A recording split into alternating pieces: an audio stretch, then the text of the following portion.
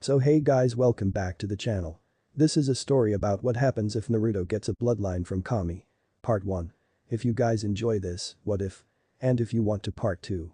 Comment down below. And let me know before I start, please do support for more awesome content. And leave a like and don't forget to subscribe to my channel.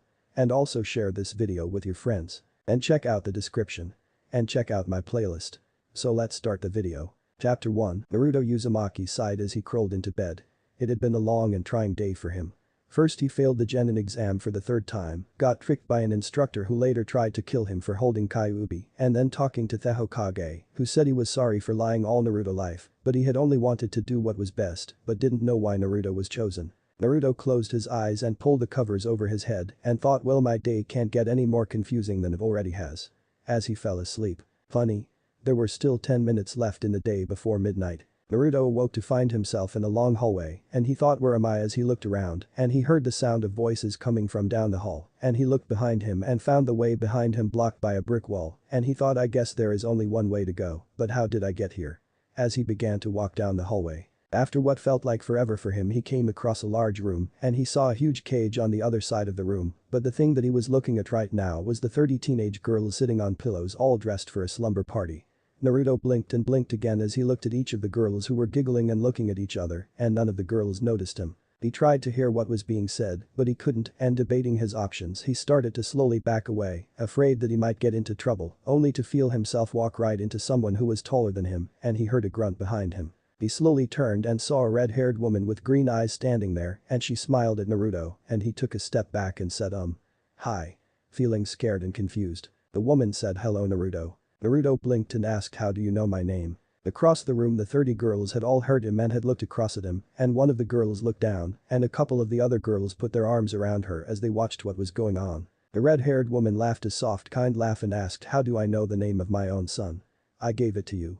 With a loving smile on her face. Naruto blinked and blinked again before taking a step back, and a frown came on his face, and he said, I've played this game before, lady, and it won't work. The woman sighed and said, I know. I was there that night watching, wishing I could do something to help you. I was there every time you cried, every time you went to bed hungry, every time you were beaten, and every time you wanted to give up. Mother knows I wanted to be there to hold you, but I couldn't. As she fell to her knees with tears in her eyes. Naruto frowned as he bit his lip and asked, if you really were there and wanted to help, then why didn't you? The woman sighed and said, can I tell you a story about Naruto? A story about why the so-called Kyuubi attacked Konoha, why your father and I couldn't be there for you, and why you are here now. Please. All I ask for is a chance to tell you this story. You can hate me the rest of your days, but let me tell you it. As she looked at Naruto with sad, begging eyes. Naruto bit his lip and said, alright. I listen, but don't try anything funny. I'm a ninja and I don't want to hurt you. The woman laughed and said, that's funny, but thank you. You see, Naruto, the Kyuubi as everyone calls her, is not really a demon. Naruto said, Kyuubi is a girl. The woman said, actually, Kyuubi isn't her real name either. To mortals she is usually known as Inari, goddess of fertility, prosperity, and kitsunes. Naruto blinked and sat down and said, so you're saying Kyuubi is actually Inari? The woman said, no, what I am saying is what everyone in Konoha believes is sealed inside you is not really the Kyuubi. There was a Kyuubi in the world, but it was destroyed by the Shidame Hokage nearly 100 years ago. Naruto said, but I don't understand. The soft teenage voice from behind him, what she is trying to tell you is that when I was coming to Konoha originally I was not in my fox form but appeared as I am now, and I was coming to congratulate Kushina here on having a child when I was attacked by some mortal men who thought I was some weak female they could have their way with, and I changed from my female form to my kitsune form and defended myself by ridding the world of those evil men, but when I did so some stupid ninja from Konoha saw me and assumed I had come to attack Konoha, and he sent one of his teammates back to Konoha to warn them about an attack. Well, he ordered the rest of his team to attack me. They wouldn't listen to me when I tried to stop them and they kept attacking me, so I had to defend myself. As that happened, other ninja arrived and it snowballed after that until your entire village was involved and your father came to stop it, and he knew who I was really, and he asked me while pretending to fight me why I was doing this, and when I told him he said he understood, and he summoned Kushina to his side to end the fight by putting me someplace safe and make it where people didn't learn the truth and also give me time to calm down. Naruto frowned and asked, what is the truth? Kushina said the truth, that his wife, me, was in fact an immortal goddess living among mortals and having a child. Now you have heard what happened the night of the Kyuubi attack, and you have heard us say what also happened. Can you figure out what goddess I am and who your father was? Think about everything the Sandaime said and what we told you about Naruto. Please. Naruto sat down and began to think, and after several minutes his eyes went wide as he paled and said, "You're the Shinigami." Kushina smiled and nodded and said, "Yes, and who was your father?" Naruto said, but. If my father was Yondaime, then why?" As he looked lost. Kushina said, "Then why were you chosen to hold Inari here? Think about it, son, we told you he was putting Inari somewhere safe, some place that would allow her to rest and calm down, so she could return to her human form. It had to be a place where mortals could not touch her since they were what was angering her at the moment." Naruto said, "But. If she was placed inside me to keep her safe, then why did dad die and where have you been all my life?" Kushina said, "When your father summoned me, he did it using the summoning contract I gave him, and when that happened my spirit was pulled from my body, and a nurse who came to check on me found my body without my spirit and thought I had died and had my body destroyed while I was with your father ending the fight. Without my human body I could not return to the mortal world, and I can only have a body once every 500 years because it takes a lot of energy from me to make it in the first place. All I could do is watch you as you grew up, wishing I could hold you in my arms and take the pain and suffering you felt away. I begged my mother to let me return, but she told me she couldn't change the rules for me, or she would have to change the rules for all, which could end up destroying everything." Naruto said, "But. Who was your mom and why was she able to tell you not to be there?" Kushina smiled and said, "My mother, your grandmother is Kami, Naruto." Naruto blinked and blinked again and screamed, "Kami's my what?" This earned laughs from all the girls present, and Kushina said, "Kami is your grandmother." Naruto said, "What does that make me, am I some kind of god or?" Kushina said, "Not yet. Right now you are considered a demigod. A half-god." Naruto said, This is a lot to take in." Kushina said, "I understand, son, and I wish that we had all the time in the world to talk to you, but we are all actually here for a reason." Naruto blinked and asked, "What reason?" Kushina said, "Until you learned about Inari being in you, we couldn't approach you because you needed to open yourself up to a spiritual link, and without knowing about a spiritual link you can't use one. When you learned of Inari being in you, it established one." Naruto said, "Okay. I got this link, but what is going to happen?" Kushina said, "Well. The first thing you need to do is forget your anger at the mortal fools in Konoha. All those who have died who have hurt your son are being repaid 100-fold by your father." Naruto asked, "What do you mean?" Kushina said, "Minato didn't die from the ceiling as everyone believes. That was another reason on top of the fact he was too noble to ask someone else to give up their child that you were chosen.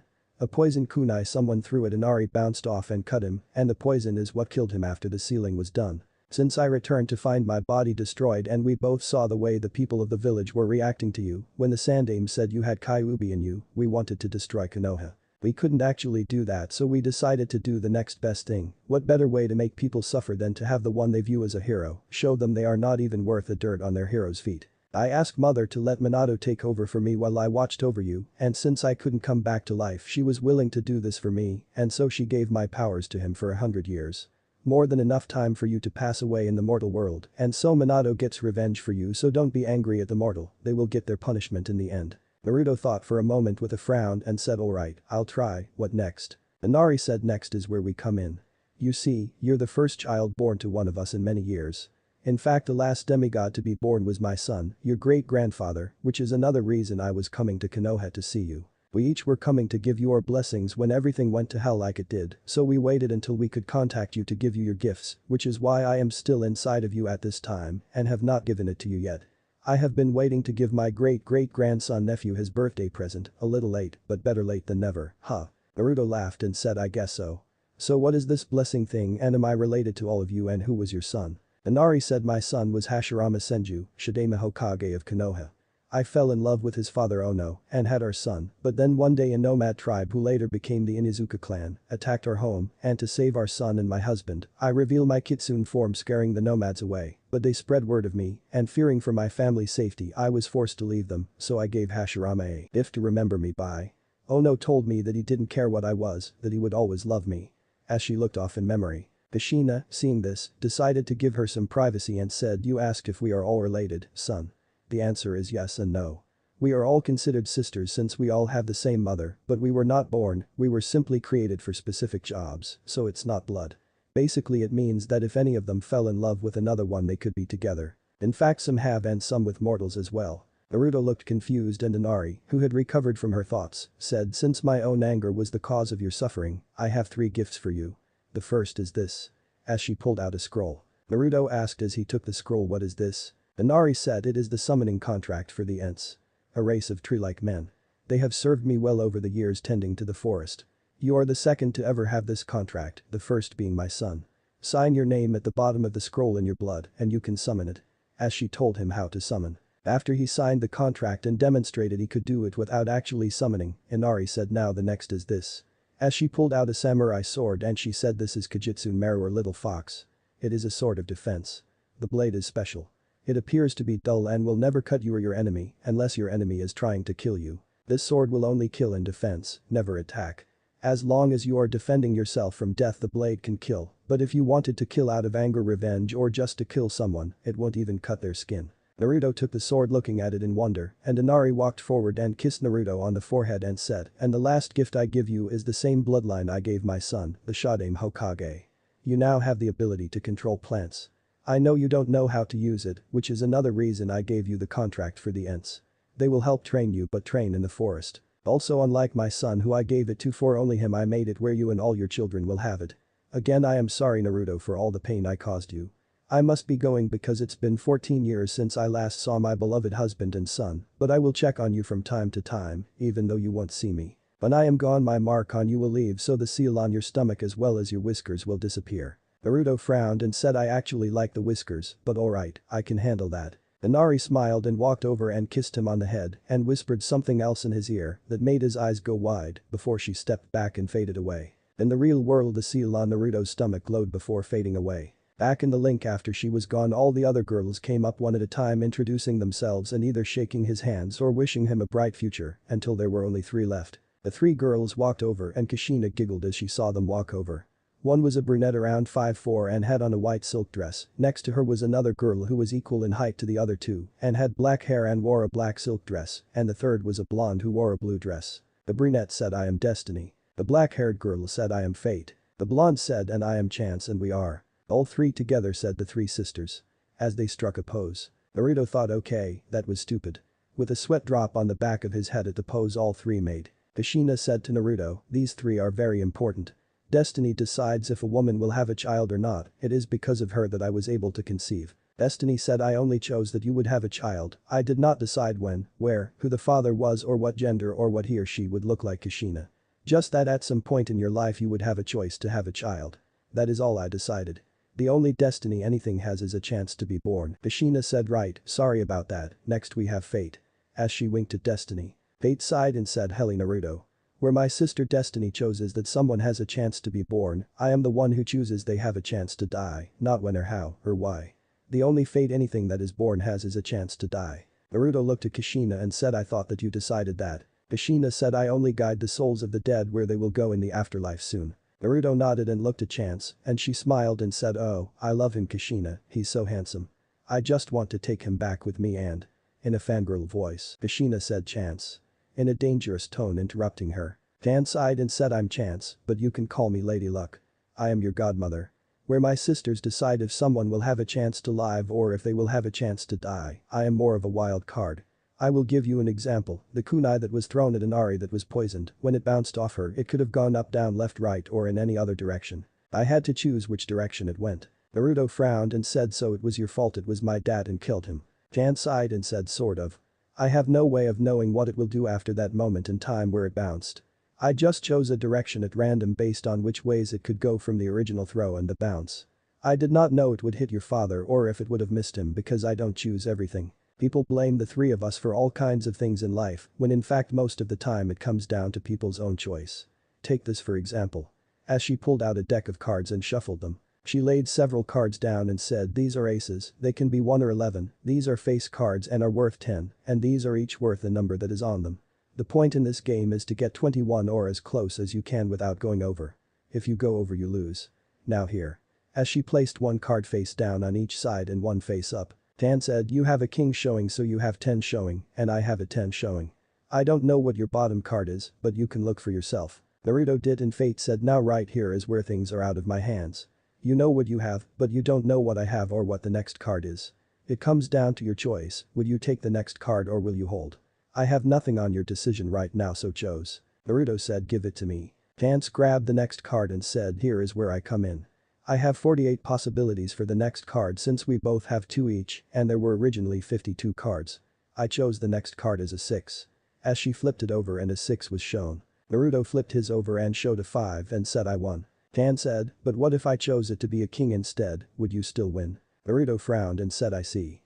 So if people's names were all put together in a hat and one was drawn out, then you would be the one who chose which name. Tan said exactly. Now since I am your godmother I have a few gifts for you also.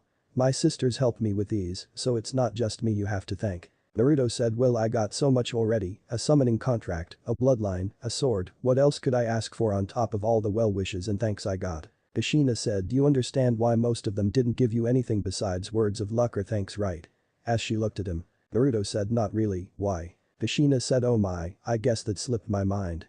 How embarrassing. You see we did sort of bend the rules about not contacting you earlier in your life son. All those other girls who didn't give you anything because they already gave you something. After they heard about you and what had happened they went to their mother and asked her to allow me to give you my gift already. Your healing ability, the thing that has kept you alive all this time. That was my gift to you.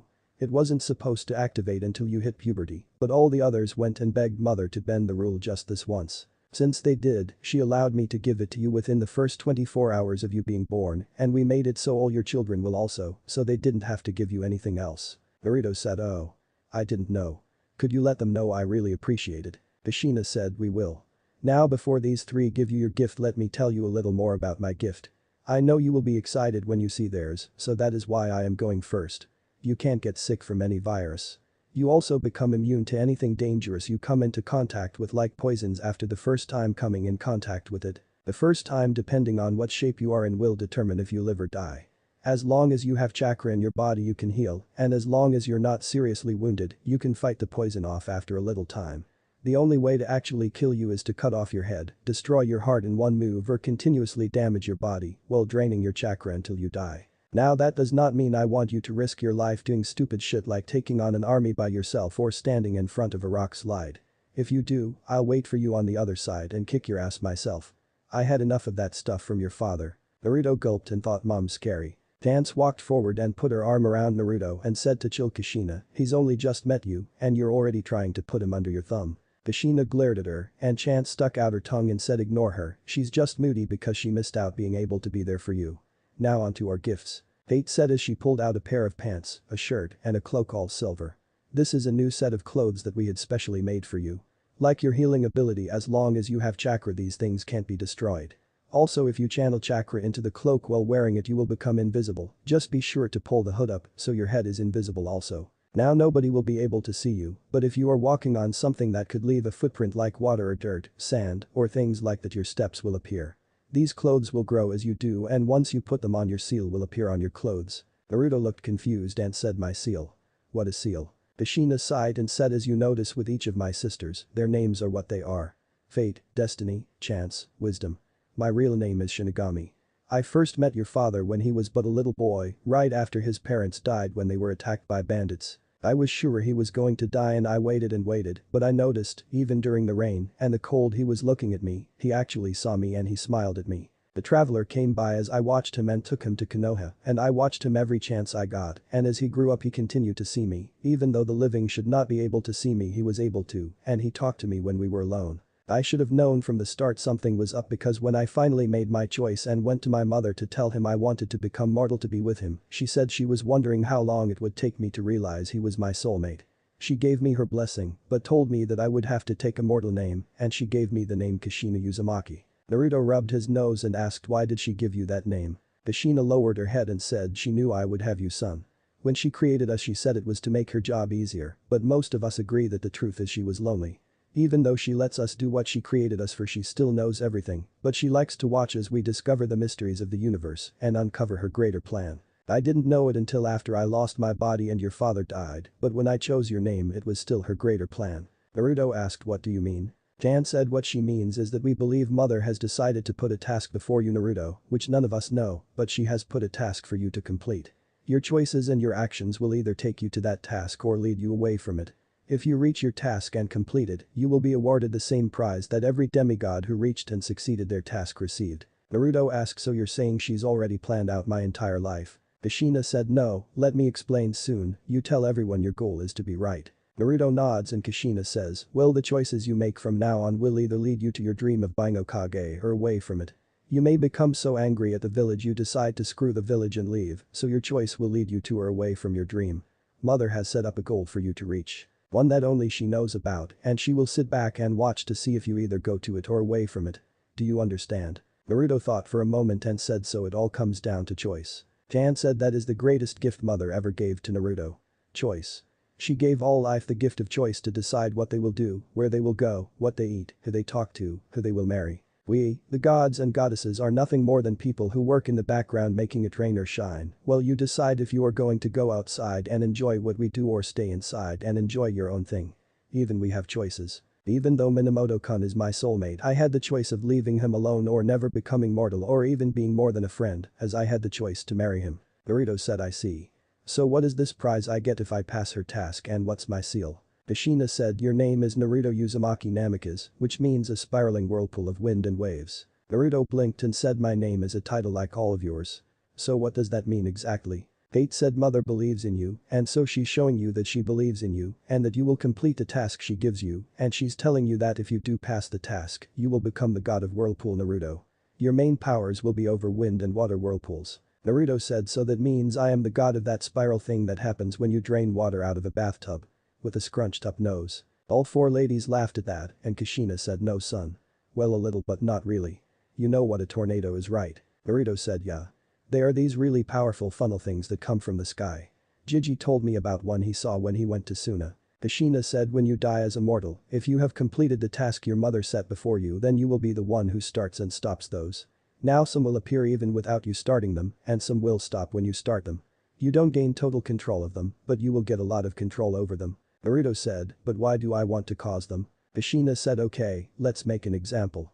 If there was a fire destroying all of the fire country killing everyone here and no mortals could stop it, you could create one or two in wind country that would pull the water from the ocean and land where it would collect together and could be blown by one of the other gods or goddesses to fire country to rain on the fire to help put out the fire. Could you do that? Naruto said yeah, I could do that. Kushina said even if to do so you would have to put it near a village that could be destroyed. Would you be able to let a few die so many could live? You can't just think about human life either. You have to think of all the plants, animals, and everything else that is alive. All life is connected. Trees make air for animals and humans to breathe, animals eat grass and are eaten by other animals and humans, and when they die, they give their bodies back to the world so the trees and plants could live to make more food and air for life to continue. Naruto blinked as he sat down and said I never thought of it like that before. Kushina said that is something we all have to deal with. Our actions may seem small here and there, but in the larger picture it is important. There are times where you will create a maelstrom that will sink a ship out at sea, and a little boy or girl will lose their parent, but then the fish would come back to the area to live around the ship or the coral reef and allow other fish to eat them or humans that would normally have starved to death. The little boy or girl will hate you, but hundreds of thousands of other humans or animals will love you. I had to take my own husband to the afterlife son, and someday I will have to take you as well. I wish I could make it where you both would live immortal lives on earth, but I can't. At least in the afterlife we will be together. Naruto said it's a lot to take in. Finding out that grandma is wanting me to become a god. Jan said and you can't tell anyone about it either. You can't tell any mortals who and what you really are. You will have to live your life, do what you think is right, and when you die you will find out if you won the prize or not. Naruto looked down and asked mom. If I were to have a family, what would happen to them? Kushina said son. I will tell you this, mother may seem strange and you may question her methods, but she never wants people to suffer. She lets us live a life as a mortal for a short period of time to learn to love what is important to us, so when we die and are reunited with all our friends and family, we treasure it because friends and family is what makes life worth living. There will be a time you will be separated from your loved ones, but they will be waiting for you on the other side. As long as you are a good soul. Those who take pleasure out of the pain and suffering of others will be punished 100 times what they did in life. I know you will have to kill, I know you will hate, I know you will love, and I know you will save. Do what you think is right, not what others tell you to do. That is the best advice I can give you. Naruto nodded and said so what now? Tan said now Naruto, you get the rest of your gifts. The clothes were from both my sisters and me, but as your godmother I have a few other things for you. The first is this. As she handed him a box of playing cards. Naruto blinked and asked what are these for? Tan said those are not just some random playing cards. Those I made especially for you. Your classmate Sasuke, his bloodline, the Sharingan, allows him to copy nearly all forms of. These cards are basically the same thing. All you have to do is hold these cards in front of you while sending chakra into them while someone is in front of you and that person will be displayed on the cards and later if you need that person to help you and they are not really there you can send chakra into that card and a special clone of that person will appear and do what that person would do. Naruto said so I am stealing someone. With a confused look on his face. Kushina said oh, I get it. Naruto said get what mom? As he looked at her as Kushina felt warmth in her heart hearing him call her mom. Kushina smiled and said alright, say your teammates are hurt.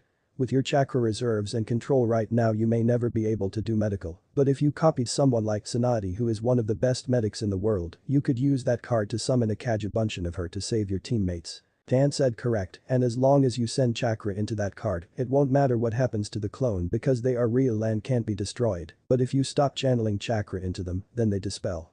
The clone will use your chakra and that person's skill to save your teammate's life. Naruto said oh. I get it but. It still feels like I am stealing their hard work. Dan said then ask their permission to copy them and explain it like we just did to you.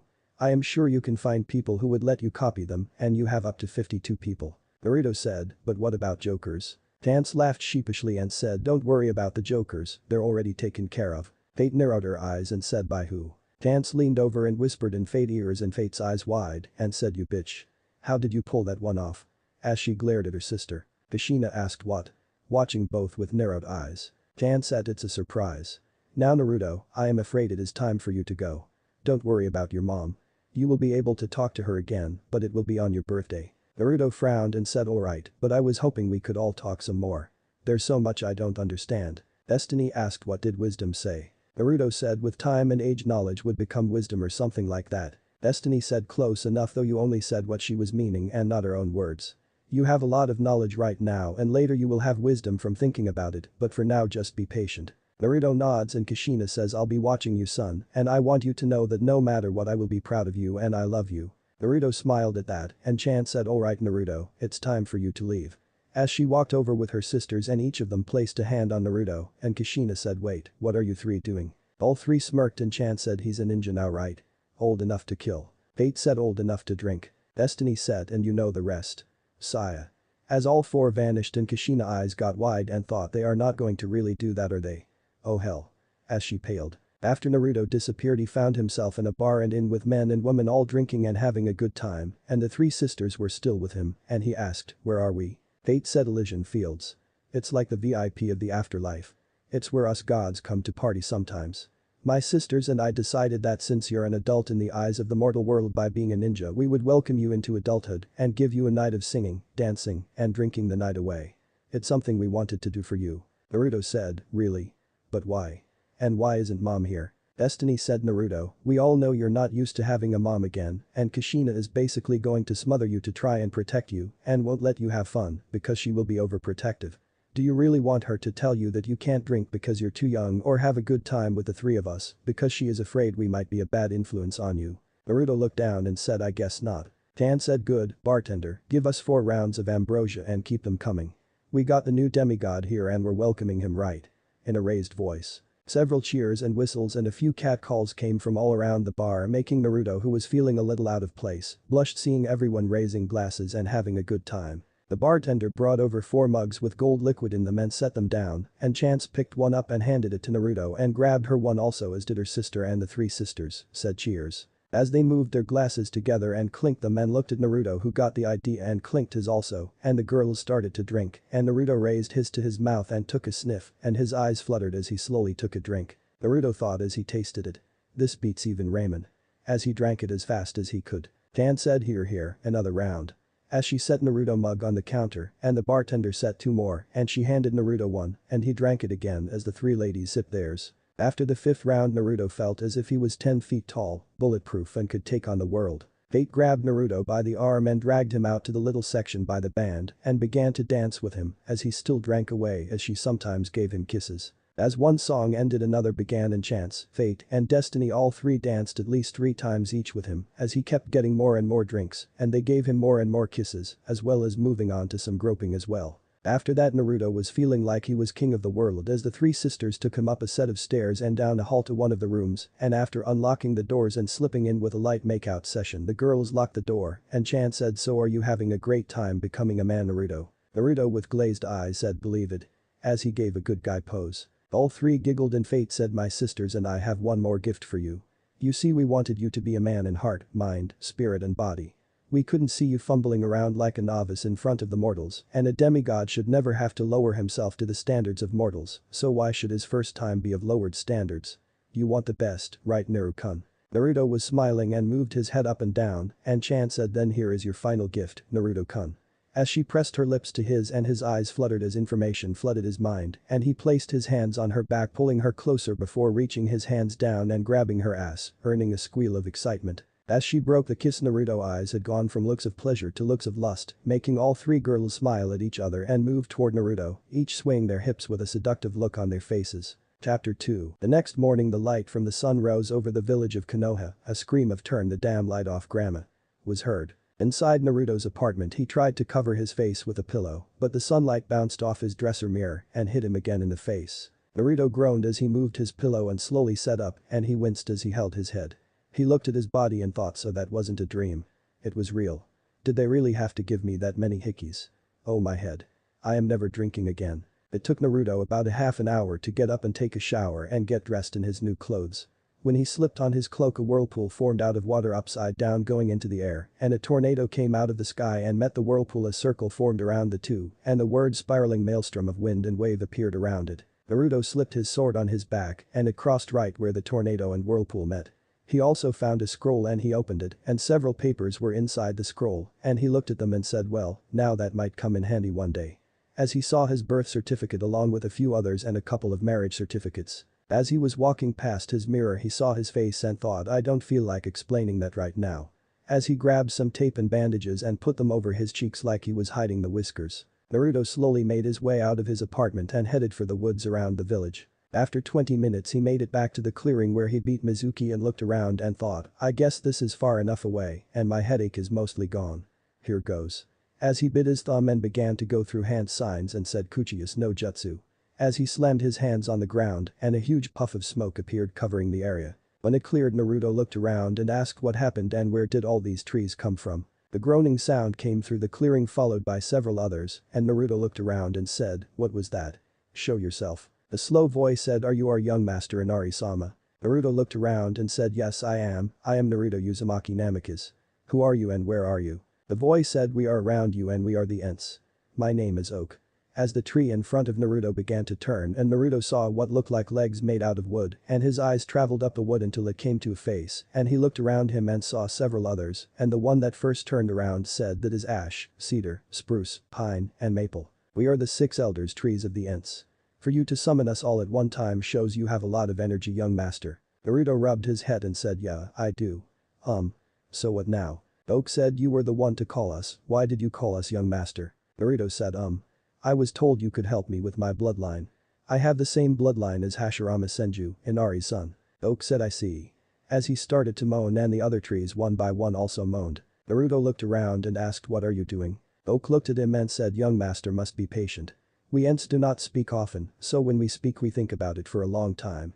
Right now we are speaking amongst ourselves on what to do. Be patient. Naruto looked sheepish and said sorry. And the Ents began to moan again. A half hour later Naruto was sitting on the ground and the moaning stopped and Oak turned to Naruto and said young master. We have talked and before we teach you anything you must show us what type of person you are. We do not know if you respect plants or if you act like most humans. We will give you a task. You must take 5 seeds from each of us and go find a clearing that has no trees in it and plant the seeds far enough apart for each tree to grow big and strong and then you are to water the seeds and use your chakra to make them grow. You must make sure they have plenty of water because the more they grow the more water they will need. They will get food from the earth as long as they do not choke on each other, but the ground must be fertile also. When the trees are all as tall as we are then return to this clearing. If any of them die then that type of tree will not serve you, so you must take care of each and make sure you don't give them too much chakra at one time or they will die. Until then we will stay here and sleep. Do you understand? Naruto said yeah, I think I do but how will I know how much is too much? Oak said you must figure that out yourself. Here are the seeds and good luck young master. As he along with each of the other trees gave him 5 seeds each. Naruto took them and looked as the Ents took places around the clearing and closed their eyes becoming still and soon it looked like they were nothing but trees. Naruto sighed as he left and after 2 hours found a field that had no trees on it and Naruto thought besides some flowers, I don't see anything here that should bother the trees and there is a pond over there I can get water from. But should I plant the trees near the flowers? I think this is a test.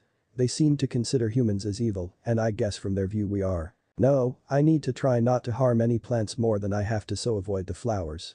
As he began to walk out onto the field and he used his hands to dig a hole and planted the first seed into the ground and he thought water needed water. As he checked to see what he could put water in. After finding nothing Naruto thought for a few minutes and said I got it. As he put his hands together and said Kagebunshin no. As 5 clones appeared. Naruto looked at them and pointed to 2 of them and said I want you both to hang out in buckets and I want you 2 to go and get water.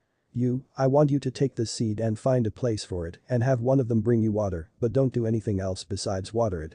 I want to do this myself to make sure I don't mess up. The clone said right boss. As they quickly got to work. After Naruto got water poured on the seed he was at, he slowly started to send chakra into the ground and at first nothing happened and Naruto thought please grow. The ground began to slightly break apart and a small sprout came out of the ground but it started to turn yellow and Naruto stopped and said that doesn't look good. The clone said maybe it needs more water boss. Naruto looked at the clone and then the plant and frowned a moment and said alright, but slowly. The clone nodded and began to give it some more water and Naruto thought of drinking. As he sent chakra into the ground. The sprout slowly turned back green and when it did Naruto thought grow. And the sprout began to grow again but a few moments later Naruto saw the leaves turning yellow again so he started to add more water and kept this going slowly over the next hour. By the time the tree was fully grown Naruto was panting with sweat and said I needed a break, I forgot to get some breakfast. As he got up dispelling the clones and headed back toward the village. As he was walking through town he saw the looks he was getting of confusion and resentment. Naruto made it to Ichiraku raiment stand and AM looked at Naruto and blinked and said Naruto. Is that you? Naruto said yeah, can't you tell? AM said, you look so different. You got some new clothes and you're hiding your whiskers. Naruto rubbed his head and said yeah, If we can we not talk about it right now? There are some things I need to get figured out for myself first. Could I just get 3 bowls of miso ramen? AM said sure. Coming right up.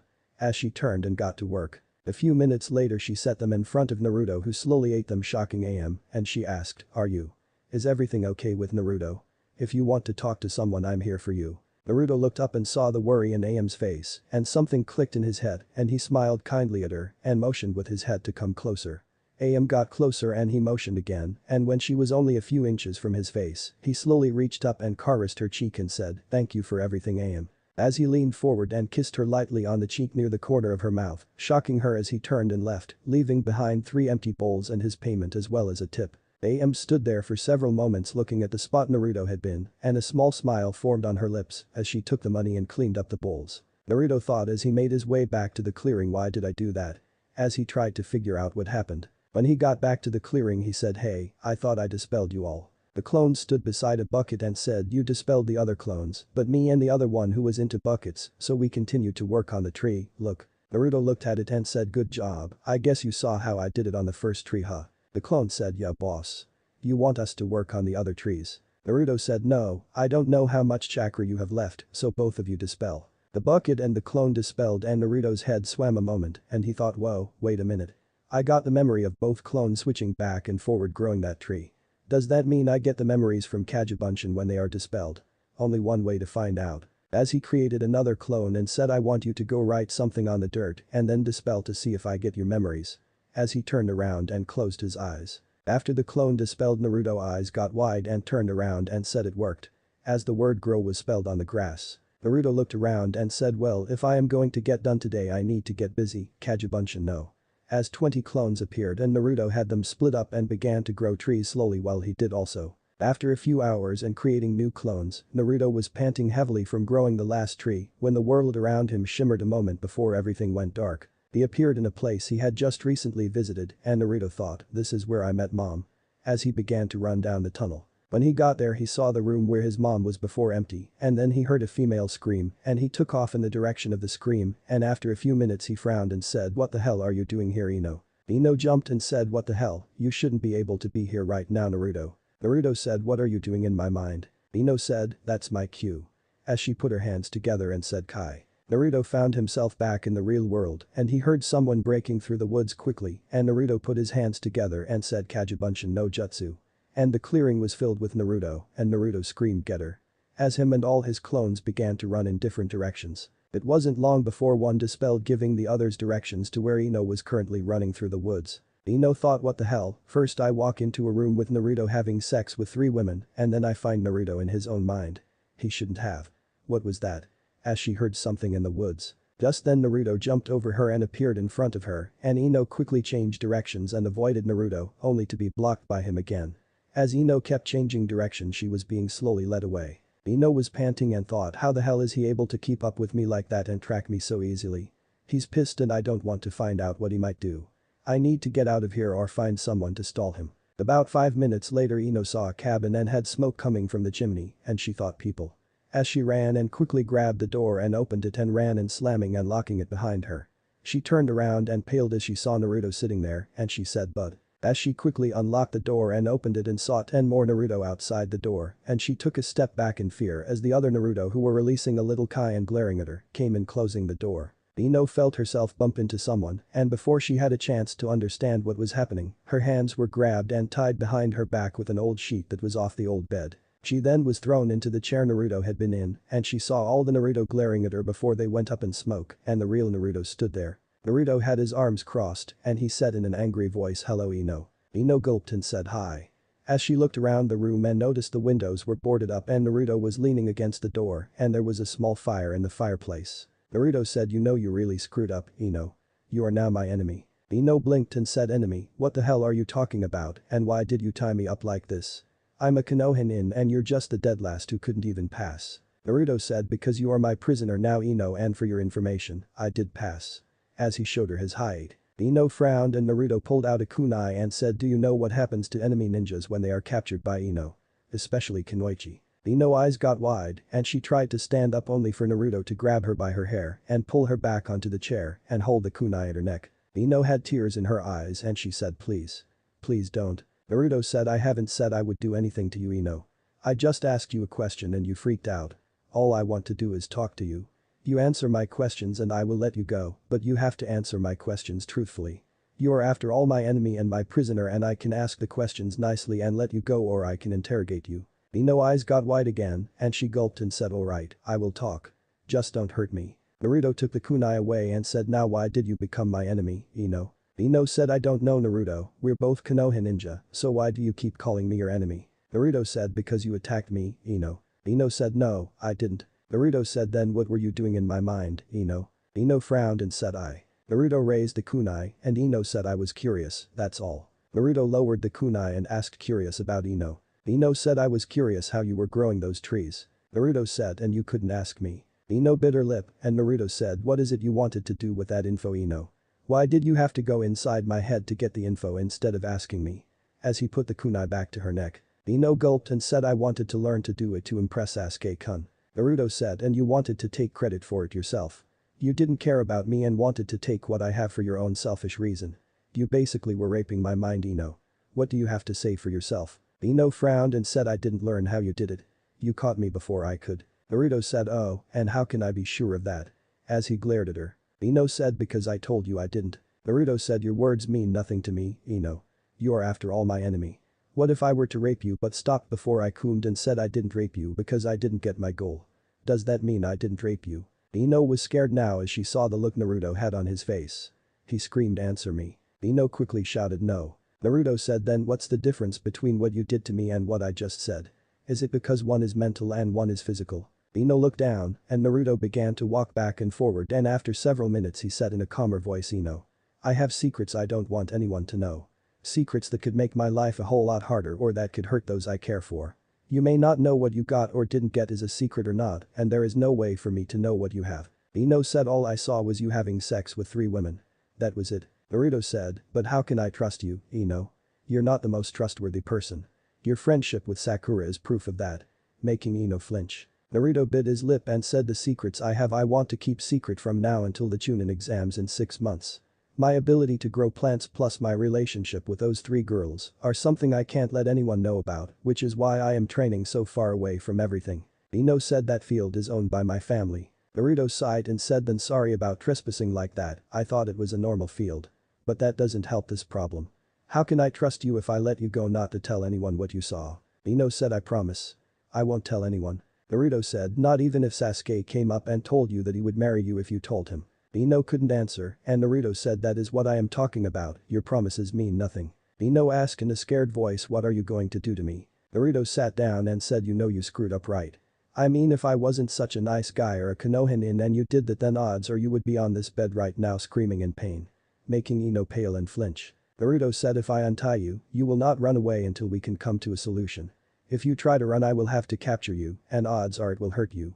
I don't want to hurt you. Ino gulped and she nodded her head yes and Naruto walked behind her and untied her. Ino pulled her hands around and rubbed her wrist and Naruto sat back down and said after a few moments the way I see it, I can either blackmail you into keeping quiet, but if the right price came in front of you, then you would reveal what you saw and know, and then my life will be hell, even if I ruin your life by telling everyone how you sneak into friends and allies' minds and steal their and knowledge for your own selfishness. That will result in you losing your ninja license and all your friends and make your clan look bad. I don't think you would want that because you would never be with Sasuke then. Ino bit her lip and thought damn, I was fixing to run, but nothing was stopping him from ratting me out if I did escape.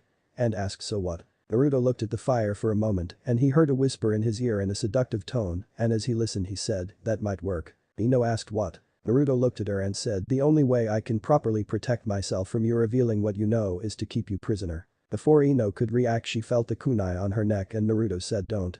I don't mean I will keep you locked up here, but I have an idea that will keep you on a leash like a dog until the Chunin exams. Ino said I'm no dog. Naruto said dogs obey their masters and are given treats for good behavior and punished for bad.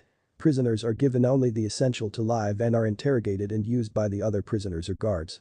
It's your choice which you want to be. You either stay a prisoner locked away somewhere I know you can't tell anyone what you saw, or I can let you walk out of this cabin and go back to your life with a few rules and restrictions that you have to follow until the exams are over, and then you can do whatever you want. It's your choice. Ino started to open her mouth when Naruto said, don't think you can say you agree to it now and back out later, because I have an insurance policy in mind that you will have to follow or no deal. Ino frowned and said since when did you get so smart and manipulative? Naruto sighed Ino. In the last 24 hours Mizuki-sensei tried to kill me. I found out my father was the Indama Hokage of Konoha. My mother was Kushina Uzumaki Namikaze, also known as the Red Death, and that I am also the great-grandson of Hashirama Senju, or as most know him as the Shidama Hokage of Konoha, and I have his bloodline, which is why I can make plants grow. Those are but a few of the secrets that I have, and if any of them were found out before I am strong enough to defend myself, I will have assassins from Iwa, Kumo, Mist, and probably Suna as well coming here to kill me in my sleep and those I am close to. Now do you understand why I am like this? Ino swallowed and said in a dry voice yeah. Is that all true? Naruto said I look like my dad and you saw my bloodline, and Mizuki is in jail right now for trying to kill me. Ino frowned and said alright, I can understand why you're this way now. What is it I got to do so I can leave? Naruto said from now until the exams are over, you are my servant and I am your master. You will do as I tell you and you will be silent about everything that is said between us to everyone and you will do everything I tell you to.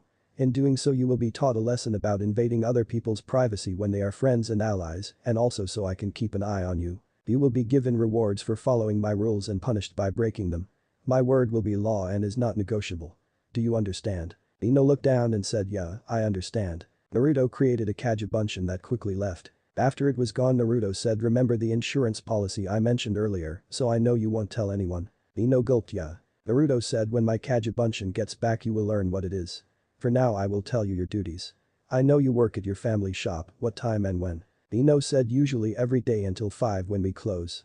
I know I will have ninja duties also now. Naruto said I will as well. Alright. I will be training every day until 7 p.m. I want you to come every other day starting tomorrow to my apartment. I will leave a scroll full of chores you will do. Ino said chores. I'm not doing your chores. Naruto said then I guess I will have to lock you up then. Ino frowned and Naruto said now don't interrupt me again.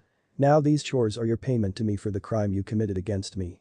I expect you to present yourself as a servant will to her master in every way possible. If you fail to do so or fail to complete your chores before I arrive back at my apartment at 7, then you will be punished. Anything special you need like hygiene or clothes you may leave in my spare room so you don't have to drag them across town each day. Ino said when you say clothes. What do you mean? Naruto said, a maid's outfit. Ino glared at him and Naruto smirked and said you won't like the alternative. Ino frowned and said fine, what else? Naruto said I won't make you do it every day, but unless you are on missions you must come by every other day. If you fail to do so I will carry out my insurance policy. Just then the door opened and the Kajabunshin walked in and said, these were all I could find. As he held up 3 rosebuds. Ino blinked and laughed and said, your big insurance policy is young roses. Naruto smirked and said laugh all you want, but you're forgetting several things Ino. Ino said in an amused tone oh.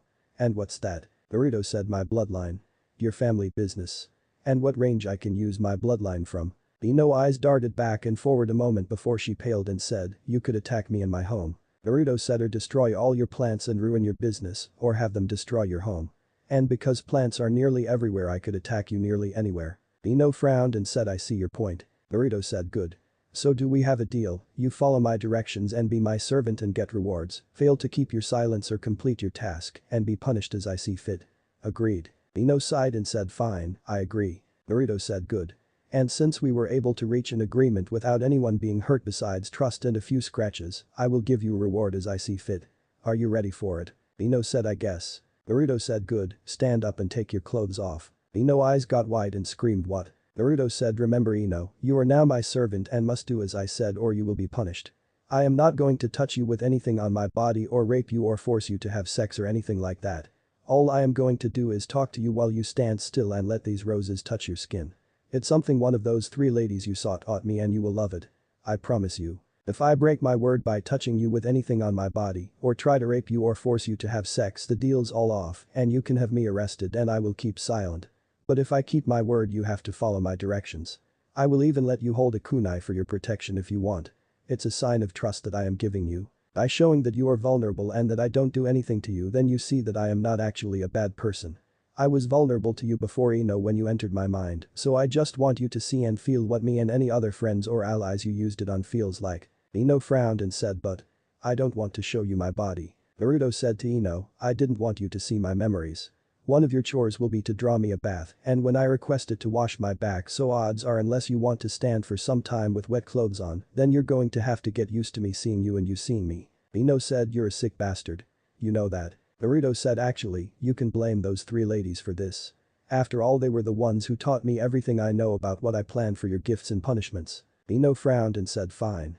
But can you give me a little privacy? Naruto said I will wait outside until you call me back in and I will even let you still keep your bindings, panties and bra on. Here is your kunai. As he threw it into the floor and walked out. Ino sat down and thought to herself for several minutes weighing her choices and after standing up and closing her eyes began to undress. Naruto waited about 10 minutes when Ino's voice said meekly okay. Naruto came in and his eyes went wide as they trailed down Ino's body and said, you have a body that rivals a goddess Ino. Ino blushed and said please stop staring and get it over with so I can get dressed and go. As she covered her chest with one arm and her pussy with her other hand, though she still had on panties and a bra. Naruto nods and walks over grabbing one of the roses and says arms out to your side and eyes closed. Ino bit her lip and slowly moved her hands away and Naruto walked over and put the rose on Ino's forehead and said now be perfectly still and listen to my voice. Feel the rose as it caresses your body and imagine that it is me doing this, not Sasuke, not yourself or anyone else, but imagine that this rose was my lips traveling along your body. As he slowly began to move the rose down her nose to her top lip and slowly spun it and said inhale my scent as I breathed lightly on your lips. As he brought it down onto her lips and slowly began to move it across her lips and said seductively as I lightly kissed your lips and you felt the velvet touch from my lips. As he slowly trailed across to her ear and said as he moved his head closer in a seductive tone, as I whisper how beautiful you are and how my eyes see an angel before me a mere mortal. As he trailed down her cheekbone to her collarbone and said as I kissed my way down and lightly nibbled. Here.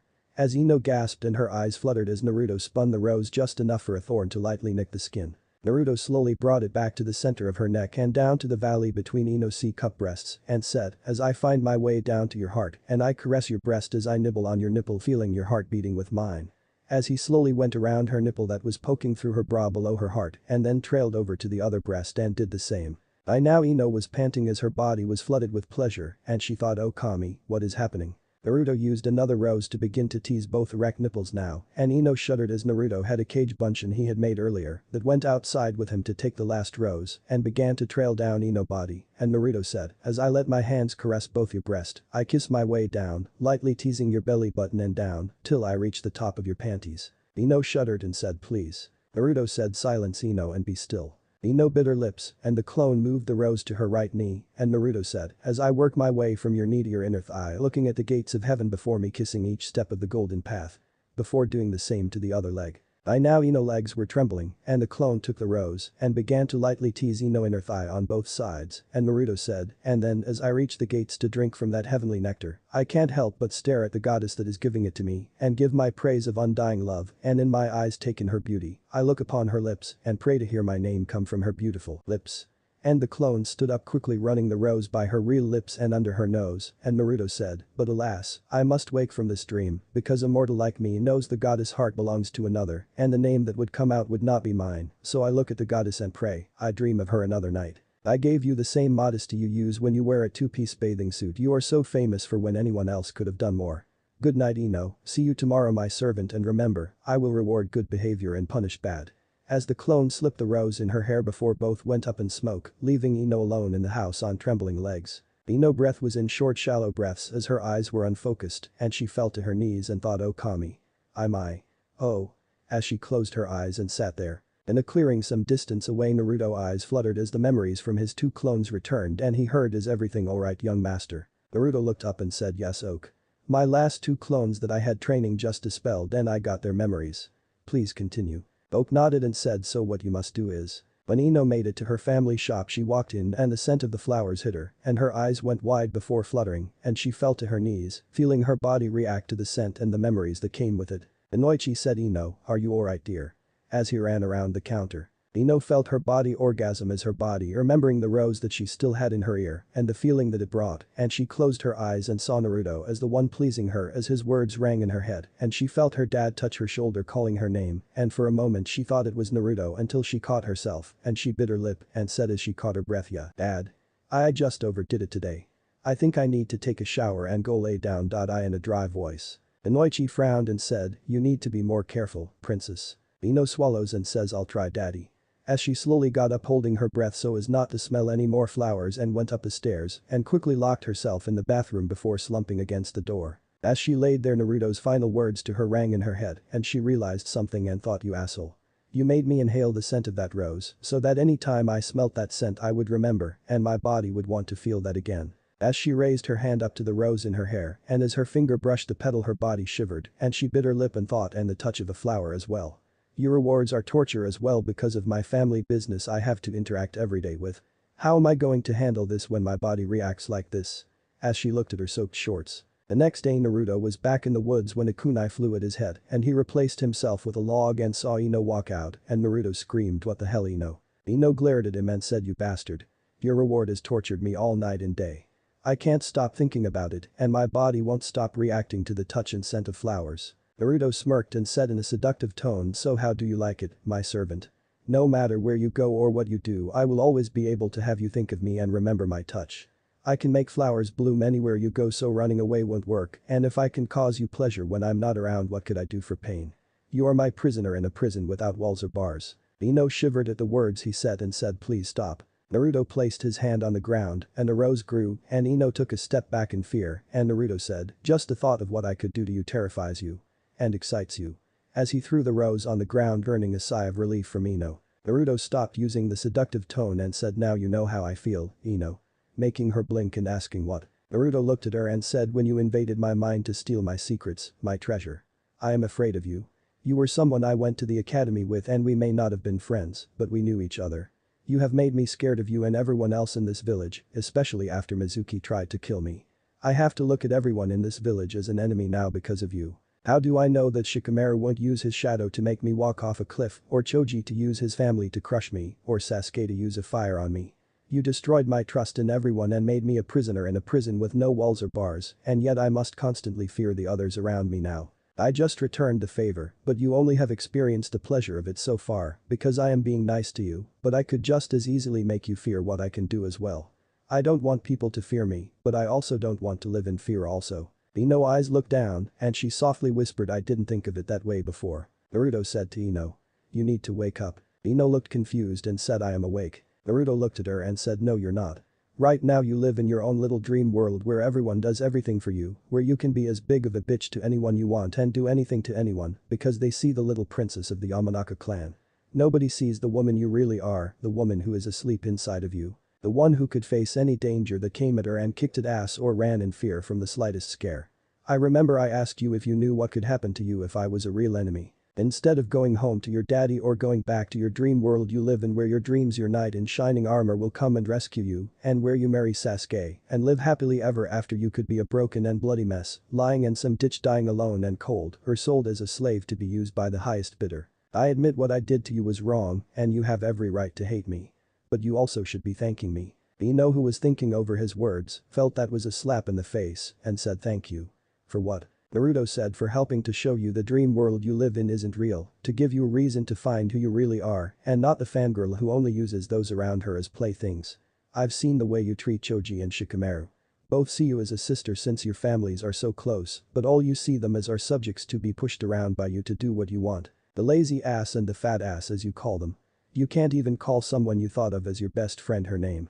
You have to insult her and treat her like she's lower than you. You use everyone and anyone to do what you want because people respect your family name and your family reputation, but like Sasuke, you're nothing but a spoiled little brat who uses your family name to claim you are better than others. Ino said Sasuke-kun was not like that.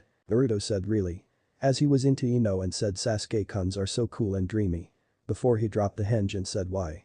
Why is he so cool? What has he ever done that is so important that he deserves special recognition from you and the rest of the village? Has he even said a kind word to you or any of the other girls who chase after him? Ino quickly said of course he has. Naruto crossed his arms and said really? What? Ino opened her mouth and closed it and then said I don't know, but I know he has. Naruto said really, how do you know that? Ino said because people respect him. Naruto said, and why do people respect him? Ino quickly said because he's an Uchi. As her eyes got wide a moment and Naruto said because of who his family was. Even you admit the only reason you like him is because he comes from a rich and famous clan and you want to be famous and rich also. You want to be the princess and have your big dream wedding and live your big fancy life. But what will it matter when none of your friends come to your wedding because you have none from being a bitch to them for years, or what is so important about living a fancy life if you sit at home alone? Ino said, but I won't be alone, I'll have Sasuke. Naruto snorted and said really? What is Sasuke's goal in life, Ino? Ino blinked and said I don't know. Naruto said to kill his brother and restore his clan. Ino said well yeah, Sasuke's brother killed his clan and as the last Uchiha Sasuke has a duty to restore his clan. Naruto said yeah, just like I will when I reveal who I really am. But you know the difference between Sasuke and me. I told you the order Sasuke goals are from most important to least. Restoring his clan comes second to Sasuke. Sasuke trains every day to get stronger and is waiting until he knows where Itachi is thinking. Itachi is just going to stand and wait for him. He will marry several girls, fuck them until they are pregnant and then leave to chase after his brother. When he gets there he will find a clue where he went and instead of coming back to the woman who are the mothers of his children, he will follow that clue and the next, going day after day chasing a dream that either someone else will finish destroying Sasuke's lifelong goal or living a life of misery and despair where his whole world revolves around Itachi until he dies alone somewhere, never even seeing the face of his children or the woman who threw their lives away for him. Ino said Sasuke was not like that. You're wrong. Naruto said really, then why is it the report I just gave you, the one your own dad gave you about Sasuke, after he entered Sasuke's mind to determine if he should be allowed to be a ninja? Ino's eyes got wide and Naruto said Sasuke was a flight risk. That's your dad's official statement. His file was on the Hokage's desk when I went there after Mizuki tried to kill me and I read it while the Hokage was ordering what was to be done with Mizuki. Your dad recommended that Sasuke be put on a team with a sensei who will spend some quality time with Sasuke alone, trying to get him to forget his revenge, or someone who is willing to kill Sasuke should he flee, but Sasuke is an avenger who feels that avenging his clan is more important than restoring it. You may doubt my words but ask your dad the truth. Ask him not to lie to you and ask him if Sasuke is a flight risk who would betray the village if someone offered him power or promised to deliver Itachi to him. You should know how to read your father if he is lying or not. Now it is already after 4 and you have duties you have to get ready for. You can believe me or not and you can go back to your prison because I am your enemy. One who doesn't give shit about your clan or that you're a princess. To me you're someone who I own and who I have to watch to make sure she follows the rules or I will punish her. Now leave me alone, I have training to do. Here's the key to my apartment, the address is on the key. As he threw it on the ground at her feet. Naruto said I will be home at 7, you can either do your task and be rewarded as I see fit or you can be punished. Goodbye. As he turned his back to her, Ino took the key and left the clearing in her thoughts. After she was gone Naruto slumped to the ground and thought I hope I am doing the right thing.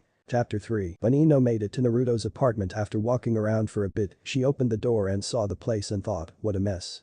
As she saw a note on the table with her name on it, she walked over and read the note. Dishes, laundry, sweep the floors, make the bed, sack up the trash, cook dinner, and if you need groceries get them yourself. I expect a warm bath drawn for me when I get home, so I can wash up before I eat, and you will assist in washing my back and hair, and I expect you to be in your uniform when I get home. After my bath, you will serve me dinner, and you shall read to me a chapter of a story I have marked for you to read as my entertainment. After you have finished your task I will give you your reward or punishment depending on your performance. That would be your task on the nights you are to come serve me. If I find out you have betrayed my trust though you will not like the results. Ino frowned and said forget this. I'll stay here, but he can clean his own damn place. As she sat down and picked up the book, but it would not open for her, and she frowned after breaking a nail. At 7 p.m. Naruto walked into the apartment and looked around and saw Ino sitting asleep in a chair, and he thought, you make this too easy for Ino. As he threw kunai at the ceiling above Ino. The next moment Ino screamed as the tiles on the ceiling span and water balloons with ice water in them fell on her, soaking her to the core. Naruto said that was one of your punishments. That was for not having my bath drawn. You still have several others to go. As he walked over and sat down on the counter. Ino screamed what the hell Naruto? Are you trying to kill me? Naruto rubbed his ear and said are you finished now prisoner? Ino screamed that's it, I'm out of here. As she went to the door and tried to open the door, but it wouldn't work.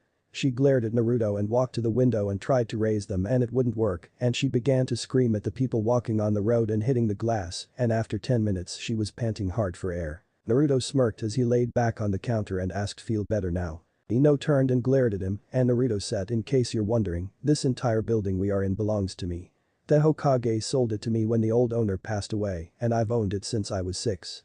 This isn't really my apartment. Ino frowned and said then why did you have me come here and why can't I get out? Naruto said well, I don't trust you with my real apartment yet because you have not shown me that you are no longer my enemy, so I had you come to this one as a lesson for you. Ino said I don't need your stupid lessons.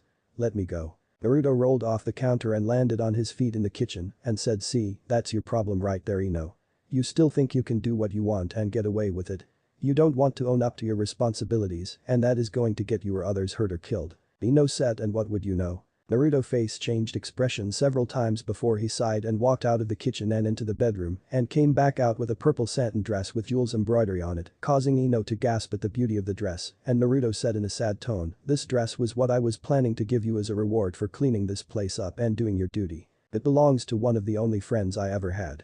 As he looked at the dress sadly. Ino looked shocked and she said why do you sound so sad? As her eyes took in the details of the dress. Naruto bit his lip and said her name was Riku. She was a damn good one. She taught me to read, that book over there was a gift from her. She had it specially made with her favorite stories from her childhood to teach me to read where only her and I could open it. She taught me to cook and yes I do eat more than just ramen. She also taught me about respecting women.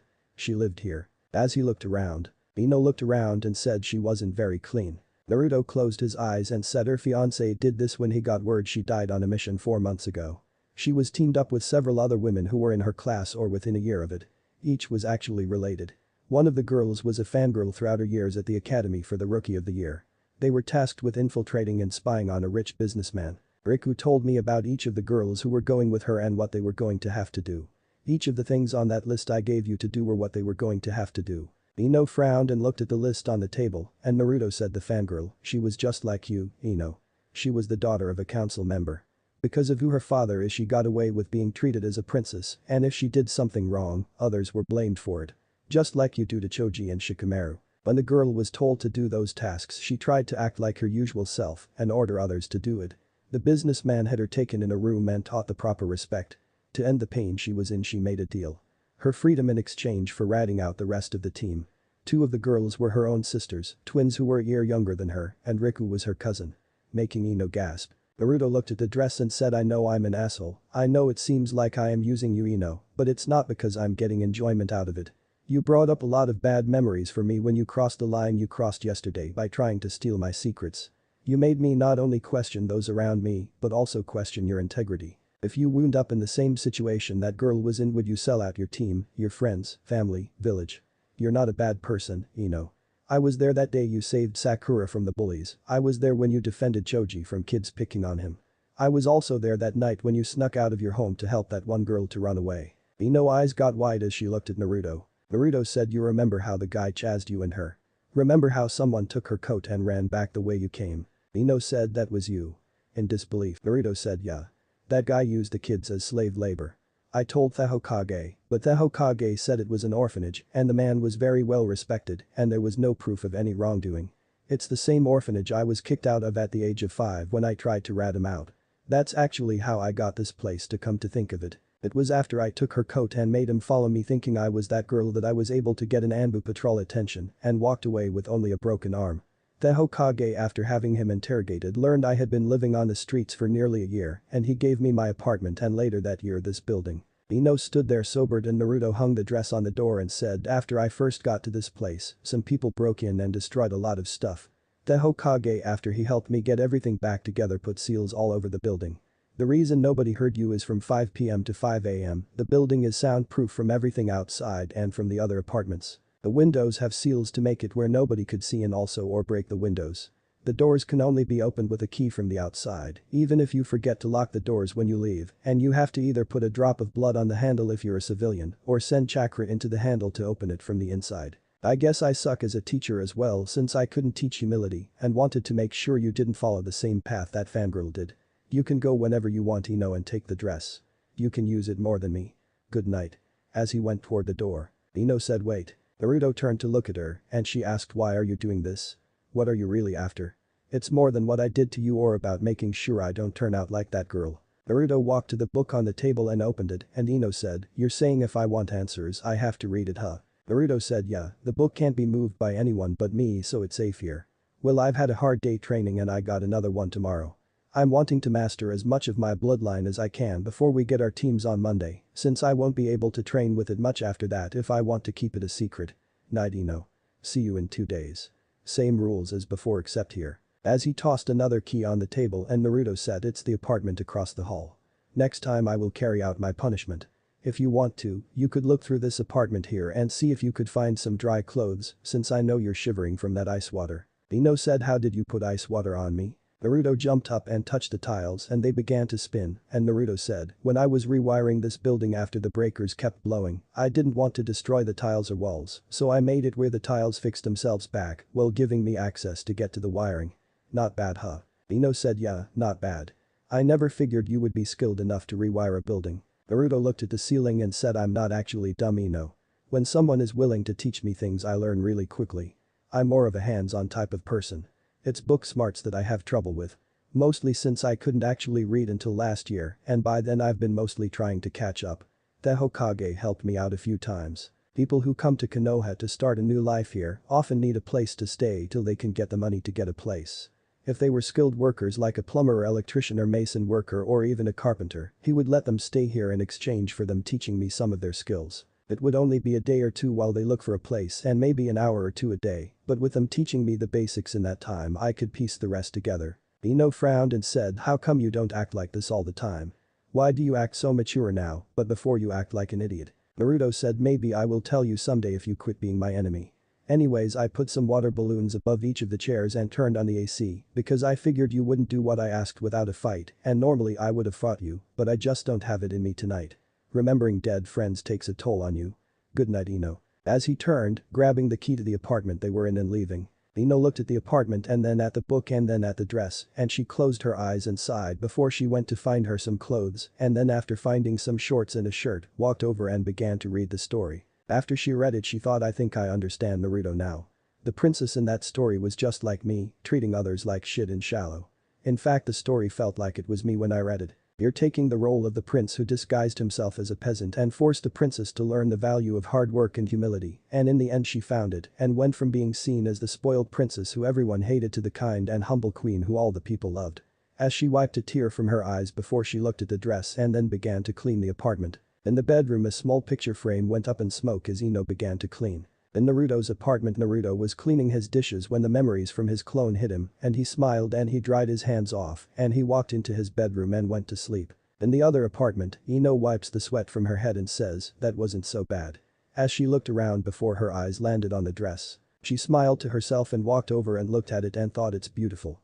Thank you, Naruto. The next day Naruto was leaning against a tree when Ino walked into the clearing wearing the purple dress she got the night before and a picnic basket. Naruto looked at her and after looking her up and down said, "You look lovely, Ino." Ino smiled as she moved her hair behind her head and said, "You re hungry?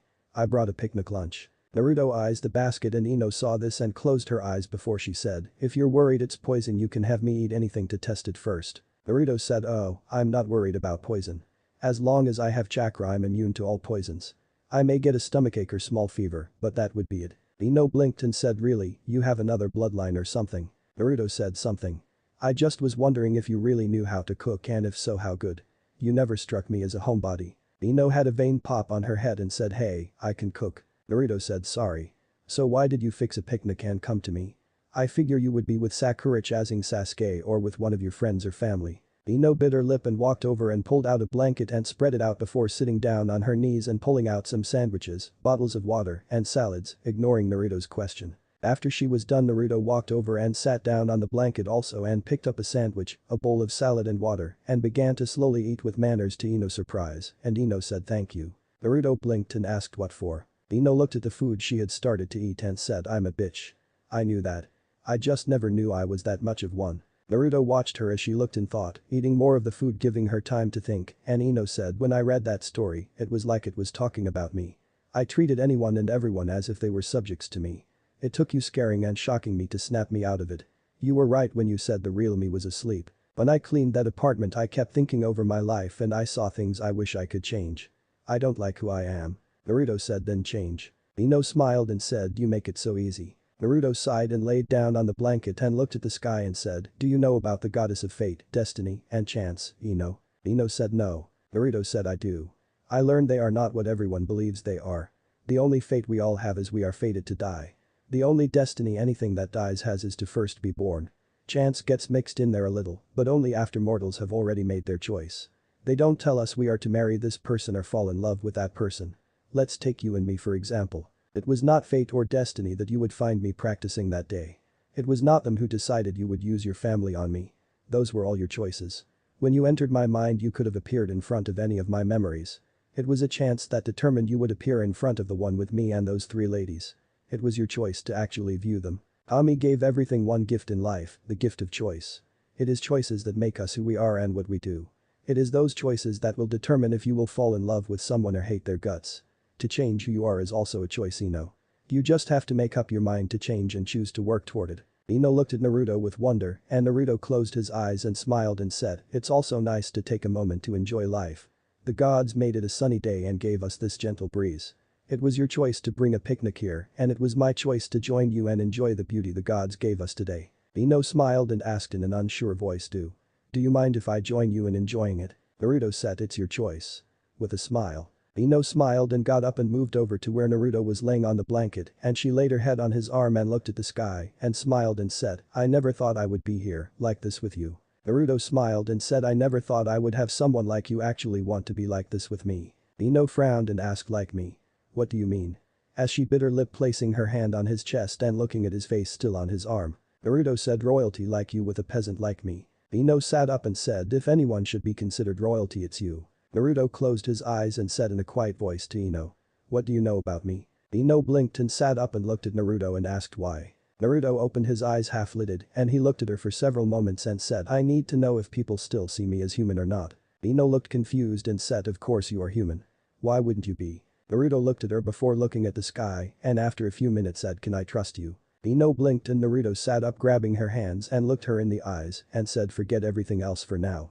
Forget our past, forget the future, forget your family and friends. Forget what happened between us before.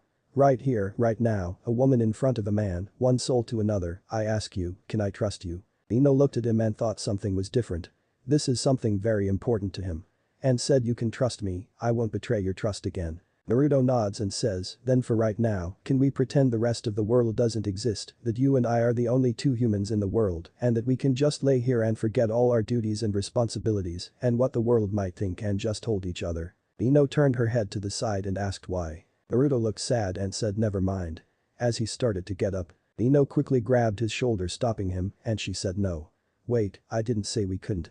I was just wondering why." Naruto looked down and said, "I want to be normal for one day. Forget what others think. I just want one day to relax and enjoy life in its simplest form.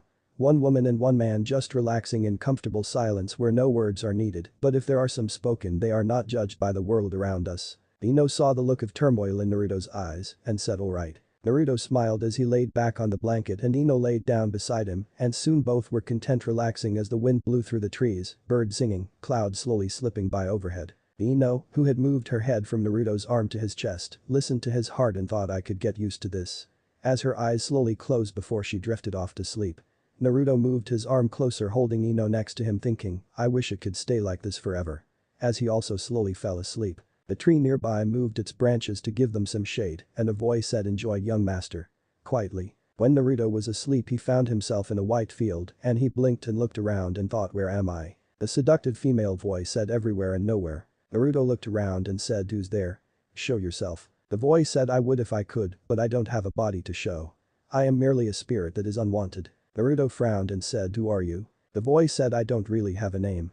All I am is an emotion, but if you must call me a name call me that emotion, Desire. Naruto said so tell me Desire. Are you a god? Desire laughed and said no Naruto, I am like you. Something that was created and not wanted. Naruto said I'm wanted. Desire said in a happy voice really? Who? Naruto started to open his mouth when Desire continued who was there when you cried yourself to sleep? Who was there when you were hungry, thirsty, out in the rain and snow? Who brought you inside to keep you warm, who held you, who loved you? The answer is all the same. No one.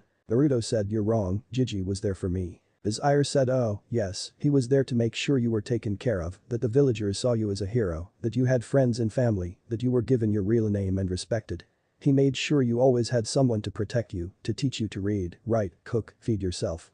He believed you when you told the truth and he never lied to you. Naruto flinched as he heard this and Desire said the road to hell is paved with good intentions. He may care for you, but can you be sure it's not out of guilt for your parents or that the people ignored his law? He cares more for the people of that village than he does you, even though your family made the village. Naruto who had closed his eyes trying to deny the words he heard asked why are you doing this? Desire said to show you that you're not alone in the world. There is someone else like you. Naruto wiped the tears from his eyes and asked what do you mean? Desire said when the world was still young Kami when she was creating things did not know what she wanted. She made things and then had them die off to make something even better. Sometimes she would create things only halfway, then decide to do it another way. The thing that all living creatures call emotions was one such thing. Kami originally made spirits like me each made from a specific emotion, but then she decided that one spirit per emotion would be a waste of time, so she combined the essence of each of the spirits as one feeling known as emotion. She then took us spirits that she had originally created and sealed us in her little scrap box as a memory only for her to remember her childish mistake where we were to be sealed away forever had someone not been curious and opened the box freeing us. Since then we have drifted going from one place to another, reminding people the emotion we represented. Naruto frowned and said that was you that day. The day in the cabin with me and Ino, wasn't it? Desire said yes. I saw yours and her desire and I decided to help you both get what you desired. Naruto said what do you mean? In a confused voice. Desire said you desired to keep your secrets and to make sure Ino did not tell anyone and to teach her a lesson. Ino also had a desire, one she's been after most of her life that nobody would fulfill. Naruto said you controlled me. Desire said no, I advised you and you chose to follow it. I am nothing more than what you told Ino the gods were. I merely help people realize what it is they truly desire. It is their choice to chase it. Naruto asked then why did you advise me to do that to Ino? Surely there was another way. The world changed from a white room to a room Naruto recognized as the room he had Ino clean and he looked around and he heard Desire whisper watch Naruto, this is Ino dream she is having right now, her desire. Naruto watched as Ino sat there in the chair like she had been before and he saw himself walk in and the other Naruto, during this the other Naruto will be called Maelstrom, looked around the room and then at Ino and said, why did you not do your chores Ino? Ino said because I'm not cleaning your place. Maelstrom said then you leave me no choice but to punish you, Ino. As he began to walk toward Ino. Ino jumped to her feet and said in a scared voice what are you going to do? Maelstrom grabbed Ino by the arm and sat down in the chair Ino had been in and pulled her down with him before placing his arm across her back as she tried to get free and he said, hold still or I will punish you more than I already am. Ino said no, let me go. Maelstrom smacked her across the ass several times making her cry out and after the third one he stopped and said now are you going to listen? Ino said yes. Maelstrom smacked her ass again and said I own you now Ino, you belong to me. You are my slave. You please me and I will reward you, fail me and I shall punish you. You will refer to me as a master when you speak to me because you are my property. Do you understand? As he smacked her ass again. Ino yelped and said yes master. Maelstrom said good, then here is your punishment for not doing your chores. I shall spank you 5 times. Each time I do you will count out how many I have hit you and thank me for it and ask for another. Do you understand? Ino said yes master. Maelstrom nods and smacks her once and she said 1, thank you master may I have another. 2 thank you master may I have another, 3 thank you master, may I have another, 4 thank you master, may I have another, 5 thank you master, may I have another. Maelstrom then began to rub Ino's ass gently and said there, now that wasn't so bad was it? Ino said no master. Maelstrom said my, what is this? It seems you were excited about your punishment. As he rubbed Ino's panties that were now wet. Ino bit her lip and Maelstrom said answer me. Were you excited? Ino quickly said yes, master. Maelstrom said tell me, why were you excited? Ino looked down only to be smacked again across the ass and Ino quickly said, because I have been a bad girl and wanted to be punished. Maelstrom said so you wanted to be punished huh? You like to be punished? Ino said yes master. I like to be punished. Maelstrom said really? And what kind of punishment do you want? What would make you happy? Ino said what I want is for you to own me, use me, treat me as you please, order me to do anything and everything you want. Beat me, use me, whore me out. I don't care. As long as you treat me as a slave. If you want I will give up my ninja license at this moment, give up my clan name, anything as long as you treat me as a servant. Maelstrom asked, why would you want me to do that to you? Ino said it's the reason I've chased after Sasuke all these years. As she looked down and said in a less sure voice, ever since I was born and my mother passed away I have been the little princess. Dad, Chauza, Shikaku, Shikamaru, Choji, and customers. Even our sensei. I hate my life. Everyone treats me with respect since I am the heiress to the Yamanaka clan and the next generation Ino Shikacho.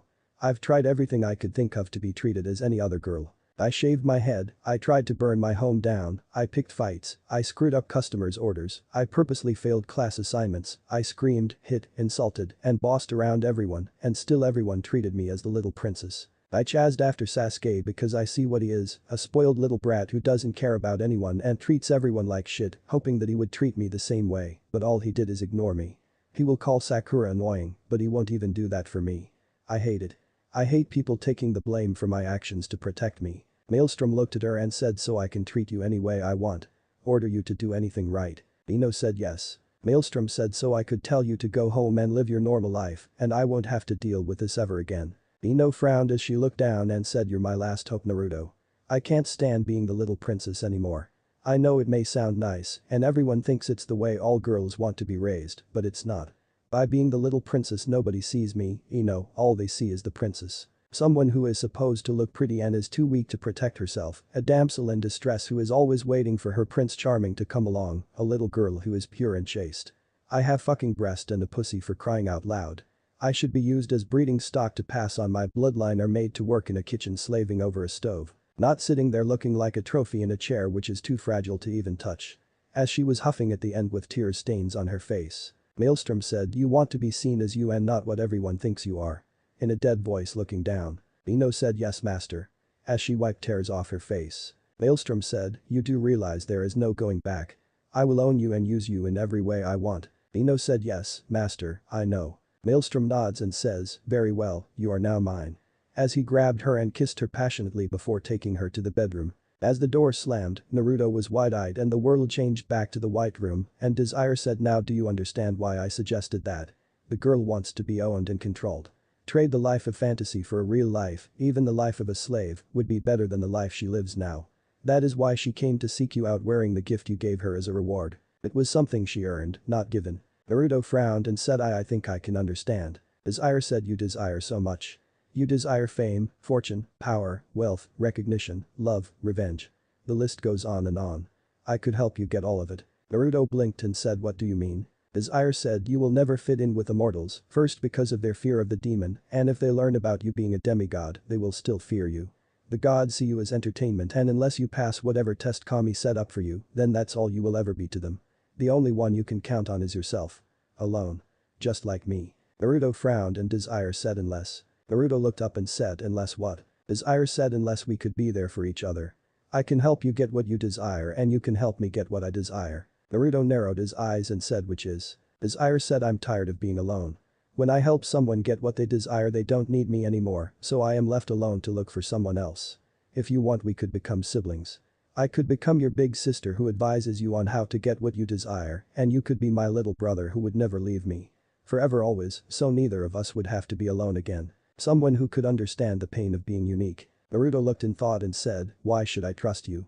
How do I know that you're not trying to trick me to get something else? Desire said, all I will do is advise you. Everything will be your choice. I will even place my soul in your hands. I will possess that sword you have if you swear that you will never leave me. Like Ino, I would gladly give up my ability to go anywhere that I want if it meant I would not be alone. Naruto thought for a moment and said, do you promise? Do you promise that you will help me achieve all my desires if I never leave you? Desire said yes. Naruto bit his lip and said, very well. Then what should I do first? The world around them shimmered and the little fox appeared floating in the world and it began to glow and Naruto saw a small eye appear in the guard of the sword and he heard, I have now become one with the sword. Just claim me here and now as yours. Naruto walked up and grabbed the sword and the world faded around him. Naruto awoke and looked down and saw Ino asleep on his chest and he blinked as he felt motion on his knee and he saw Ino humping his leg in her sleep and he heard her mutter softly, oh master. Naruto thought, okay, what now? He heard desire in his head and he said, Ino, wake up. In a commanding voice. Ino, who was startled, said, yes master. Before she blinked and looked around. Naruto said, you have been very naughty Ino and have made my pants wet with your actions in your sleep.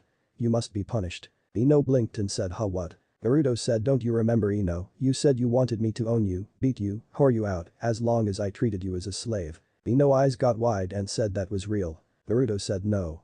But it was your ultimate desire you had in your dream. I was there, watching it. I saw and heard your confession and I take that oath you swore very seriously. Ino asked how. How could you have seen that? Naruto said, you do not question your master nor do I need to punish you. As he raised his hand. Ino quickly got to her knees and said, no master. Naruto lowered his hand and said, was it true? Was what you just dreamed of what you really want and desire Ino? Ino bit her lip and slowly nodded her head yes. Naruto asked, would you like it to be real?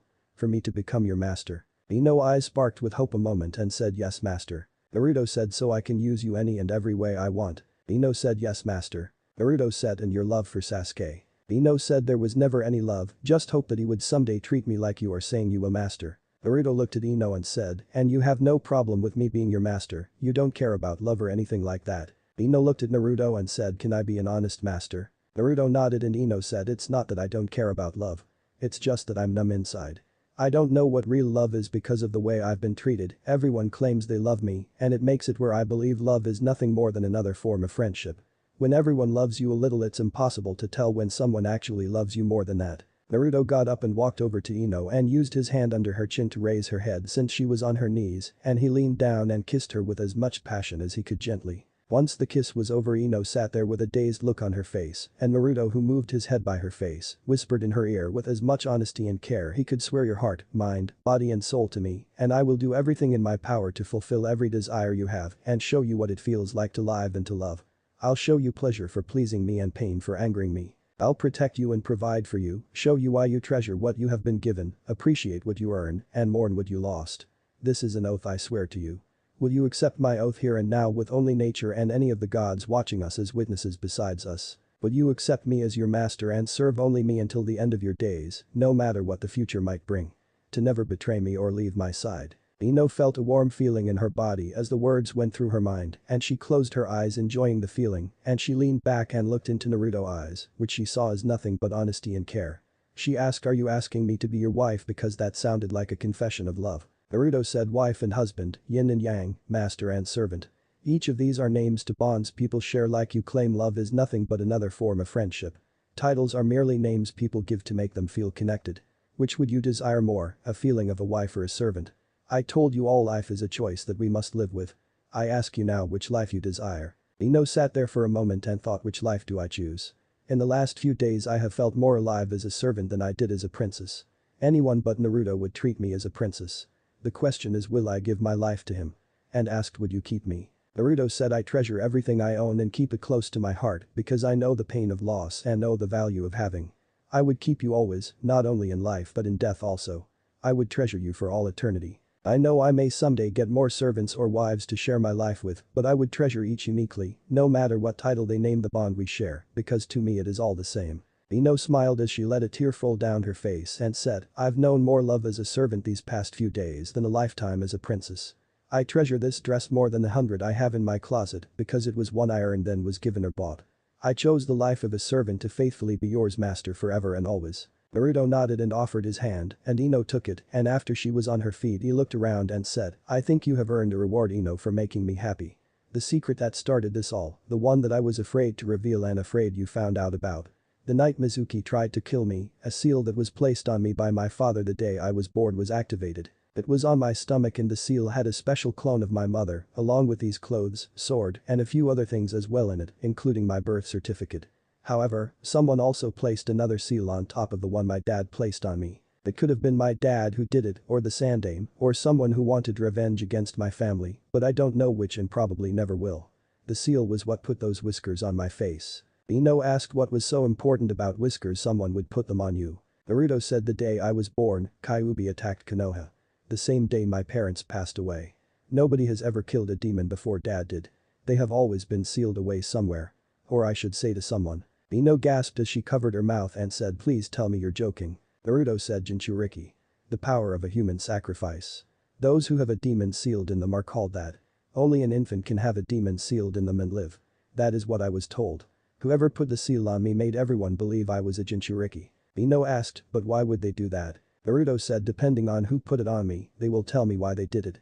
Konoha was weak after the Kyuubi attack. Either dad as the Hokage or the Sandaime knew that other villages might attack us in our weakened state and thought that having a demon they could threaten to release on whoever attacked us would be a good way to scare them not to. I could see both dad and Sandaime doing that. But I could also see someone hating dad and Konoha so much they would find it funny that Konoha would kill the son of their greatest enemy for them and then reveal who I am to make Konoha look bad after I was dead. I know that Sandaime knows who I really am.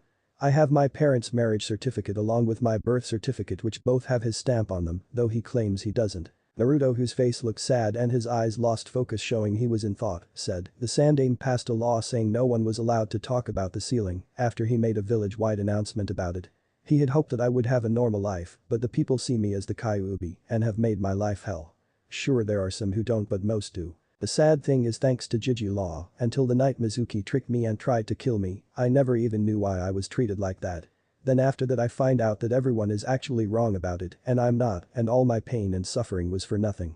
As she sat down. Ino bit her lip and walked over and hugged him and said I'm sorry. Naruto rubbed her arm and said you didn't know. After about 10 minutes Ino who had yet to let go of him said so what shall I do for you master? Naruto said Do you want people to know about us yet? Ino said it's your call master. Naruto thought for a moment and said it's late today, I want to get a little more training in today before I go home.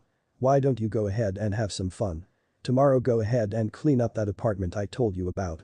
If things go like I plan I'm going to be moving out of that building soon and I can maybe turn it into a motel or rent it out for extra cash. After that I want you to get ready for our duties as ninja on Monday.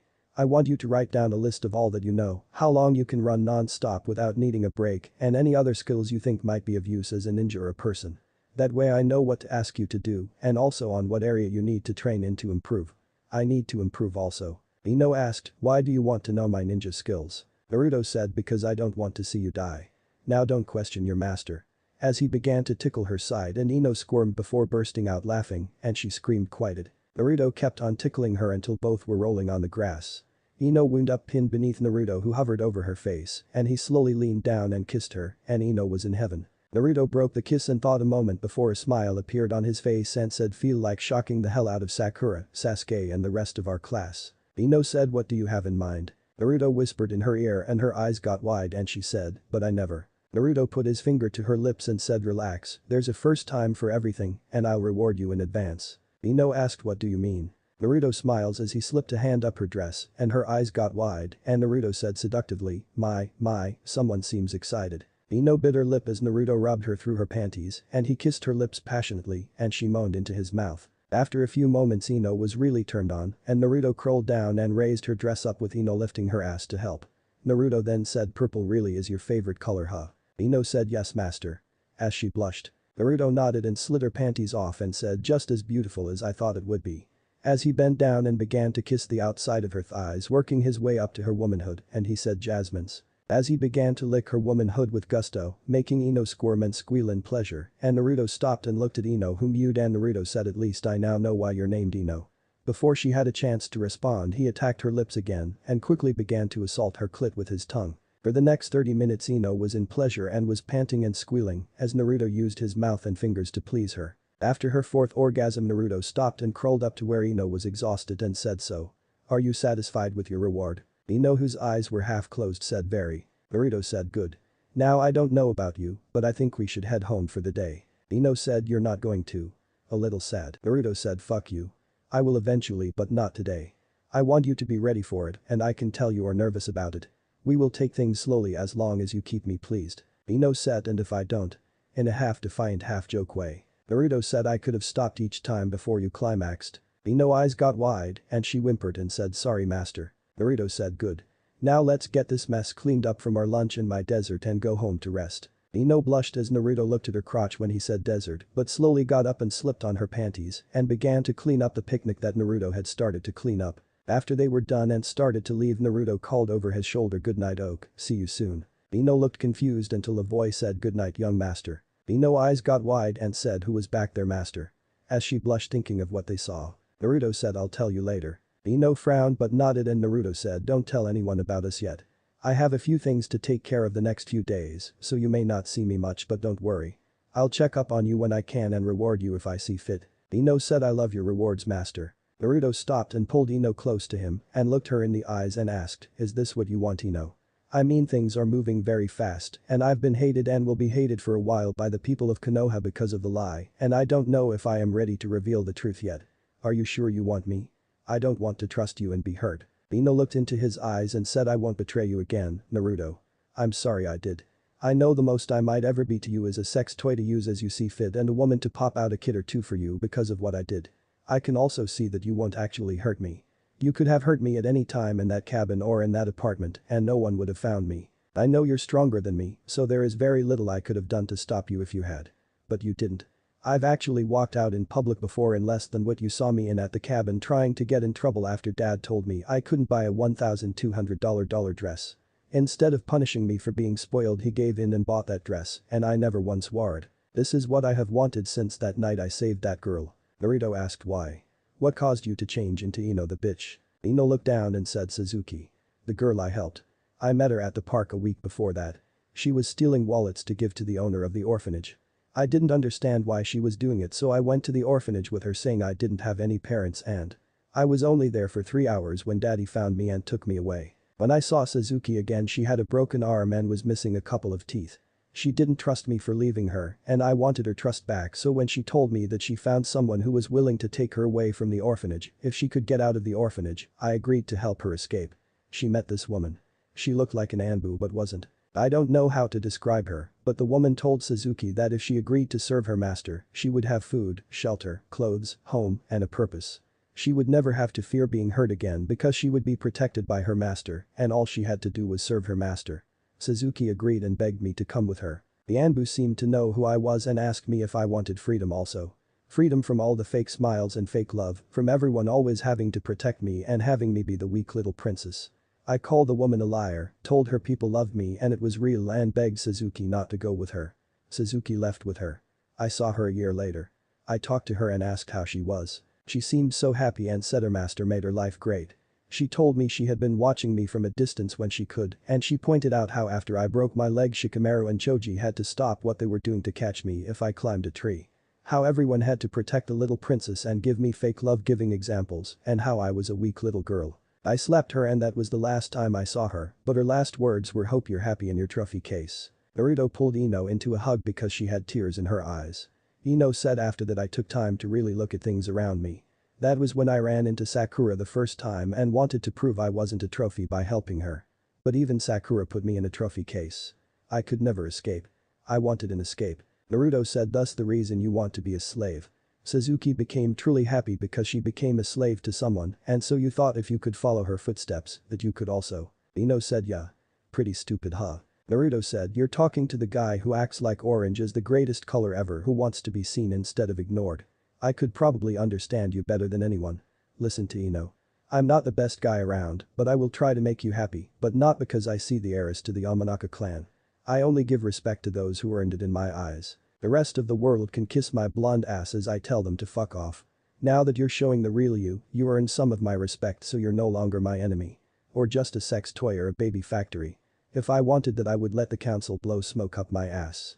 Kami, when the hell did I become this? As he grabbed his head hearing himself talk. Ino laughed and said what the hell's happening to us, Naruto? Naruto said damn if I know. I think I've been drinking again or something. Ino blinked and said you drink. Naruto said those three ladies. Well one of them happens to be my godmother as weird as that sounds. Ino scrunched her nose and said that sounds. Naruto said tell me about it. Anyways the other two are her sisters, though I don't know if it is by blood. They took me out to a bar away from the village and got me drunk and dancing and then. Well you saw how it ended. Ino shook her head and said well you did use protection right. Naruto said I don't know. I know they gave me this and said as long as I wear it, I don't have to worry about kids and my bloodline stops any STD. As he showed a ring on his finger. Ino looked at it and said there must be some kind of seal on it somewhere. Naruto said I don't know. But are you really okay with this? I mean are you sure you want the Deadlass to be in charge of your life? Ino said I am master. Naruto said then make sure you please me so I can reward you. Well this looks like where we must go separate ways. I'll see you soon Ino. As they got back to the village. Ino quickly kissed him and said see you tomorrow Master Kun. As she ran off. Naruto sighed and Desire said so, how do you like me fulfilling your desire? Naruto thought I liked it. Desire said seductively good brother. As several small pea-sized balls of energy appeared in front of the eye of the sword on Naruto's back before it flew into the eye. After it was absorbed Desire thought this might work out better than I planned. With those desires fulfilled and the others this boy has, I shall become stronger and stronger and then I will have my revenge. I'll have my revenge on you my love. As an image of a man appeared in her mind. Chapter 4. The next day Ino was working at her family business when Naruto walked into the Yamanaka flower shop and Ino blinked and said, what are you doing here Naruto? Naruto said well I thought about what we were talking about and I came to speak with your father about it. Ino paled as Inoichi walked in out of the back and said I heard you wanted to speak with me about something. Naruto said yeah, Ino heard about the fact I owned my apartment building and she asked me about it and after getting some help recently I have an opening in the building. She told me since she's a kunoichi of the village she wanted to start showing everyone she could take care of herself and be more self-sufficient. Out of respect for her and yourself I wanted to come by and discuss the terms for renting it out. Is this a bad time or should I come back later? Inoichi looked at Ino and asked is this true Ino, were you really thinking about moving out? Ino saw Naruto barely nod and said yeah dad. I wanted to do it all on my own to show that I'm not a little girl anymore. Inoichi smiled and said I'm surprised honey and wish you would have talked with me, but I guess you wanted to be more self-reliant huh? Naruto said yeah and Ino really loved the place when I showed it to her and explained about the security features the apartment had. I mean the one with the soundproofing seals that make it where outside noise or noisy neighbors can't bother you, as well as nobody can see in through the window and spy on you, as well as the seals that make it where nobody but those who have a key can get in. You can't even get into the apartments. Inoichi said really? I didn't know about that. Naruto said perks of having the Hokage act as a grandpa. Every apartment I own is that way.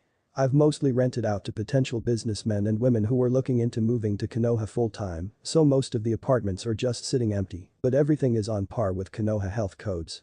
You know how strict the council enforces those on young landowners like me. With a wink at Inoichi. Inoichi said yeah, the council can be brutal sometimes.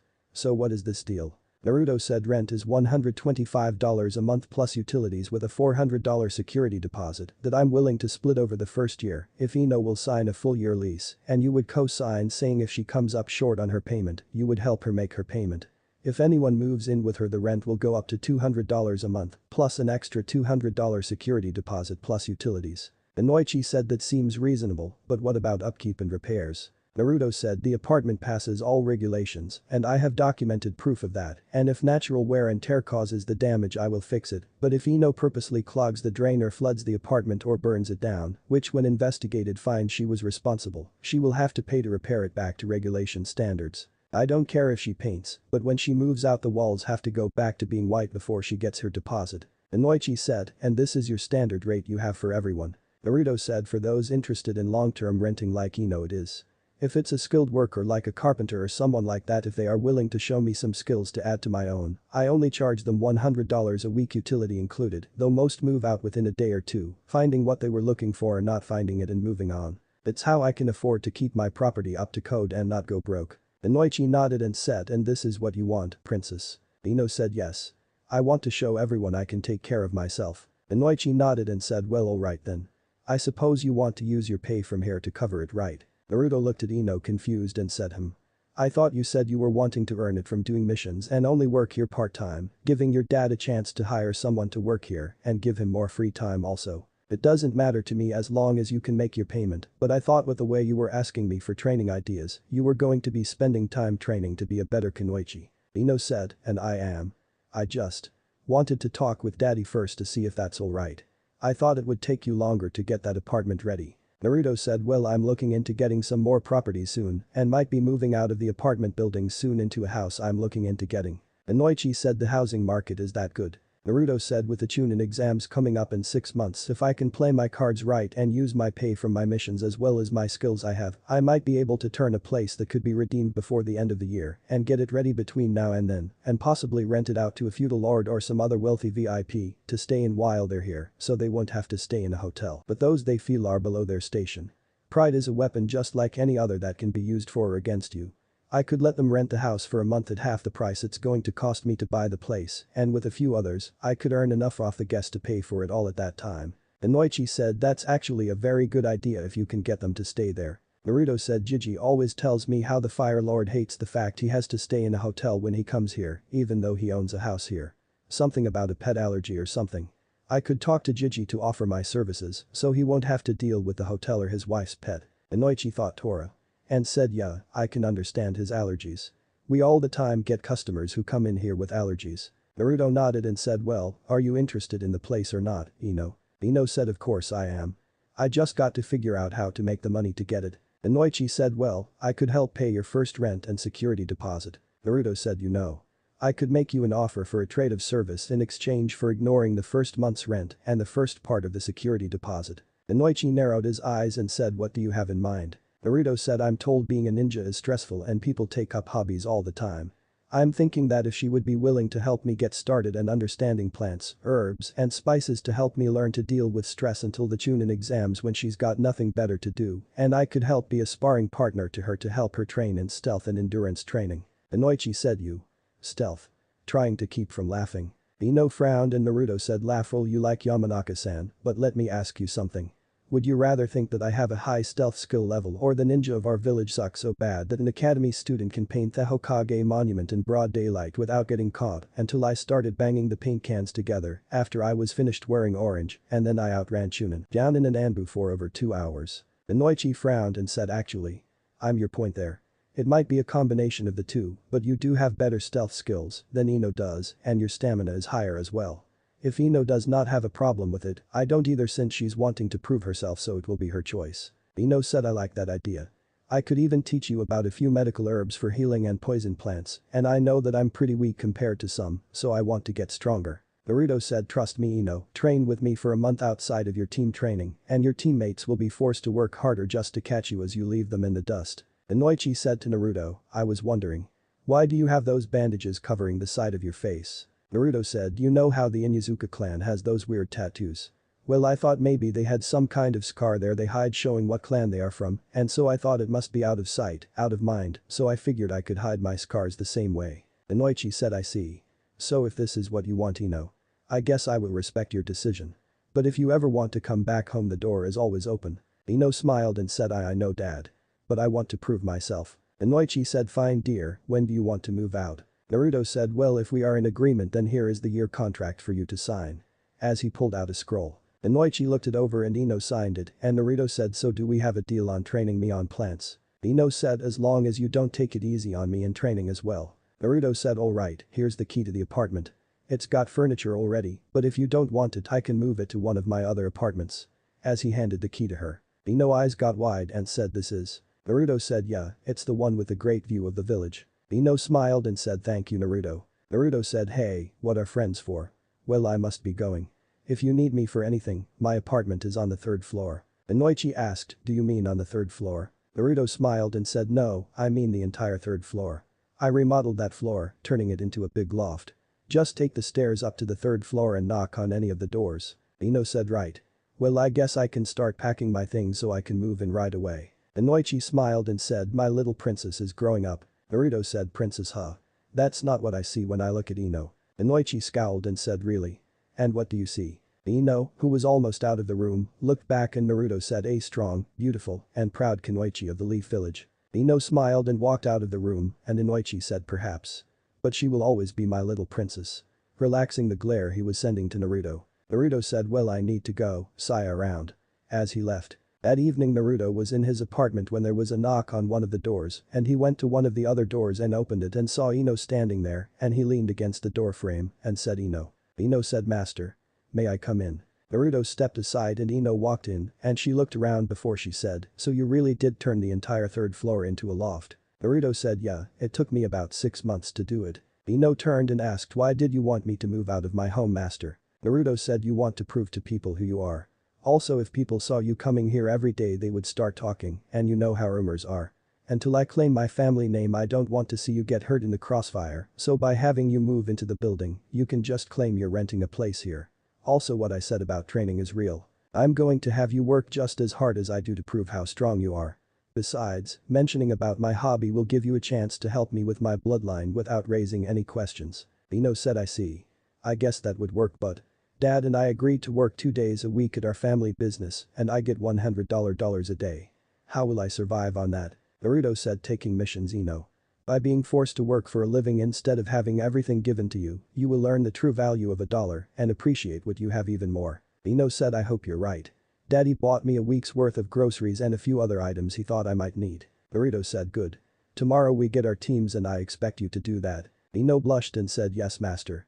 Do I get a reward for today? Naruto walked over and asked do you think you deserve a reward? As he whispered the last word by her ear. Ino shuddered, closing her eyes, and Naruto pressed his lips to hers and held her close. After a few moments when they both had to breathe Ino was panting and Naruto said never question if you deserve a reward or not Ino. I will decide when you do or don't. As he smacked her ass lightly making her keep. Ino quickly said sorry master. Naruto said it's fine this time, now go get you some rest. Ino nods and quickly leaves and Naruto sighed and said woman. The next morning when Ino awoke she was startled a moment as she tried to figure out where she was when the events of the previous day came back to her and she thought, that's right. This is my apartment now. It's 6 AM, which means I have 2 hours before I have to be at the academy for team selection. I guess I could start getting ready. 2 hours later Ino walked into the academy classroom and looked around and saw a rose floating in the air before sitting on a desk in the back of the room and Ino thought I don't know how he did it but I know that is Naruto doing that. As she walked over to the wall by the door and leaned against it. Tiba said what's this, you're here before Sakura and you're not trying to get near Sasuke. Who are you? Ino said it's me dog breath, I just happen to have decided since we're no longer in the academy to drop the act. I like the cold-hearted bastard. After all, he served his purpose by letting me be a leader to all the others and make sure I'm the strongest in the class physically, with Sakura beating me by 2 points in book smarts and following right behind me in second place in physical. Now I have the best chance of being one of the lucky ones who will pass the real genin test, while the others will fail from being too weak beside Sakura. At this everyone was stunned looking at Ino and Sakura who was outside the door and had started to come in and asked is that true Ino? Ino looked at Sakura and said I had to watch my best friend's back. By making sure you were my rival all these years I made sure you would try to outdo me in everything which would make you able to pass. If you want Sasuke you can have him. As she walked over and kissed Sakura on the cheek and said good luck Sakura and this is yours if you want. As she handed Sakura a ribbon and walked to the back of the room and sat down at the desk where the rose was. Everyone was gaping and Sakura looked at the ribbon and then at Ino and then at Sasuke and Sakura said so. This is on the level, you don't want Sasuke-kun. Ino said nope, in my honor as heiress of the Yamanaka clan, I swear I don't want anything to do with him. Sakura nodded and looked at Sasuke and then at Ino again and said wait, what are you doing here Naruto and how did you get by Ino? Causing everyone to look back and see Naruto sitting there in his new clothes with the bandages over where the whiskers had been. Naruto said I was sitting back here the whole time and waved Ino to come back because I was going to ask her if she found anything wrong with the apartment she's renting now. I guess with everyone shocked Ino finally quit pretending to be a fangirl. Everyone was too distracted to see me. So, did you find anything wrong? Ino said no, Dad even went over the entire apartment looking for anything that might be wrong and he said I lucked out with one of the best apartments in the village. I mean with all the security and privacy I got I don't have to worry about any trouble. Naruto said glad you like it and remember, if anything messes up you know where my apartment is to complain. Ino nodded and a girl said like you could do anything dead last. Naruto looked bored at the girl and said actually for your information, I'm certified by the Village Safety Commission and building inspector as a carpenter, painter, electrician, plumber, mason worker, and iron worker. I've owned the entire building I live in since I was 6 years old after the council declared me an adult, and I have had the village do inspections every 3 months since then to make sure it passes all the village health codes.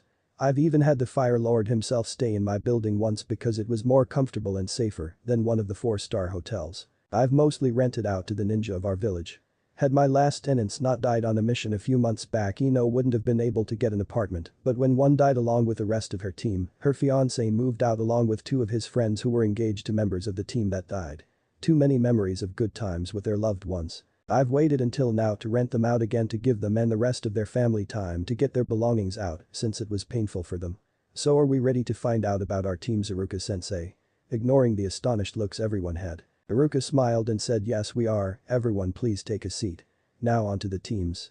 Team 7 is Sasuke Uchiha, Naruto Uzumaki, and Sakura Haruno. Sakura screamed yes. Iruka said now Team 8 is Kiba Inuzuka, Shino Aburam, and Hinata Hyuga. Team 9 is still in service, so Team 10 is Shikamaru Nara, Choji Akamichi, and Ino Yamanaka. You're all dismissed but be back at 1 to meet your sensei. Naruto said, hey Ino, if you need me today for anything I probably won't be available. I plan to go see the Hokage after I meet my sensei. I have a Dropbox by my door, so just leave a message there if you need me, and I will come by to fix whatever is wrong when I get home. By the way, here is the receipt for your security deposit. Can you check it and make sure everything is right? Ino took the paper and noticed a second paper, and Naruto winked at her with his eye that wasn't seen to anyone else, and she looked at it and said looks right, thanks. As she slipped the second paper to the front and read, Ino, if you got time I want you to run from the bottom of the Hokage monument to the front gates and back again and time yourself. If you have to stop and rest, write down how many times and how long so that way I can judge your stamina to better help you train. Just drop the results in that box and I will get the results later. Besides that you can do what you want but keep things looking official to the landlord and renter for now. I need to keep things quiet for the most part until I can better use my bloodline, at which point I can reveal things. Good luck with your team. Ino got up and left the room seeing everyone was leaving to eat, and after she was gone, Naruto noticed that he was alone and he left the room. Sakura began to chase after Sasuke but stopped and went after Ino instead. She found Ino sitting on the roof of the academy and she walked over and asked Ino pig. Ino said yes Sakura. Sakura frowned and said why? Why break us up, why make me think you wanted to be with Sasuke? Why don't you call me forehead? Ino sighed and said Sakura. There are things about me you don't know. Things that nobody but one person knows. At one time I thought you could be trusted with these things, but then you started to treat me like everyone else does. Yes I'm an heiress to a clan. But I don't want to be seen as one. I want people to see me as me. Only one person actually hasn't had the balls to do what was needed to prove that he saw me as me. We were best friends Sakura and then you put me on a pedestal where I was everything you wanted to be. You quit seeing me as me. When you did that I had to do something to keep from losing another friend. That was why I created the act of liking Sasuke and became your rival. The name I called you was a challenge. I wanted you to stop seeing me as everything you wanted to be and become who you wanted to be. I want us to be friends, Sakura. But I don't want you to see me as what you want to be. I want you to show me and everyone else who you are. The world is not a fairy tale, the prince doesn't always ride in on a white horse to save the damsel in distress. Sakura said I know that Ino. Ino said then why are you living your life like you think it is? You're walking the same path I was on Sakura, one that would have left me dead or worse. I got a wake-up call that opened my eyes. Please. Look at yourself and I mean really look at yourself. If you can live with who you are right now then fine, be that way and I'll put flowers on your grave. Please. Become who you were meant to be, not who everyone else wants you to be. As she got up and started toward the stairs, Sakura bit her lip and said wait. Ino stopped and Sakura asked how did you change who you are? Ino smiled and said the person who opened my eyes told me about the goddesses of fate, destiny, and chance. The only fate we all share is death, the only destiny anyone has is to be born. Chance is based on our own choices. He told me Kami gave everything as a gift. The gift of choice. It may not be easy and at times I have to stop myself from going back to the way I was, but I made a choice to change, and I chose to keep changing from what I was to who I want to be. I've already fulfilled my destiny, I will someday meet my fate, until then my choices will decide my life, and there is a chance I will become what I want. But if I don't then the choice of what I do become is still mine. If you want to change Sakura, then make the choice to change and stick with that choice. As she turned and left, Sakura thought, who told you something so profound, Ino? Am I happy with who I am? As she sat down. 10 minutes after leaving the classroom Naruto found Iruka in the teacher's lounge and said hey Iruka-sensei. Iruka said hey Naruto, how's it going? Naruto looked around and said pretty good. I was wondering, could you do me a small favor? Iruka said I'm not buying you ramen again. With a smile. Naruto laughed and said no, not that. I was wondering, is there any chakra control exercises you could tell me about to help me get better? I want to become a better, stronger ninja, and I know my chakra control will be the most important thing right now. Iruka looked at Naruto for a moment and said, do you remember the leaf exercise where you had to float it on your head? I tried to teach you Kiba, Choji, and Shikamaru. Naruto thought for a moment and said a little. As he rubbed his head embarrassed. Iruka said I wish I could teach you a more advanced one, but that is all I am allowed to teach you. What you need to do is make it float above your head about an inch and keep it there. If you can try to get it to spin in a circle while keeping it in place. Naruto nodded and thought for a moment and asked, can I use other things besides a leaf, like a small stone or something to make it harder, or can I do it in other places besides my head? Iruka smiled and said those are both very good questions and I am impressed. The answer to both are yes, but I would start with a leaf. I will tell you what. If you are really serious about getting better in chakra control, then if you can get it where you can float a leaf on both your hands, your feet, and your head all at the same time for 5 minutes without stopping, I would request permission from the Hokage to teach you a more advanced version. Naruto smiled and said, is it okay if I cheat a little to learn it? Iruka blinked and asked, what do you mean cheat? How can you cheat to learn chakra control? Naruto said, well. I've been training the last couple of days, and I've used cage bunshin on several occasions to help me set up things, and I discovered anything they learn is transferred back to me and the other clones when dispelled. I figured if I have one clone working on one place at a time while other clones are working on another, then I could learn this exercise really quickly. Iruka thought for a moment and said I did not know that. I will allow you to use that to help you, but I want you to learn to hold 10 leaves for 5 minutes in the air. That way you will have better control in more places. Naruto said I will Iruka-sensei and thanks. You don't know how much this means to me. There's something else I want to tell you, but until I talk to the Hokage about it and he agrees it is the right time I have to keep quiet. Iruka said I am sure whatever it is will be something I won't forget. By the way, what is with the clothes and the bandages on your face? Naruto said the clothes are part of what I want to tell you about, but the bandages are sort of out of sight out of mind thing. Iruka nodded and said well I got a lot of work to do and you only have 20 minutes left before you are to meet your sensei. Naruto nodded and said thank you for everything Iruka-sensei and I wish now I had been a better student. Goodbye. As he turned and left. Iruka smiled and thought it seems that learning the truth is helping you to be a better person Naruto. I'm proud of you. Naruto went back to the classroom and saw the other teens coming in the room, and Naruto saw Sakura sitting at a desk beside Sasuke looking in deep thought, and he walked over and sat on the desk in front of them and said well I guess since we're on the same team we should make the best of it, so I got a deal for you Sakura-chan. Sakura frowned and said no, I am not going out with you, Naruto. Naruto laughed and said that wasn't what I was going to say. In fact it was going to be the exact opposite. I was going to offer you a deal where I would never ask you out again if you answer just one little question for me. It's actually something me and Ino talked about and I was just wondering if you could answer it. Ino who walked in hearing her name asked what are you talking about Naruto? Walked over to where Naruto, Sasuke, and Sakura were. Naruto said I was just telling Sakura-chan if she could answer one question for me that I would never ask her out again. It's the same question I asked you about Sasuke that you couldn't answer. Sakura's ears perked up as Ino realized what Naruto was talking about and Sakura said, what is it? Naruto said besides Sasuke's family name, his looks, and his money, what about Sasuke makes you want to go out with him more than anyone else? I mean if it's one of those 3 reasons I mentioned then it seems shallow, so I am asking what do you see in him that makes you want to be with him more than any other guy? Sakura said well. He's smart. Ino said so is Shikamaru, but he's just too lazy to use his brain unless he wants to. What else? Sakura said he's strong. Naruto said, and so is Choji. Sakura bit her lip and said he's cool. Naruto blinked and said, how the hell can a guy who says the word HN as his answer to nearly everything be considered cool? He's a frosty bitch, I'll give you that, but how the hell is that cool? Sakura said don't talk about Sasuke-kun like that. You're just jealous that he's better than you. Naruto said really? And how do you know I am jealous? What do you actually know about me? Sakura said well. You're an orphan. Naruto said so is Sasuke, go on. Sakura said you love ramen and eat it for every meal. Naruto said nope, if you ask Sasuke, it gets lonely eating a meal that you had to cook yourself by yourself all the time. I like to eat at Ichiraku because AM and Tucci are both kind people who always make time to talk to each of their customers and treat them like family. I actually love something else. Next, Sakura frowned and said you're a prankster. Naruto snickered and said I use pranking as a way to train and test myself Sakura.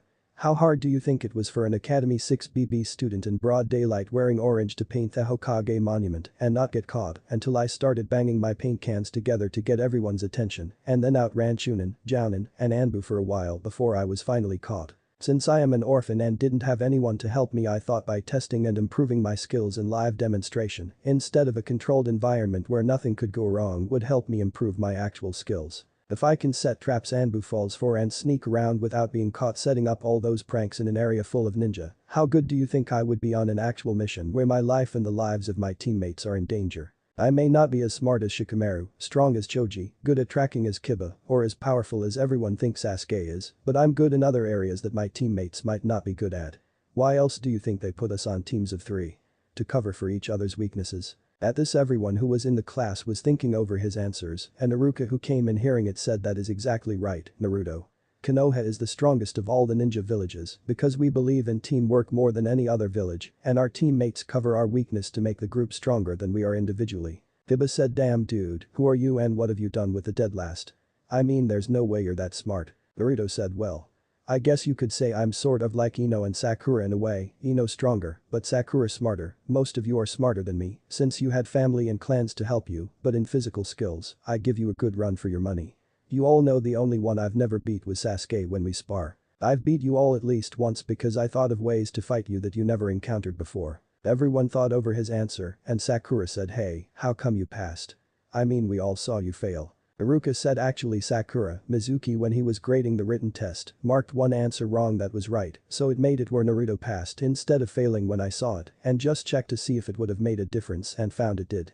Quickly helping Naruto out who smiled so he wouldn't have to reveal the truth. Sakura said oh. Iruka smiled and the door opened up as Jounins began to come pick up their teams.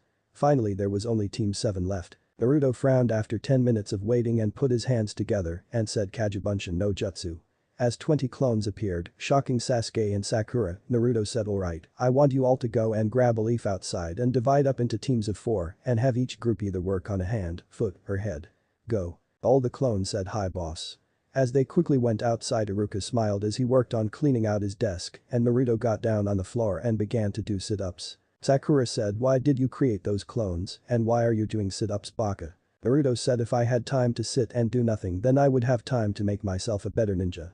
The Kagebunshin transfer any info they get back to me when dispelled and since chakra control is my worst area, I am having them work on a chakra control exercise that we were taught in the academy. Sakura said well, you're stupid for tiring yourself out before we meet our sensei. Naruto said if you say so Sakura, but I'm not going to be the weakest person on our team if I can help it. Causing Sakura to glare. Sasuke said teach me that dope. Naruto said sorry Sasuke, I found it in an old scroll laying on the ground and I plan to make it part of my family when I someday have a family. Iruka said you don't have the chakra for it either, Sasuke, it's for a reason. It could cause you to die from chakra exhaustion. If Naruto didn't do as much physical exercise as he did over the years, then he wouldn't have the chakra levels to use that. Naruto after 5 minutes asked hey Iruka sensei, how late is our sensei going to be? Iruka said I have no idea and I have to leave in a few minutes anyways. I want to wish you all good luck. I'll come back later and lock the doors. I need to run to the teacher's lounge before I leave. Have a good day. As he got up and left with a stack of scrolls and books. Naruto after another 15 minutes started to do push-ups for 15 minutes, then squats for 15 minutes, and then he began to run up and down the stairs high stepping. After this Naruto sat down and Sakura said you're tired now. Naruto said not really but I'm getting bored. If sensei comes, tell him I'll be right back. As he left the room. He walked down the hall and stopped outside the academy library and he looked inside a moment and walked in and thought maybe going through some of these will help. But what? I guess I could learn a little about everything. If I create a few Kagebunshin and have them start to read a book from each section, it should help me. As he put his hands together and after 30 Kagebunshin appeared and Naruto frowned and thought I only wanted to make 6. Oh well. And said alright, I only wanted to make 6, but since you're all here I want you to divide up into teams of 5. Each team will start reading a different book in each section. The clone asked how come you don't have us read everything or make enough of us to read everything at once. Naruto said because I don't know what will happen if I do. Just each of you take one book and begin to read it from the section your team is at and when you finish the book dispel. That way you all won't finish at the same time and I can get the memories without mixing them up. The clone said right boss. As they each went and grabbed a book and began to read. Naruto turned and left the library. It was 15 minutes after he left the classroom. Naruto walked in again and Sakura said, "Where have you been, Baka? Sensei could have been here any minute." Naruto said, "I went to the library and had a few clones, read a couple of books I never had the time to read while here, and I went to the gym and got these."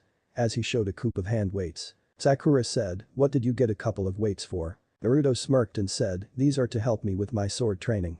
I've had this sword for a couple of days now and I've been getting used to the weight of walking around with it so as not to slow me down. I wanted to get used to that weight before I got used to the weight of actually holding it. I think I've gotten used to the weight since I don't even feel it anymore, so I want to do the same thing with my arms when I am actually holding the sword, but if I were to hold it in here while we wait and try to move with it, I might accidentally hit one of you or a desk or something and have to pay for the damage, so I weighed my sword with the scales in the gym and I got a pair of hand weights that weigh about 3 pounds more than my sword does, so if I can get a feel of how this weight will affect my body until Sensei gets here, then I have an idea of what I need to do to get used to the weight of my sword." As he began to move his arms while holding the weights and moving, judging how his body moved. Both Sasuke and Sakura were thinking over what he said, and Sasuke asked, "Who are you, because there is no way you're the dope." Naruto said, "Or have I been faking all these years to hide my real skills? Deception is a ninja #1 asset." As a smirk appeared on his face, causing both to frown. Naruto said, "Relax, team. If you must know, I met someone." And Uzumaki. Causing both Sasuke and Sakura to go wide-eyed. Sakura said, "So you met a family member?" Naruto said, "Sort of. I'm not allowed to tell who or how until the Chunin exams in 6 months. I have to make it to the exams in 6 months, so I am going to do everything I can to show that I am ready for them and for our sensei. I've spent the last few days trying to make myself better. I've taken up a new hobby instead of pranking that will allow me to be more calm. I'm taking my training seriously and I'm trying to be more presentable so that my family, past, present and future, will be proud to have me as a member of their family. You don't know what it's like to go from hearing everyone tell you that you're just an unwanted bastard child whose parents should have killed you the day you were born to actually knowing where you came from. Sort of." As he kept moving his body into jutsu kata that were messed up and trying to balance his body with the extra weight. Sakura bit her lip and glanced at Sasuke, who seemed to be in thought, and Sasuke said, "Slide your left foot to the left a half step, dope." Naruto blinked and looked at Sasuke before he slid his left foot a half step and he said, "I feel like my balance is better. Thank team." Sasuke said to HN. "Just don't slow us down, dope." Naruto said, "Just try not to fall too far behind, team." As he tried going through the rest of the academy to jutsu, as Sasuke gave a small smirk as Naruto gave a small smile. Sakura blinked as she looked between them and thought, did they just become friends? This was the sight. Kakashi walked in and said, "My first impression of you is, I hate you." With a smile, Naruto scowled and Kakashi said, "Meet me on the roof and don't be late." As he went up in smoke. Naruto thought, great. As he started toward the roof but stopped at the library and said, "Oi, one of you take these back to the gym and put them up and then come back to finish reading." As he set the 2 weights down before following Sasuke and Sakura. When they got to the roof and sat down, Kakashi said, "Now why don't we introduce ourselves?" Sakura said, "Why don't you go first, sensei, to show us how it's done?" Kakashi said, My name is Hada Kakashi. My likes and dislikes are none of your business. Dreams for the future. I have hobbies. You next, Pinky." Everyone thought all we learned was his name. And Sakura said, "My name is Sakura Haruno, I like it." Glance dream, glance plan for the future, glance again at Sasuke. Kakashi said, "And you dislike it?" Sakura started to open her mouth and stopped and said, "Actually, I don't know." Kakashi said, "I see. You next, Mr. Broody." Sasuke said, "My name is Sasuke Uchiha, I don't have many likes or dislikes. I have a dream.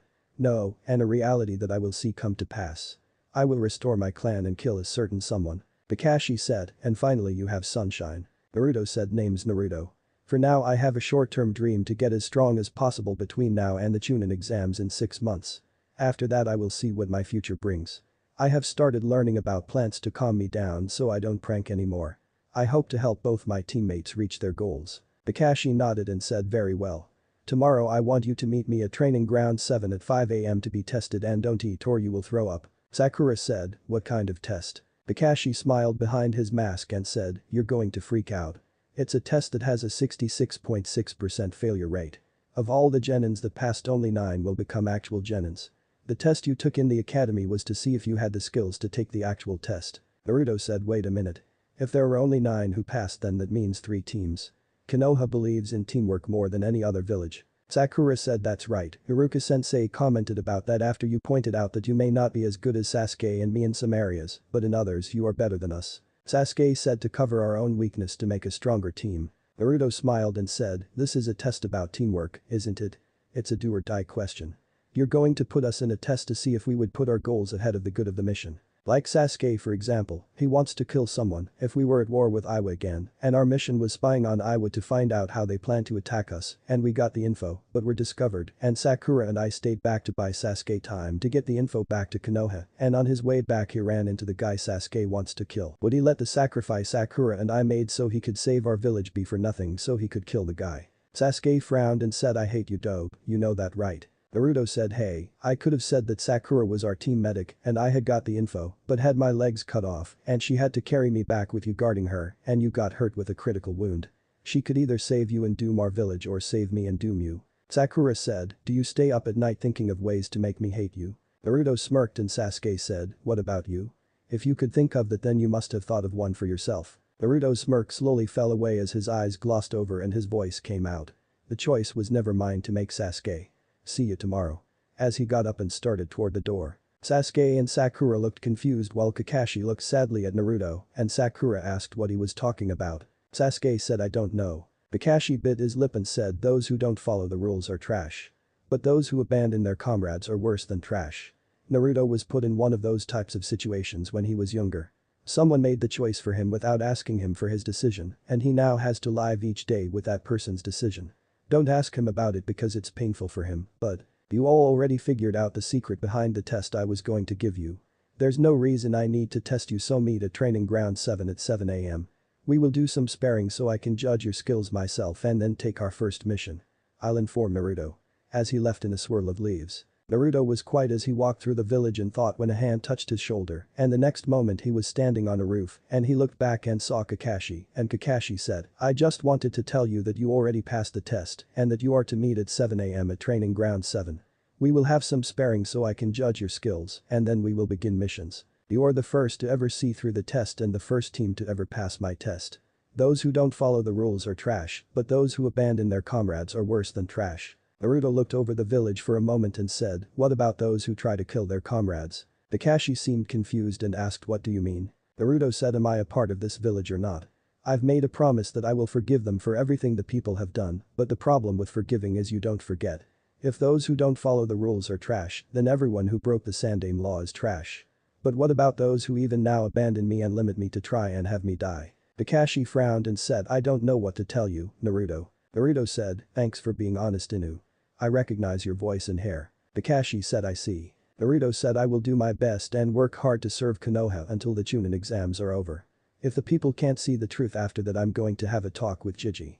If there's never been an Uzumaki in this village like he claims, then Uzumaki is not my real name. If it's not my real name, all my ninja forms are not legal and I can resign legally or just walk away. I won't stay where I'm not wanted. My parents wouldn't have wanted that for me. I'm sure of that, even if they're not alive somewhere they would want me safe and happy. Not. As he shrugged his shoulders. Kakashi bit his lip behind his mask and said, it might not be that simple, Naruto. Naruto said, I know. But if it turns out Jiji lied to me, how can I trust him not to have me killed? After all, how is it that Mizuki was able to give me the combination to the Hokage vault when only he and I guess the two elders should have access to it? Kakashi frowned and thought that is a very good question. And said, I don't know, Naruto. Naruto smiled and said, so. Are you going to be 3 hours late tomorrow?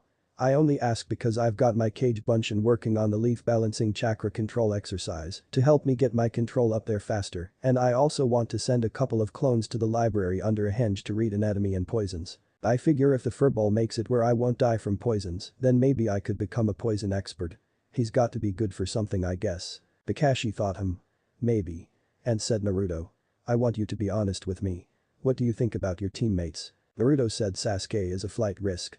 He would betray Konoha in a heartbeat if someone offered him power to kill his brother. As for Sakura. Right now she's a fangirl, but I'm hoping that since Ino is taking things more seriously now that she can help Sakura also. Kakashi said, what I'm about to tell you, you can't tell anyone. The Hokage also feels Sasuke is a flight risk. Naruto said, if you're going to tell me about how you're supposed to spend more time with Sasuke to make him more loyal or to keep an eye on him and kill him when he betrays the village, I already know. His mental evaluation was on Jiji's desk when he went to explain what to do with Mizuki. I glanced at it and thought Jiji was stupid to pay someone to do an evaluation on him when anyone with 2 eyes could see how he is. The thing is. I think Sasuke is being tricked. Kakashi asked, what do you mean? Naruto said I've been to the Uchiha clan district since the massacre. The blood is still on the inside of the house. So nobody cleaned up the place. But how is it that a clan that specializes in fire couldn't get a single fire off to kill Itachi? There's not one single scorch mark on any walls or building.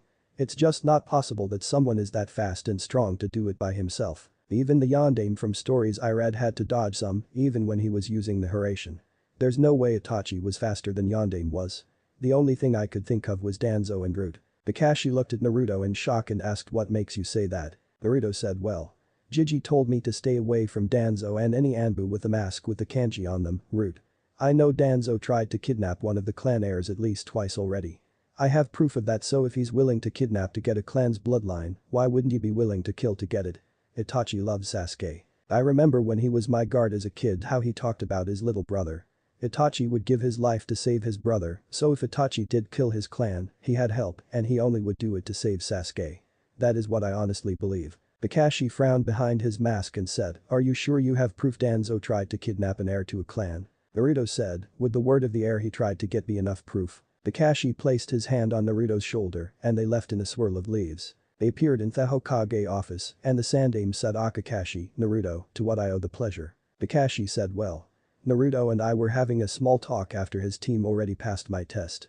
Team 7 is official sir. But Naruto brought up a few things that I found very interesting and thought you should hear. The Sandaime said and those are. Kakashi said Naruto told me Mizuki gave him the combination to the Hokage safe. He asked how Mizuki could get that with only you and possibly the elders knowing it. He also mentioned to me how he believes that Danzo and Root killed the Uchiha clan and that he has proof that Danzo has tried to kidnap an heir to one of the clans twice already. Sandaime paled and looked at Naruto and said, you have the combination. Naruto said 6, 13, 3, 9. Sandaime frowned and said what about the proof you have about the kidnapping? Naruto said, you remember when the orphanage manager was arrested after he broke my arm and I had a girl's coat. That coat belonged to a girl Ino was helping to escape from the orphanage. I took the coat to make him chase me when I saw what was going on. I never told anyone about Ino or the girl until Ino and I were talking recently and she saw the coat I had from that night which I kept. Ino told me that after she helped the girl to escape after I lured the guy away from them, the girl was meeting a woman who was dressed like an Anbu but had kanji on the mask. The woman tried to talk Ino into going with them to serve her master and Ino got angry and ran away back home after they got in an argument. A year later the girl Ino saved came to Ino and tried to get her to leave her family and join the girl's master, promising her a better life. Ino told me they got into another argument and the girl left. I never told Ino I knew about who those root ninja were, but I was telling Kakashi if Danzo would try and get Ino twice, an heiress to one of the clans, what's stopping him from killing members of a clan to get their bloodline? I mean I already proved to Kakashi-sensei there is no way one person killed that clan by himself. Itachi would have to have been faster than the yondaime using Hiraishin, and even then at least one of them should have gotten off, and yet there is not one single scorch mark on any building. The bloods are still there so nobody cleaned the place up and fires are something every Uchiha knew. I wouldn't be surprised if Danzo got one of those eyes like Kakashi-sensei does under his bandages. Itachi loves Sasuke. If he was involved the only way he would have killed his clan was to save Sasuke's life. I honestly believe that Jiji. The Sandaime frowned and thought why didn't I think of that? They told me Itachi did it by himself, but if there is not even one scorch mark then there is no way he could have. And said do all knows about Naruto? Naruto said just me. The Sandaime said I'm going to look into this. I'll ask Ino about what you told me she said. Until then I want you to keep quiet about it. Naruto said I know. I've got enough to worry about already. Kakashi said that reminds me sir. There were a few other things that were said I think you should know. Naruto is thinking about becoming a poison expert. He thinks with Kyuubi stopping all the poisons he's been in contact with he might be able to become Konoha's best poison expert. He also accidentally read Sasuke's mental evaluation and knows about my orders. I was thinking, maybe Naruto might be able to spend some time learning under her. She could teach him a thing or two about poisons. Naruto said if you're going to tell him you might as well tell him everything. I also recognize Inu's voice and hair from when I was younger and I also said that I made a promise that I will forgive Konoha for everything they have done to me up till now. I am going to do my best for the next 6 months to prove I'm me and not the fox. The village has had 15 years to get over their pain and suffering from the fox and yet each year they throw a party rejoicing in the pain they cause me. If after the Chunin exams are over the village can't accept me, then I'm going to resign and leave the village. You told me there are no Uzumaki ever in the village, so that means that Uzumaki isn't my real name. If it's not my real name then that means all my ninja paperwork is illegal, so I will have no legal bond to Konoha. My parents, whoever they are or were, would want me to be safe and happy, not living each day hated and in fear of who will stab me in the back next. Sandaime frowned and said it's not that easy, Naruto. Naruto gave him a deadpan expression and said what's not that easy? Everything in life is a choice. The Yondaime chose me to be a Jinchuriki, a human sacrifice, you chose to reveal it to the village, the people choosing to attack me, the people choosing to ignore your law, someone choosing to aid Mizuki in trying to get me killed by giving him the combination to that safe. In life we all have choices, I chose to give the village one more chance. If the people of the village chose to dishonor mine and my family's sacrifices for them, then I chose they don't deserve me and I'll choose to leave. It could go the other way. The village could choose to try and push me even further until I snap and choose to take as many as I can with me when I go. I'm no different than anyone else. I am a product of my choices and the choices of those around me. Right now you could be lying to me and chose to hide from me and my parents are thinking it's safer for me not to know. If I find out later that is the case it's my choice to ever believe you again. Sandaime frowned and said I see your point. If it comes down to it, will you leave before the Chunin exams? Naruto said no. I made a promise and I always keep my promise. I am going to earn my chance to be in the exams and I will make it to the finals and show everyone who I really am. If they chose to ignore it then I will leave. Sandaime said very well. Is that all? Naruto said no. I was coming here to see you for something when Kakashi-sensei stopped me. I wanted to know if you could get me one of those big scrolls like the Forbidden Scroll and also give me a seal on my arm. Kakashi asked why. Naruto said since I don't know who I really am or where I come from I don't want my future family to have that same problem. I want to start a family scroll. I will put down everything I know on the scroll so that my future family could surpass me. Isn't it the task of every generation to surpass the one that came before it? By having the seal on my arm I can keep them with me and safe so no one could steal them from me. Also information that I learned that might be valuable to remind me what is important in life could be put on there. Kakashi-sensei said those who don't follow the rules are trash, but those who abandon their comrades are worse than trash. I know from a certain point of view what I'm thinking about doing if the people don't change makes me look like I'm lower than trash, but how am I lower than trash when I have no comrades, no friends? In this entire village I have maybe 10 people who give a damn if I even live. I'm not allowed in stores and those I'm overcharged by 3 times the amount where I have to use henge to get anything to live on. I'm not allowed in the library and had it not been for my former tenant then I never would have even knew how to read. I have to take this opportunity right now, well nobody in the academy has Kage Bunshin read a few books that might help me later. That reminds me, why don't you use a Kage Bunshin to help you with paperwork? I know the mental feedback might be bad, but if you have one help you for maybe 30 minutes at least it would get you done 30 minutes earlier.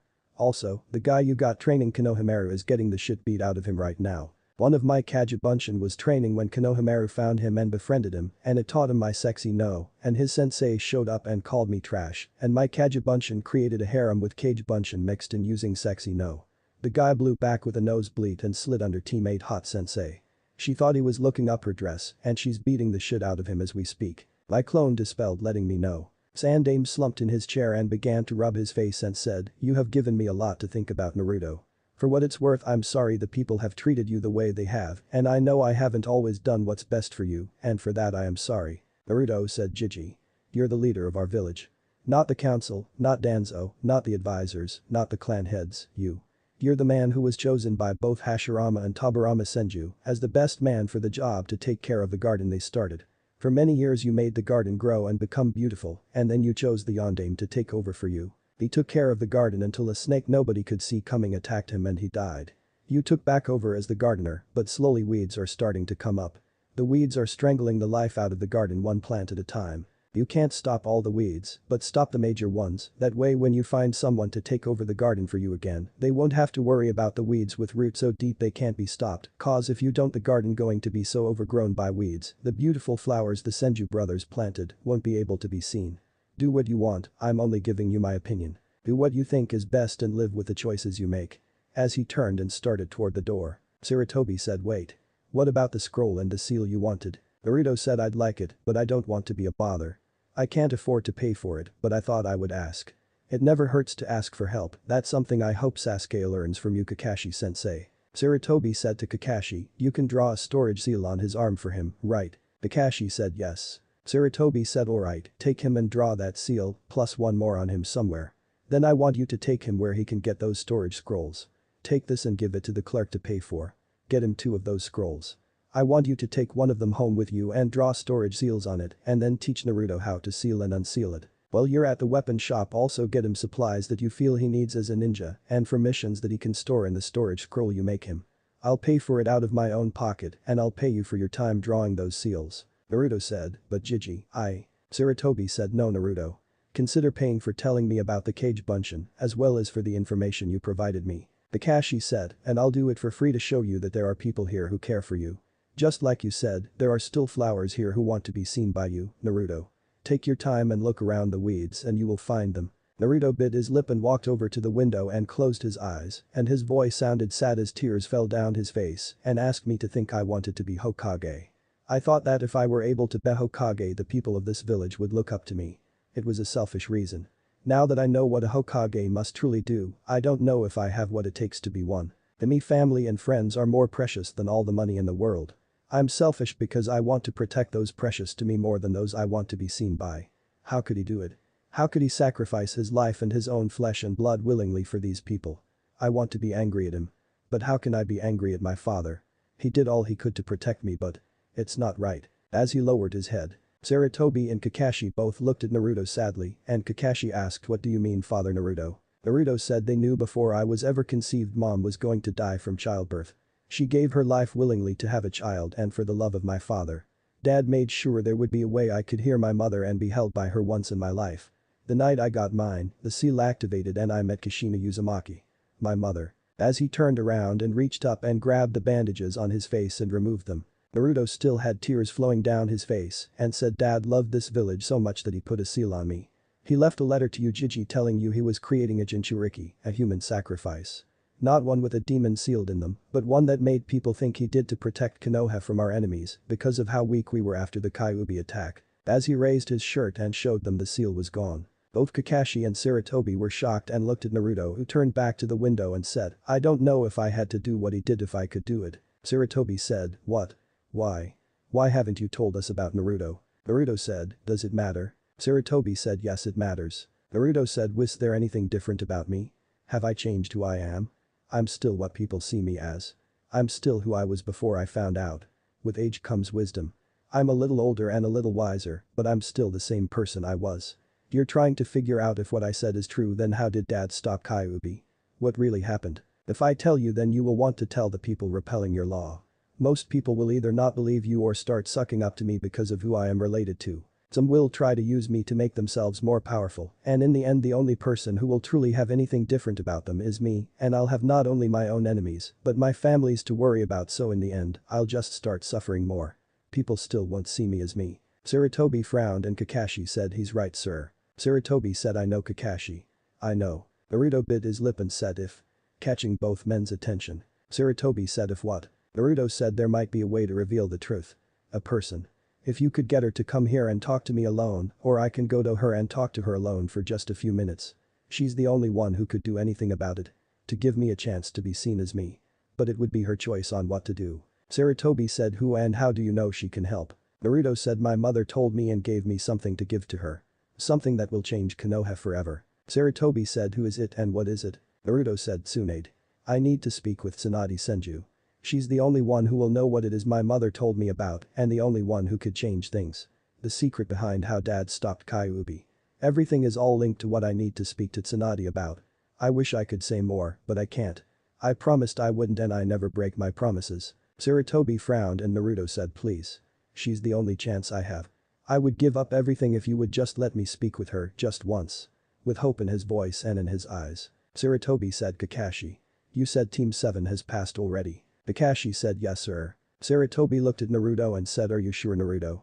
Are you sure that Tsunade could help you or that she would want to? Naruto said, yes, what I have is something that will make her very happy and me as well. I'm positive she will most likely keep me by her side the rest of her life. Sarutobi thought for a moment and his eyes went wide and said, wait, if you don't have Kyuubi, then how are you able to heal so fast? Naruto flinched and said, shit, I was hoping you wouldn't think of that. I have 2 bloodlines. One from my father and one from my mother. Being able to heal is from my mother's. It's also why I have such large chakra reserves. Sarutobi asked, and the other. Naruto bit his lip and after several moments said, Mokuton. Causing both Kakashi and Sarutobi's eyes to go wide. Sarutobi asked how. Naruto frowned and reached into his coat and pulled out a scroll and handed it to him. Sarutobi opened it and his eyes went wide-eyed and he said, so your father was the Shodame's grandson. He used Mokuton to stop Kyuubi. Naruto said, it gets even more troublesome than that. The council declared me an adult at the age of 6 by me also being a ninja and the only member of my clan here in Konoha. I'm technically the clan head of the Senju clan right now. Also because of my mother's bloodline, if the truth comes out then I'm going to be walking in a minefield that could cause me to be turned into nothing but breeding stock.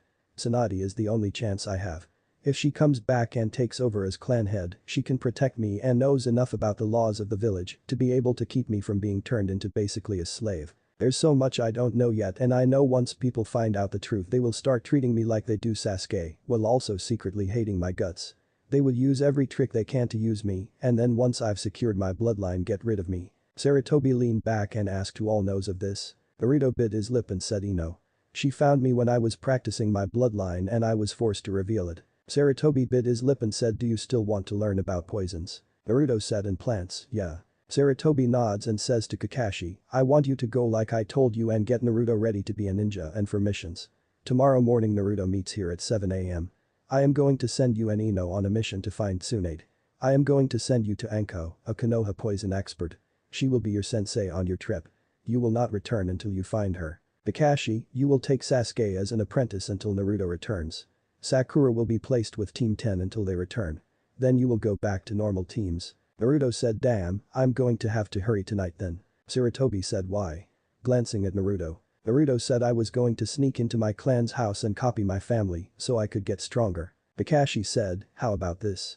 How about I take you to your clan house and seal your family scrolls into one of those storage scrolls so you can have them to look at while you're gone and I can have an idea of what you're learning. Naruto looked at the Sandaime who nodded and Naruto said, sure. But please don't teach Sasuke to my family. Kakashi said, I won't. Naruto smiled and said, thank you. Both of you. You don't know how much this means to me. Sarutobi said, is there anything else we need to know? Naruto thought and said, well. I got something that my godmother gave me. Kakashi said, godmother? Who? Naruto said, she's from another village somewhere. My mom summoned her and her 2 sisters somehow and they gave me these clothes and these. As he pulled out a deck of cards. Sarutobi laughed and said, you are definitely related to Tsunade. Naruto looked confused and said, these are not normal cards. Watch. As he turned one card around and had it face Naruto, a picture of Naruto showed up on the card and Naruto then pushed some chakra into the card and another Naruto appeared. Naruto said, this is sort of like a Kagebunshin, but it can't be destroyed. He draws chakra from me, but he has his own skills. Chance. My godmother, she told me if I copied Tsunade with these cards and used that card when my teammates were injured, a clone of Tsunade with all her skills at the time I copied her would appear and do whatever Tsunade would do while using my chakra and her knowledge to heal my teammates. I can't order her to do anything, but at least I would have her there to save them if she chose to. Both men looked shocked and Sarutobi said, amazing, can your godmother make more of those? Naruto said, I don't know. I don't even know where she lives or from. I just know that mom summoned her somehow and they took me away for a couple of hours after mom dispelled. That is a night I will never forget. I just wish I could remember it all. As a blush appeared. Kakashi gave a perverted giggle and said, so did you get a kiss or something? Naruto said flatly no, got drunk, danced, and fucked all 3 sisters at the same time. Chance, fate, and destiny said they wanted me to be broken into adulthood right. Kakashi and Sarutobi both looked at Naruto shocked and both said at the same time, damn. Naruto said, I think I still got a couple of the love bites they gave me. Anyways, if we are going to do this then we need to go before it gets too late. Kakashi said, right, let's go. As he moved over to Naruto who looked at the Sandaime and said, sorry for not telling you Jiji, but I'm still trying to come to terms with myself and I don't know what to do really and I'm afraid of what will happen. I've walked to the gates I don't know how many times and just looked out of them thinking, and if it wasn't for you, Tuchi, Iruka, Ino, and you Kakashi-sensei I think I would have walked out and never looked back. I know that must make me sound like a traitor, but. Sarutobi said, no Naruto. I understand. Just please give the people one more chance. Naruto said, I am. Sarutobi nods and Kakashi places his hand on Naruto's shoulder and they leave in a swirl of leaves. Chapter 5. They appeared in a weapon shop and Naruto looked around nervously as he saw a girl about his age with buns in her hair and she said, hi, welcome to the Wolfclaw weapon shop. How can I help you? Kakashi started to say something when a voice said, Kakashi, how nice to see you and is this Naruto? Naruto cringed and looked at the man, and the man said, relax kid, this is a ninja supply store, not those civilian outfitters that you've been to before. Also, since I am a private owner, I have the right to sell or refuse anyone I want, and you Naruto are always allowed here. You couldn't when you were younger since you needed that piece of metal there on your head. Since I have so many dangerous things in my shop, I made it where civilians couldn't come here. Unfortunately, that prevented you from coming here earlier. Sorry about that. Naruto looked confused and looked at Kakashi, and Kakashi said, this is Dustin, he's the owner, and his daughter Tenten. Dustin also knew my sensei Minato Namikaze, and he was smart enough to know the difference between a sword and sheath. Tenten is as well. Naruto scowled and Tenten said, you're both talking about Kyuubi, right? People are idiots about that. Naruto blinked and Tenten said, hi, I'm Tenten. I saw you in the academy but we were in different classes. I graduated last year. Naruto said, you're magic girl. Dustin asked the magic girl. Looking confused. Tenten was blushing and said, it's sort of a joke, everyone called me magic girl because of all the weapons I carry and also the fact I can make them appear like magic. The power of seals. Naruto said, oh. You're not like I heard you were. Tenten said, and I bet you're not like some of the stories I heard about you. You didn't really knock the Hokage out by changing into a nude woman and steal the forbidden scroll, did you? Naruto looked embarrassed and sad. That's true. Mizuki, one of my sensei at the academy, told me there was a special test that someone who wanted to be a ninja could take, and if you passed the test, you would become a ninja. He said it was for people who had trouble with ninjutsu like that Rock Lee kid in your class who passed even though he couldn't use chakra. Kakashi said, really, I didn't know that he actually said that. Naruto scowled and said, because nobody actually asked me what happened. Iruka-sensei told everyone that I had been tricked by Mizuki, he didn't know what was said to trick me, and it made me seem like I was really stupid. He had this list of all the kids who passed a special test he showed me who had conditions that made them unable to pass certain parts of the test like missing an arm and had to do one-hand signs, or a kid who had a puppet leg that transferred here to Suna as part of the peace treaty. Since I actually knew Lee passed some special test, I thought the test was real. How could I have known that Mizuki was a traitor? Kakashi nods and Naruto asks, how did you know about furballs? Tenten said, a couple of idiots came in here one time to get weapons when they were drunk. They were talking about wanting to kill the demon fox and asked me if I wanted to help them. Dad put both of them in the hospital and he was forced to tell me. After that, when they came in again when Dad was making a delivery, I put them in the hospital.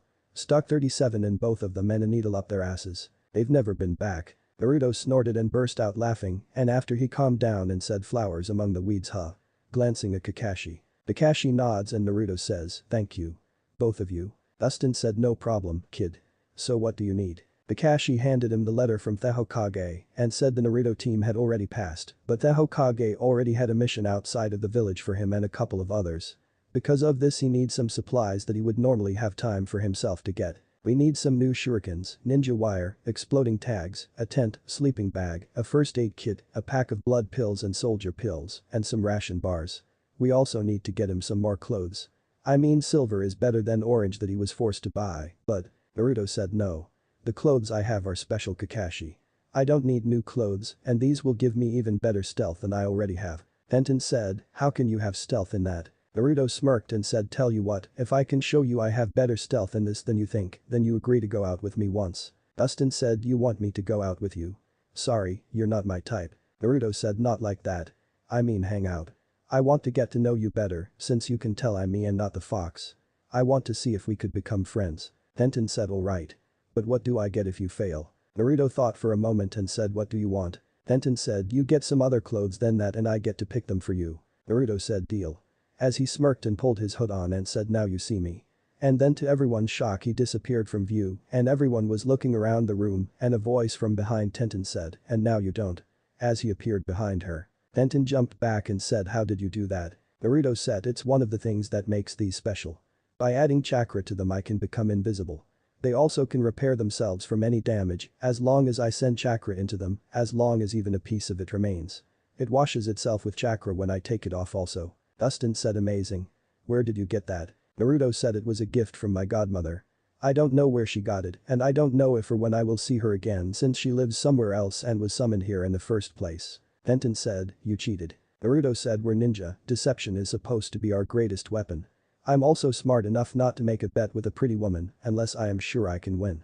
Tenten blushed and said, well, get back on the other side of the counter before I stab you. Naruto chuckled and went up in smoke, and Naruto appeared where he had been before shocking them, and Naruto said also getting behind a woman whose beauty is only exceeded by the level of her skills at killing you is not a smart thing to do. Tenten scowled while blushing and said I am really starting to dislike you. Naruto said why, because I can make you angry and happy at the same time, or because you don't know if the warmth you feel is from your anger or excitement at being complimented on your beauty. Tenten said I'm going to stab you with a kunai if you keep it up. Naruto said they say you always hurt the ones you love. If you're falling in love with me from just the few minutes I've been here, wait until we have our date. Tenten's face went completely red and Dustin burst out laughing and Naruto walked over reaching into his cloak and pulled out an almond and Naruto said, this is for you. Tenten looked confused and said why did you give me an almond? Naruto said because first it matches your eyes and second it's like you. It has a hard outer shell to keep it safe, but a softer and more desired inner shell that if someone were willing to work to get to, would find a very pleasant item to savor. You said you like someone already, that means you like them, but they don't like you yet since you didn't say you're with someone. Don't sell yourself short and don't change who you are if he can't see what's in front of him. I want to get to know you but the real you and not who others want you to be. I also hope that I piqued your interest enough to get to know me, the real me and not what others think of me. I hope someday I can count you among my precious people because to me those who are precious to me are like family that I would gladly give my life for. I may joke and stuff and playfully flirt with you, but my desire to know you is real. As he set the almond on the counter. Tenten smiled as her cheeks lightly blushed and said alright, you piqued my interest to get to know you better, and you're right, the guy I like doesn't like me yet. Thanks for the laugh though, and it's nice to hear someone say I look nice instead of a tomboy, even if it wasn't real. Naruto said I never said it wasn't real, you are a beauty, both inside and out. You're like a birthday present in a nice package, well I'm excited by your looks, I can't wait to get to know what's on the inside of the package. Tenten smiled and said thank you. As she looked away but also slipped the almond in her pocket and hand trying to hide the fact she did, but everyone saw it. Naruto said no problem. So let's get these supplies, I still have another stop to get ready for tomorrow, since I don't know when I can return. Kakashi said right, let's get you ready. As the group began to get the things Naruto needed. After Kakashi and Naruto left, Dustin said so, what do you think of your new friend? Tenten said he's different. I'm looking forward to meeting him again to get to know him. Dustin nodded and his lip twisted into a smirk and said my daughters are growing up so fast, first puberty, now dating, next you will be getting married and have children. As he covered his eyes and made a crying sound while Tenten looked embarrassed and said Dad. It's not like that. Causing Dustin to laugh and show he was teasing. Kakashi and Naruto then went to the Shadame house and after Naruto was shown how to enter the library by using his blood to get past the seal, Kakashi sealed 60 scrolls within water, earth, and Kakashi also wrote out 3 winds and said your father was a wind element so you might be as well. Before closing the library and showing the blood seal reset itself. After that Kakashi took Naruto back to his house and Akajibunshin met them with another scroll and Kakashi said food doesn't spoil in storage scrolls. He then put a seal on both Naruto arms by his shoulders and sealed all his supplies in the one on his right shoulder while his family on the left. Naruto smiled as he went to sleep that night. The next morning when Naruto walked into the Hokage office he saw Ino, the Sandame, and some woman wearing a trench coat and fishnet. Sandame said glad you could make it. I'm glad Kakashi told you to be on time. Now I am sure you are all wondering why you are here. As you may or may not know, the Chunin exams are going to be held here in 6 months. Because of this I have received a request to get some supplies ready ahead of time, since we have several villages that use poisons as well as medical needs. To that end I have requested Anko, our village's poison expert and Ino here, one of our plant experts, to go on a mission to gather plants used for medicines and cures that are not native to our area and bring them here so we can have them on hand for the upcoming exams. I have also decided to have Naruto here alone because of him. He is immune to any poison he comes into contact with and because of this has picked up an interest in both plants and poisons, so I thought this trip would be very educational for him. Also with his ability to use Akajibunshin like he does, it will make it easier for the team to gather the plants we need. Anko snorted and said alright, you got the official story out of the way, but what's really going on? The Sandame looked at Naruto who sighed and nodded and the Sandame said Ino already knows the truth and corrected Naruto. Naruto said yeah, she knows dad never actually sealed the furball in me. Causing Anko to turn and look at him in shock. Sandame said it's true.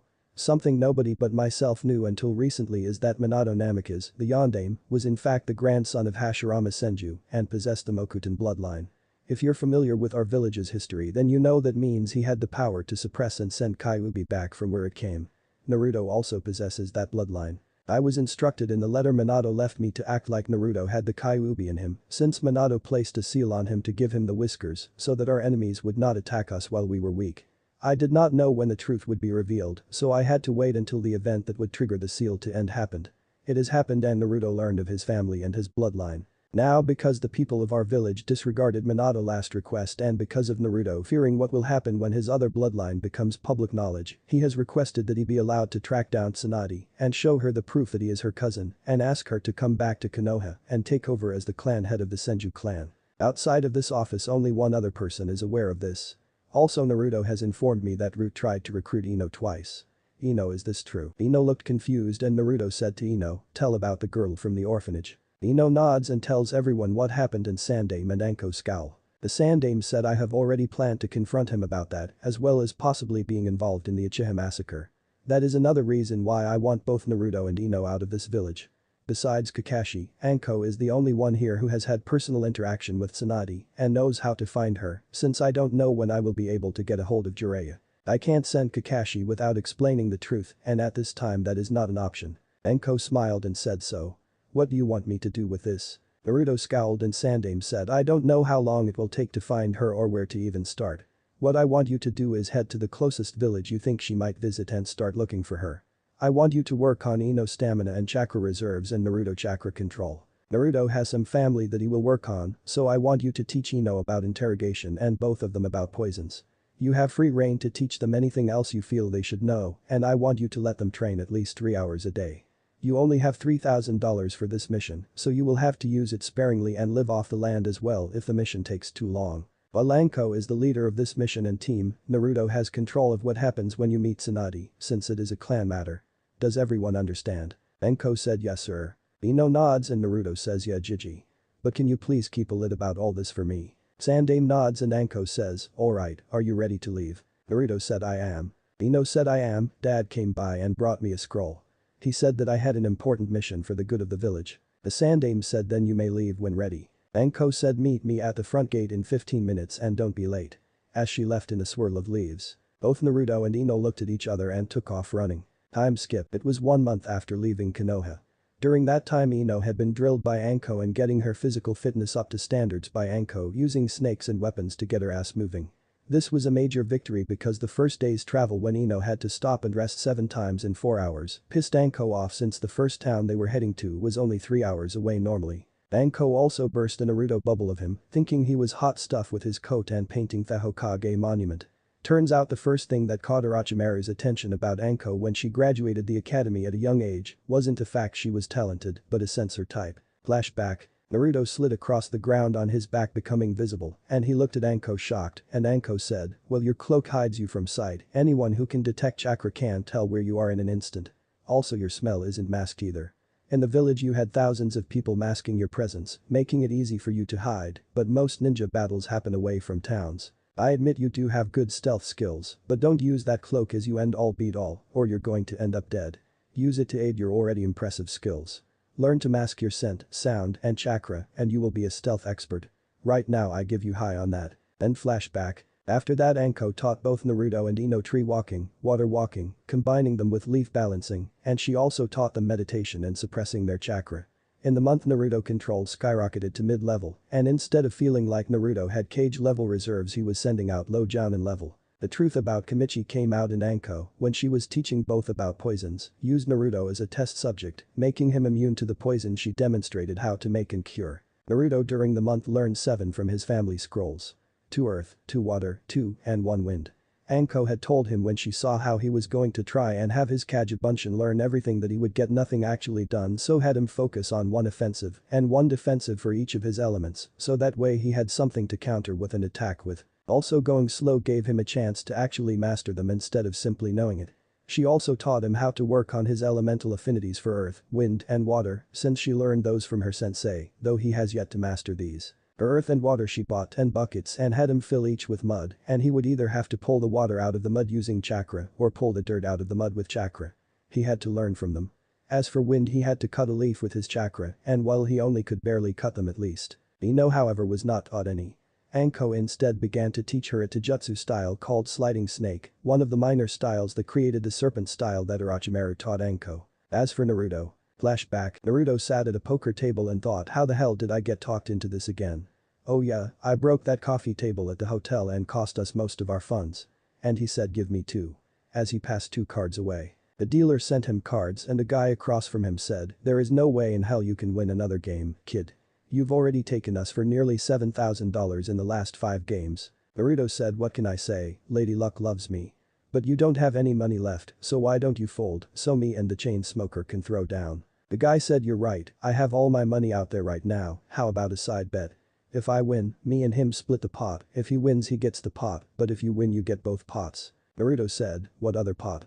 Looking curious. The man smirked and pulled out a scroll and said, this scroll contains the fighting style of the Yonde Mizukage himself. It was stolen by an Iwanin who I killed and collected the bounty on. This style is worth 10 grand.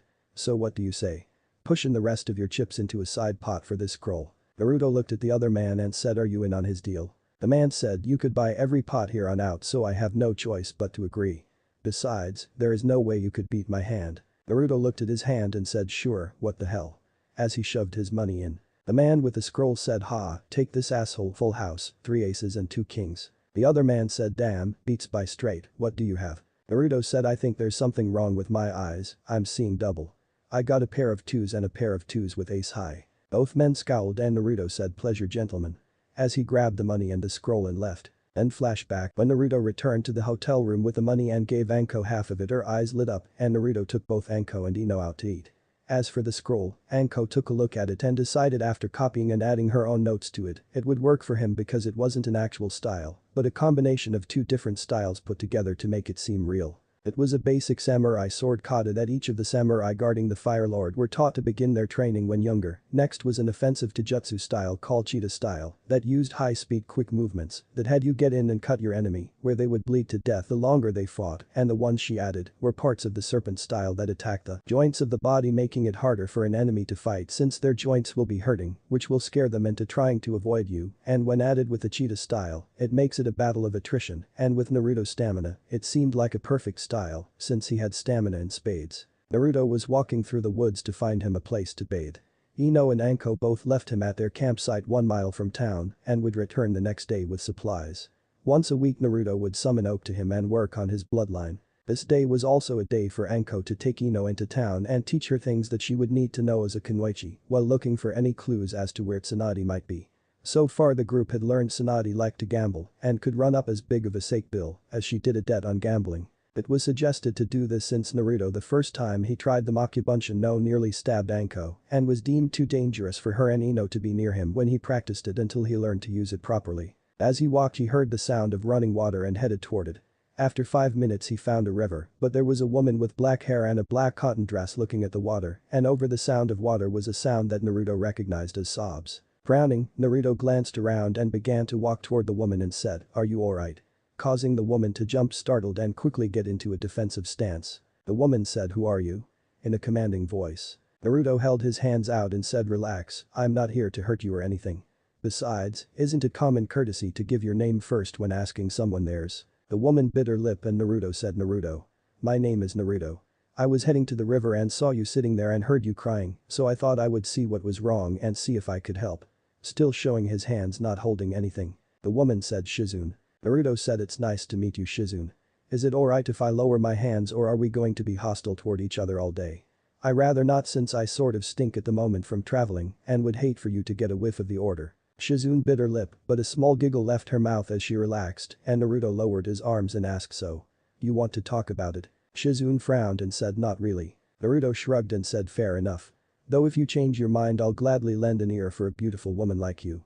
As he walked over and knelt down by the water as Shizune blushed. Shizune bit her lip and said, where are you heading to? Naruto looked at her for a moment and said truthfully.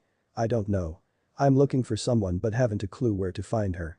Been searching a month for her and all I've found are dead leads. As he used a rag to wash his face. Shizune asked, who is it? Naruto said, the only person who could save my life. Causing Shizune to take a new look at Naruto trying to figure out what was wrong. She said, what's wrong with you? I mean I can't tell anything by looking at you that could be wrong. Naruto laughed and said, sorry, not like that. No, with my bloodline I don't have to worry about ever getting sick. No, I'm sort of in a nightmare that my father placed me in. He did something that caused the people of my village to hate my guts. When they find out about my bloodlines they are going to make my life hell and turn me into a slave and breeding stock. The only chance I have is to find this woman I'm looking for." Shizune frowned and said, "What village are you from?" "I don't see any." Naruto said, "Oh, I got it sealed in a scroll because the woman, the leader of our village, sent me out under the disguise of another mission and there are those in power who would most likely try to find me, so I hide it so as not to draw too much attention to me."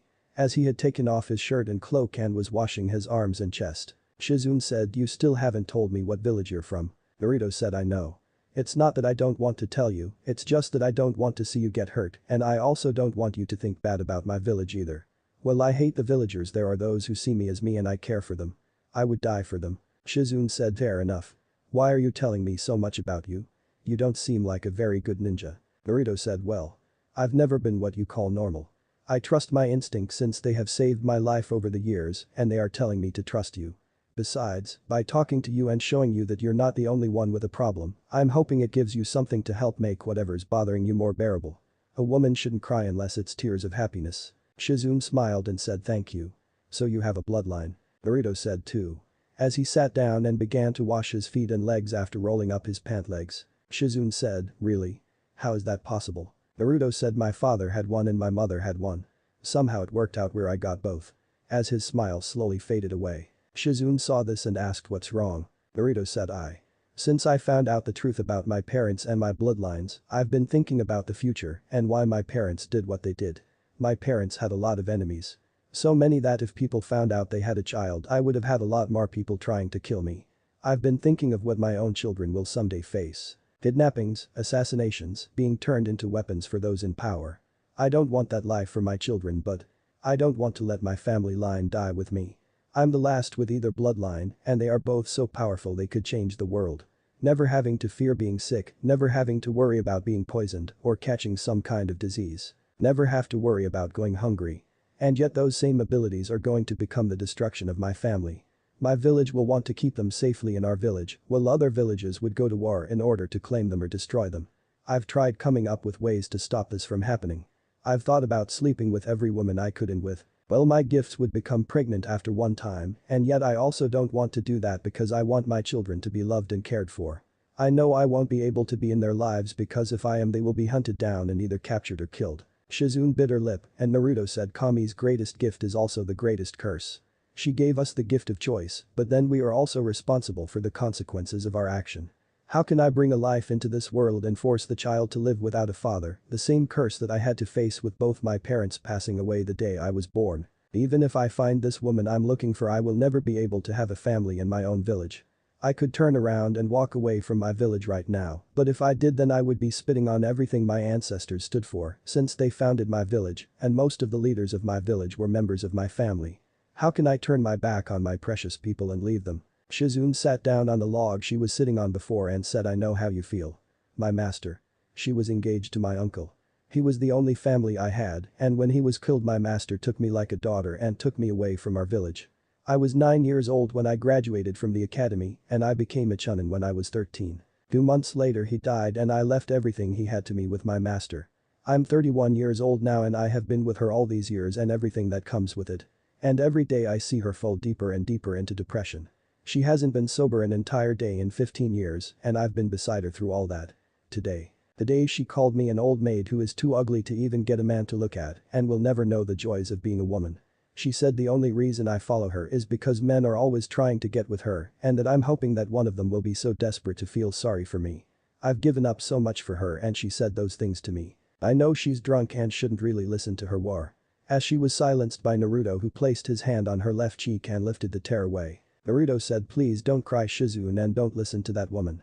I understand your master feeling pain over losing her fiancé and I understand your feelings for being with her all these years, but I've also had to deal with people on a daily basis that deal with the loss of those close to them and I've also seen an innocent being hurt by others and your master's wrong Shizune. You are a beautiful woman, you could have any man you want, but you're scared of what would happen to your master if you were to leave her.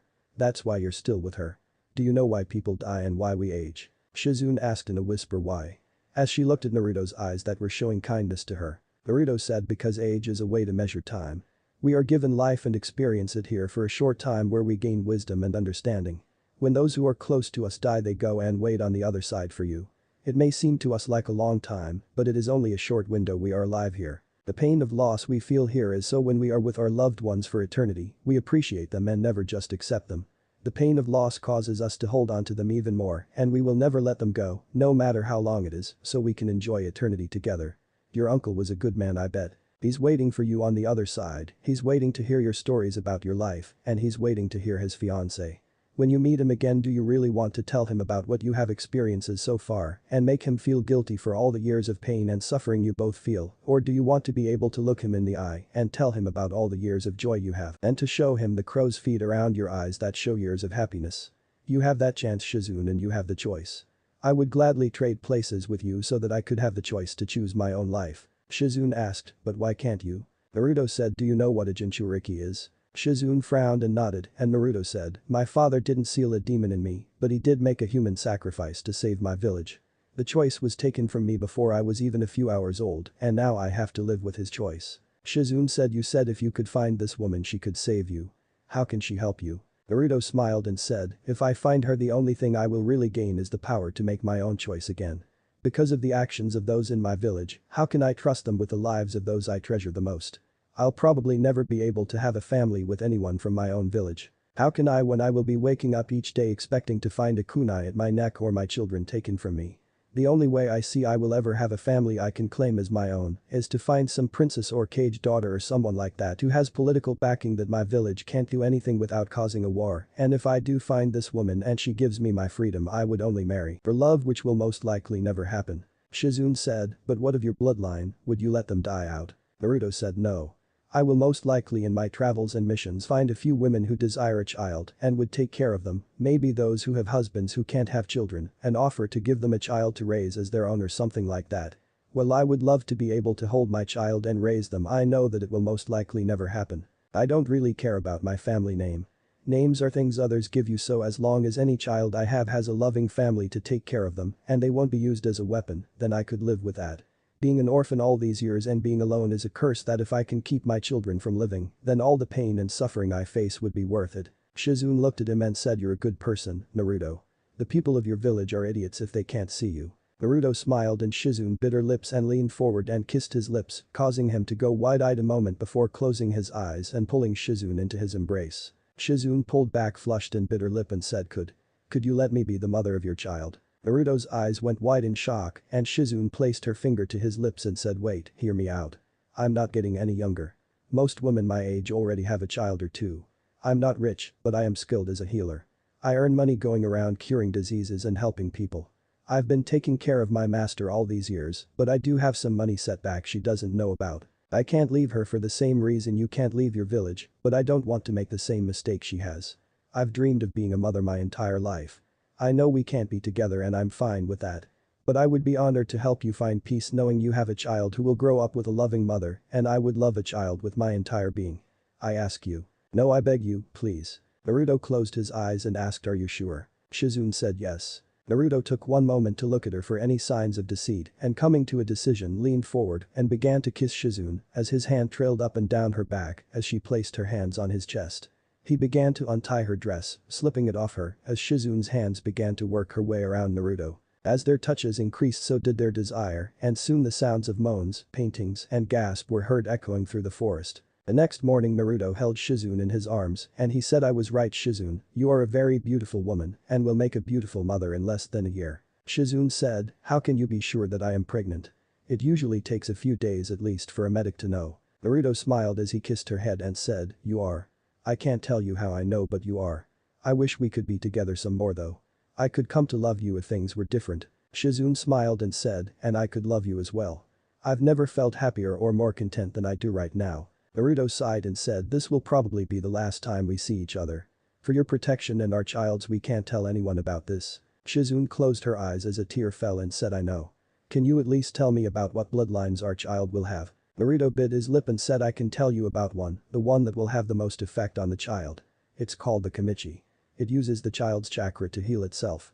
Any poison the child comes in contact with will only make him or her sick for a little while, and then the child will forever be immune to it as long as they have enough chakra in their body to fight it. It can regenerate lost limbs, organs, bones, and flesh. Any disease they come in contact with might give them a little sneeze or a light fever, if even that is their body becomes immune to it. It all depends on how much chakra the child has in their body, and since it uses chakra their reserves will increase quickly. I know you're a medic nin since you told me, so if you decide to have our child become a ninja, I would suggest pounding chakra control into their head from day one. Other than that I leave the decision to you. Shizu nods and kisses him on the lips and says if we do meet and you want to meet our child, I will let you. Naruto let a tear fall and said I know. But I also know what my family's enemies will do, and I won't put our child into that danger. Shizune stood up and said I should be going now. My master has probably passed out somewhere and I need to get her up and going for the day. Naruto got up and he hugged her and said if we see each other again act like you don't know me. That way if I'm with someone I don't trust they won't think anything of it. Shizune nods and kisses his lips one more time and away as the words goodbye hit his ears. After she was gone he fell to his knees and began to cry. When Naruto got back to camp after he took a bath in the river, he found a blonde-haired woman with a huge breast passed out on his sleeping bag and he blinked and thought, what the hell? How many women are in these woods? And he said hey, lady, wake up. Naruto frowned as the woman did not stir and he said oi, lady, you need to get up, you're in my bed. The woman began to stir and she said shut the hell up. Naruto got a tick and said listen here lady, I don't mind that you used my sleeping bag, but you shouldn't be rude about it. The woman sat up and looked at Naruto with bloodshot eyes and she said, who the hell do you think you're talking to? Naruto said I don't know and don't care about the lady. The woman got up and said I'll tell you who the hell I am Tsunade Senju. Naruto's eyes got wide and said Tsunade Senju. As in the granddaughter of the Shodaime Hokage. Tsunade nods and Naruto said oh this is great, I've been searching for you. I got something for you. As he rummaged in his cloak pockets and pulled out a scroll. Naruto was smiling as Tsunade eyed the scroll, and then Naruto, and she slowly took the scroll, and Naruto felt like a great weight was lifted off his shoulders when Tsunade smirked, and the next thing he knew he was feeling great pain in his chest as he was sent flying through a tree. And several more before the sixth one bent in half and fell on him pinning him to the ground as one branch stabbed him in the stomach. As he coughed and in pain, Tsunade appeared laughing and said idiot, do you really think I care who you are or what's in this scroll? I'll never go with you. As she threw the scroll in the air and Naruto's eyes got wide as Tsunade finished a set of hand signs and breathed a fireball consuming the scroll. Naruto gasped as his eyes followed the ashes of the document and Tsunade drew back and kicked him in the face and the last thing Naruto heard before he blacked out was her laughter as she ran off. When Ino and Anko returned to the camp both saw the destruction of several trees and Anko said fan out and searched for them. As both women began to look around and Ino screamed as she found Naruto. When Anko got where Ino was she saw Naruto pinned to the ground and a pool of blood around him as he looked pale and she looked at the tree a moment before biting her thumb and flashing through hand signs and as she slammed her hands on the ground, said Kuchiyas no Jutsu. As a 30 feet long snake appeared that was 3 feet wide and Anko said Slither, I need you to lift this log off here without hurting the kid if you can. He's still alive but needs serious help. The snake quickly dug into the ground and came out on the other side of the log before wrapping its head around another tree and lifting the log off Naruto as Anko broke the branch that was sticking in him and pulled him out. Once he was safely out the snake went up in smoke. Anko quickly removed the branch and shoved a soldier pill and a blood pill in Naruto's mouth and began to use a medical to help him. Ino stood back watching with tears in her eyes and her hand over her mouth. After 20 minutes Anko wiped the sweat off her forehead and said there. That's all I can do. Hopefully his bloodline is as good as he claimed. All we can do now is wait. You watch him, I'm going to look around for clues to see if I can find out who did this. Ino moved and placed Naruto's head in her lap and she thought why couldn't I do anything? I won't be helpless again.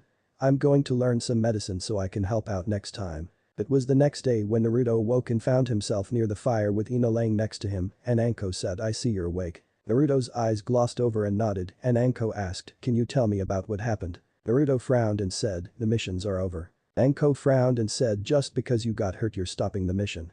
Why? I mean you're already healed. Naruto shook his head and said Tsunade was the one who did this to me. Earning a gasp from Ino who awoke hearing his voice and Anko eyes going wide. Anko asked, are you sure? Naruto said big-breasted blonde who reeks of sake and can punch me in the chest once and send me through all those trees. Yeah, she even said her name was Tsunade Senju. She said she didn't care who I was or what was in the scroll I gave her, she was never going with me as she burnt the scroll and kicked me in the face and left me for dead laughing. Ino asked what was in the scroll. As her face showed how shocked she was. Naruto closed his eyes and said my freedom. I now have no proof of who my family is or was. I can't even prove that my real name is Naruto Uzumaki Namikaze now. As far as I know those were the only copies of those documents left. As he sat up slowly wincing as his stomach was tender and slowly began to pack up camp. Ino said so what now? Anko bit her lip and said the missions are over. If Tsunade isn't going to return with us then we have no option but to return. Ino looked down and Anko said I can't believe Shizune would let Tsunade do that. Naruto froze and asked Shizune. Anko said yeah, Tsunade apprentice. She's been with her since her uncle died. I met her back when I was apprenticing under Orochimaru and your dad was apprenticing under Jiraiya. Naruto closed his eyes and thought Grandma Kami, you're a bitch. Naruto said I see. Shizune wasn't with her. Tsunade was alone here in the camp when I returned from taking a bath.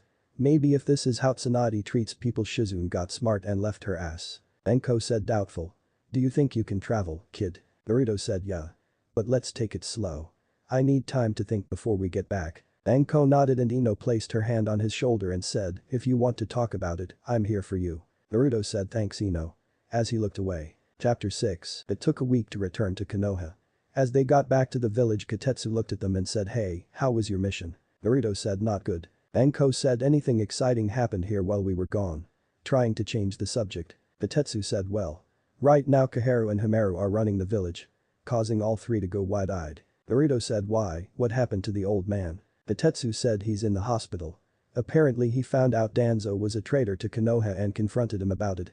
He killed Danzo, but he's been injured and been in the hospital ever since. Naruto frowned and Anko said well come on, let's go report it. When they got into the Hokage Tower Naruto frowned as he saw people taking glances at him and they made it to the Hokage office. After waiting 10 minutes they were let in and Himeru said welcome back Anko, Ino, Naruto.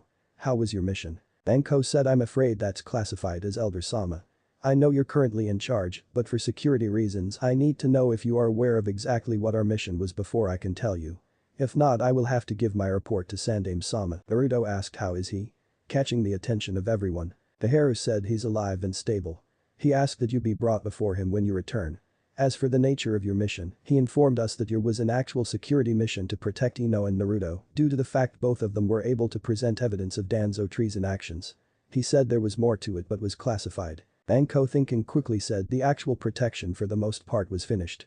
As instructed I trained both so they wouldn't be far behind their peers and I feel they may actually be ahead of their peers. I was able to teach him several as well as increase his chakra control, which if we weren't in the village, you would notice his natural release is only low jounin level compared to San inner cage level it was before. He was able to discover during our travel an incomplete Taijutsu Kenjutsu style that with a little help from me was able to finish it and is working on get his body able to perform it. As for Ino I increased her stamina, chakra reserves, control, and I taught her one of the simpler styles that make up a part of my style. I also taught her some information gathering skills to better prepare her for her future as the next generation Ino Shikacho group. I also was able to teach both some about poisons and antidotes, so at least when I'm not here we have some minor knowledge to help the village. Koharu said excellent. You've done a fine job Anko. Naruto and Anko both blinked and said at the same time alright, who are you and what have you done with the elders? Himeru said well. As hard as it might be to believe, but for the last 10 years Danzo has had Koharu and myself under his control through the use of several forbidden and other things that are classified. As such we were little more than puppets to him. He was paranoid about it though, so he made it where we were only loyal to him and with his death we are free. I can understand your feelings toward us with the way you both were treated and I hope we can earn your trust. Naruto frowned and Anko said we'll see. Himeru said well I expect you want to see Sarutobi. He's in room 321 and the guards have been given permission to let you in Naruto. Naruto nodded and looked at Anko and Ino and said if you don't mind, could we keep what happened a secret? I don't want the village making fun of me for nearly killing myself with my own. Anko said sure Gaki. Ino said of course. Both understand what he really meant. Naruto nods and leaves and after he is gone Koharu asks what happened. With concern in her voice. Anko said sorry, he earned my respect and trust on this mission and I don't see a reason to hurt him by revealing a simple training accident that anyone could make. Himeru said I understand. Well is there anything else you would like to report? Anko said nope. Koharu said, how about you, Ino? Ino said no. Himeru said well, you dismissed them. When Naruto made it to the hospital room of the Sandaime and led in he saw the Sandaime sitting on the bed reading Icha Icha Paradise and Naruto said well, you must not be dying any faster than normal if you're still trying to get a hard on. Sandaime looked sheepish as he quickly hid the book and said so. How was the mission? Naruto scowled and said it failed. Sarutobi said you weren't able to find her then. Naruto walked over to the window and said oh, I found her. And I hope she rots in hell. Sarutobi frowned and said what happened? Naruto frowned and told him what happened, and Sarutobi was silent for a moment and said, so you never told her who you were. If I know Tsunade, she probably thought you were a debt collector and you were handing her the marks she had from her debt. Naruto scowled and said, I thought of that as did Ino and Anko on the way back, but after what she did to Shizune-chan I doubted. Sarutobi blinked and said, but you said Shizune wasn't there. Naruto said, I know. I ran into Shizune the day before and we spent time with each other after I found her crying in the woods. Well, what she's done to me could be explained, the things she's done to Shizune are even worse, and out of respect for her I won't tell you. Sarutobi frowned and thought, how far have you fallen, Tsunade? Naruto unsealed one of the scrolls from his shoulder and said, Jiji. Since I don't have proof any longer and because after what has happened, I wish to release myself from the Senju clan. I think this is why Dad never told anyone about his bloodline. Tsunade is the last Senju. The woman who is my cousin is dead to me. As he handed the scroll to the Sandaime. Sandaime looked at the scroll and said, you think you don't deserve these since you're not related to Tsunade, right? I don't see that. This is your family scroll. I see a scroll your father entrusted to me to give to you when you were ready. I also give you permission to use your father's name. I have the marriage and birth certificate for your parents and you. Naruto's eyes got wide and Sarutobi said, I didn't know Minato had a copy for you, but I had a copy I was waiting to give you when you were ready. I asked that you keep your family name a secret though until you're strong enough. Naruto bit his lip and said, alright. So when are you going to be getting out and taking over again? Sarutobi said, I should be out in a week. But, Naruto asked, but what about Jiji? Sarutobi said, well, you were out, Jiraiya, your godfather and the sensei to your father came to give me a report and I was still in critical condition. Koharu and Hamaru asked him to take over as the Godame and he refused and said that Tsunade would be a better choice. The elders agreed and sent him to retrieve her. Naruto's eyes got wide and he paled and he looked up at the roof and said, I really hate you. Sarutobi sighed and said, I will keep quiet about who you are related to and I will order those who know not to tell her. Naruto frowns and says, Jiji. I know this isn't normally done and you've been more than generous to me, but I have a request. Is there any way I can not be here if this Jiraiya guy brings her back? With everything that's happened I feel like I'm snapping. I nearly bit Ino and Anko head off trying to be nice to me on the way back. Maybe a low-rank mission or something like that, something long-term to give me a little time to calm down and figure out things. I'll return when the mission is over.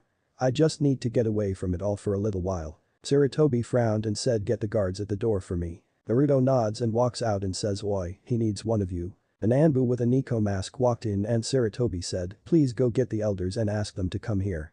I need to speak with them. Nico nods and shushens away and Naruto said, that reminds me, what's with the old fossils, were they really under Danzo's control? Sarutobi said since the Uchiha massacre they were.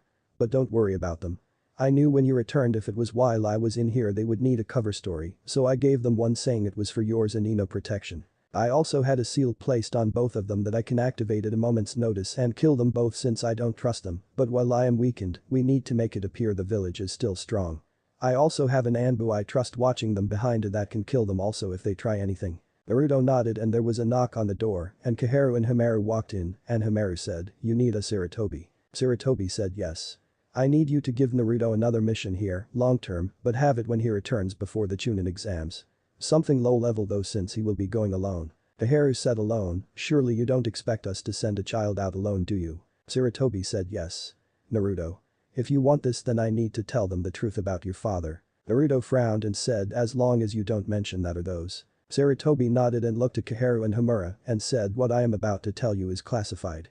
It's the real truth of what happened the night the Kyuubi attacked Konoha. Hamaru asked, what do you mean the real truth? Sarutobi said the Kyuubi was never sealed away.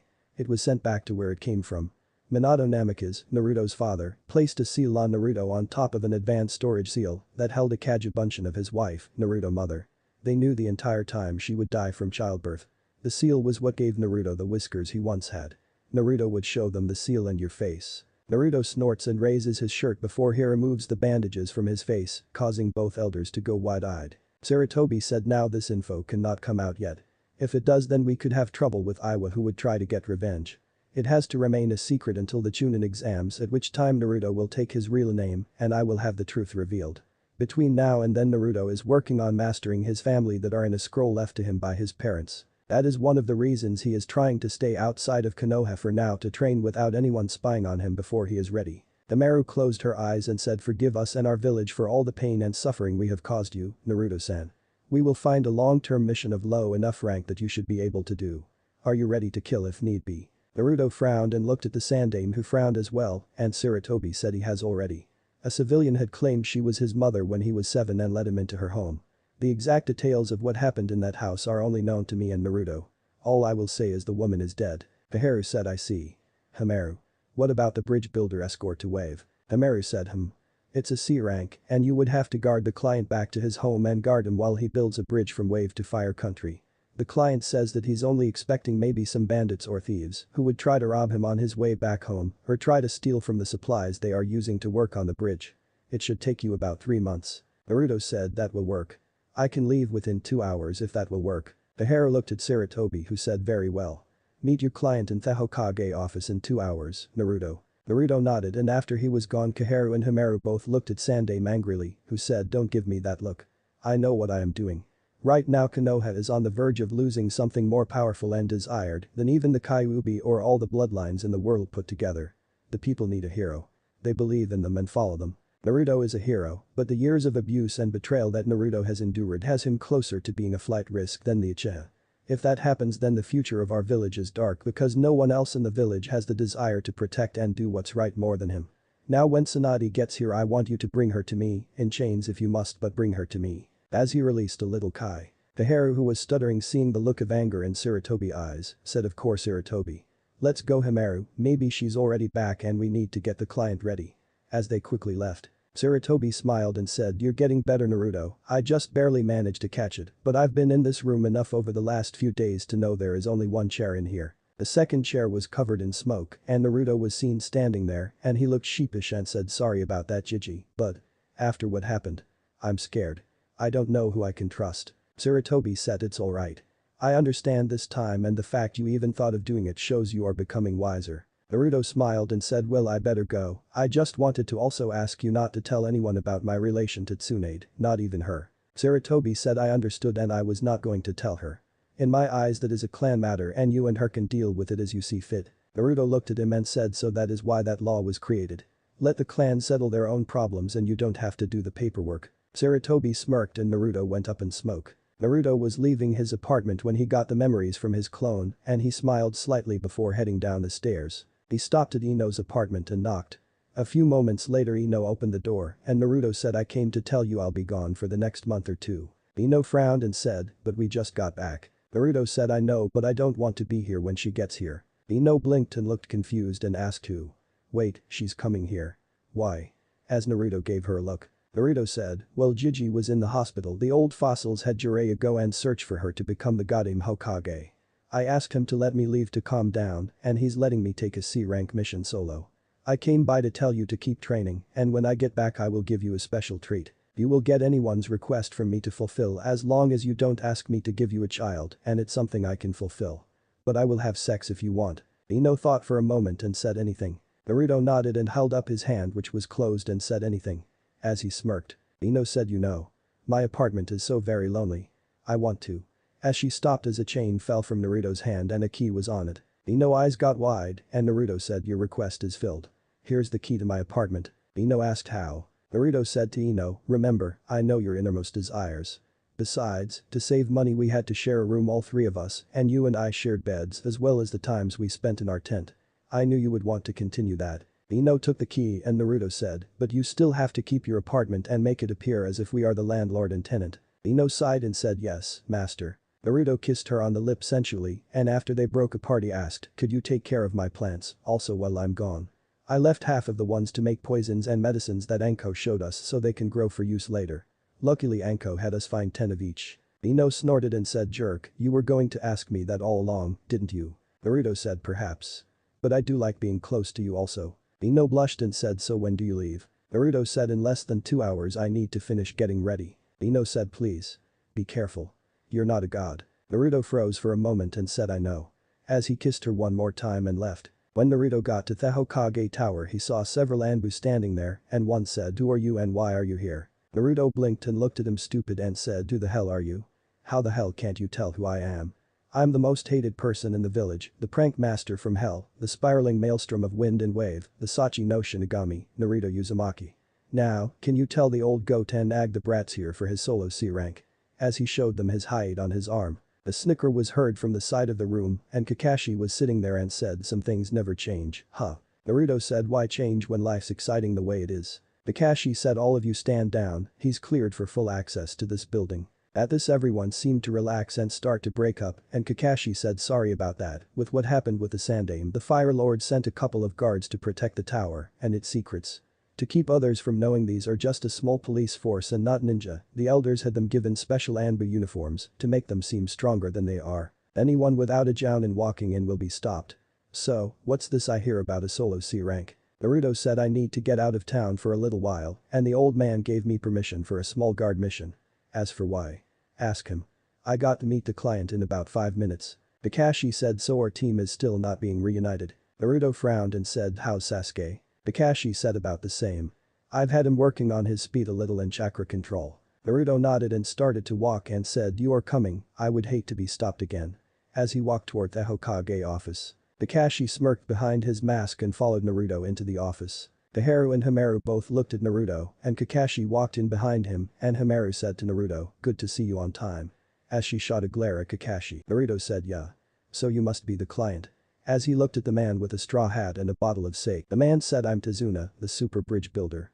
Are you both a ninja who are guarding me? Naruto started to say something when Kakashi said actually. I was going to tell the honorable elders that I've already spoken with the Sandaime and the rest of Team 7 are at the gates waiting for us. Naruto was shocked and Kakashi said remember what I said when your team passed. Naruto said you pray you never find out what wrinkles on a woman when she gets older. Causing Kaharu to glare at Kakashi who played a moment from the kai she was releasing. Kakashi smirked and said I'll have to pay you back once we begin team training for that. I said those who don't follow the rules are trash, but those who abandon their comrades are worse than trash and you need your comrades. After all, we are family. Naruto scowled thinking about Tsunade and said well blood may be thicker than water, but pussy is better than porn. All 4 will get you killed though. Kakashi smiled and said good, then bring the client to the main gates while I get my supplies ready, elders. As he left. Naruto said hey, I have a question, since my sensei in the bingo book says if I kill him and bring back his head, can I get the bounty? Causing everyone to sweat drop. Taharu said only if he became a missing nin Naruto. Naruto said damn, well come on, let's get the hell out of town before the drunk bleach blonde, big-breasted bitch gets here. As he thought damn it Gigi. At least he cares. When Naruto walked up to the gates with Tazuna he saw Sasuke and Sakura standing there and he said yo, sorry I'm late, I had to grab the drunk here before he could get another bottle of sake. Kakashi appeared in a puff of smoke and said really, I got lost on the road of life. Sakura screamed you're both liars. As she pointed at them. Naruto sighed and Kakashi said alright Team 7, well we have been split up a while it's good to see I have a team again. This is Tazuna, our client. He's a bridge builder from the land of Wave and we are to escort him back to his home and then protect him until he finishes his bridge. Tazuna, this is Sasuke, Sakura, and you already met Naruto. Sakura said it's nice to meet you sir. Naruto crossed his arms and Sasuke smirked and said HN. Tazuna said are these brats all that's going to protect me? Naruto said sir, we're not just some mere brats, Sasuke here is a member of an elite clan who've been trained since birth to fight, a single member of his clan can kill off nearly 100 ninja by himself, Sakura here is a member of the most elite, tracking unite in Konoha who can find her target no matter where he hides, and no matter what he does, she doesn't quit until she gets her man. Our sensei here is the Sharingan Kakashi, the copycat ninja. He's seen enough battles that as soon as an enemy moves a single muscle, he already knows what the enemies are going to do and can either copy them or stop them in their tracks, and then you have me, the Sachi no Shinigami. My family has so much blood on our hands people look at me as if I'm not even human. We're more than strong enough to stop any bandits or thugs that we may encounter. Tazuna said is that all true? As he looked at Kakashi. Kakashi said yes. And thought from a certain point of view, he never said Sasuke was the one strong enough to kill off 100 ninja, Itachi was, Sakura is a fangirl who hounds her target until she gets him much to Sasuke annoyance, and Naruto family are all feared because of how deadly and powerful they are, and people don't see him as human, and Kushina was known as the Aka Shinigami. Tazuna said alright, I guess I can see you guarding me. Naruto smiled and Sakura said I don't know if I should feel flattered or insulted for what you said to Naruto. Sasuke glared at him also, and Kakashi said well come on, let's go. It was about 20 minutes into the trip and Sakura asked hey Naruto, where have you been exactly? I mean I know Sasuke-kun has been with Kakashi sensei and I was stuck with Asuma sensei, Choji, and Shikamaru. Naruto said well. You know how Sandaime was injured from killing Danzo. The reason he killed him was because he found out Danzo was a traitor to Konoha. Ino and I sort of found the proof that Danzo was the traitor, so we were both sent out of the village in order to protect us should Danzo or his men escape and wanted revenge for getting them caught. That reminds me, what was the official statement on that? Kakashi said Danzo was officially charged with treason, murder, and attempted kidnapping of Konoha citizens and ninja. Naruto said I see. And that's it? Looking shocked. Kakashi said yes. As he read his book. Sakura said, why do you seem shocked by Naruto? I mean it's what happened. Naruto glanced back at her and said Sakura.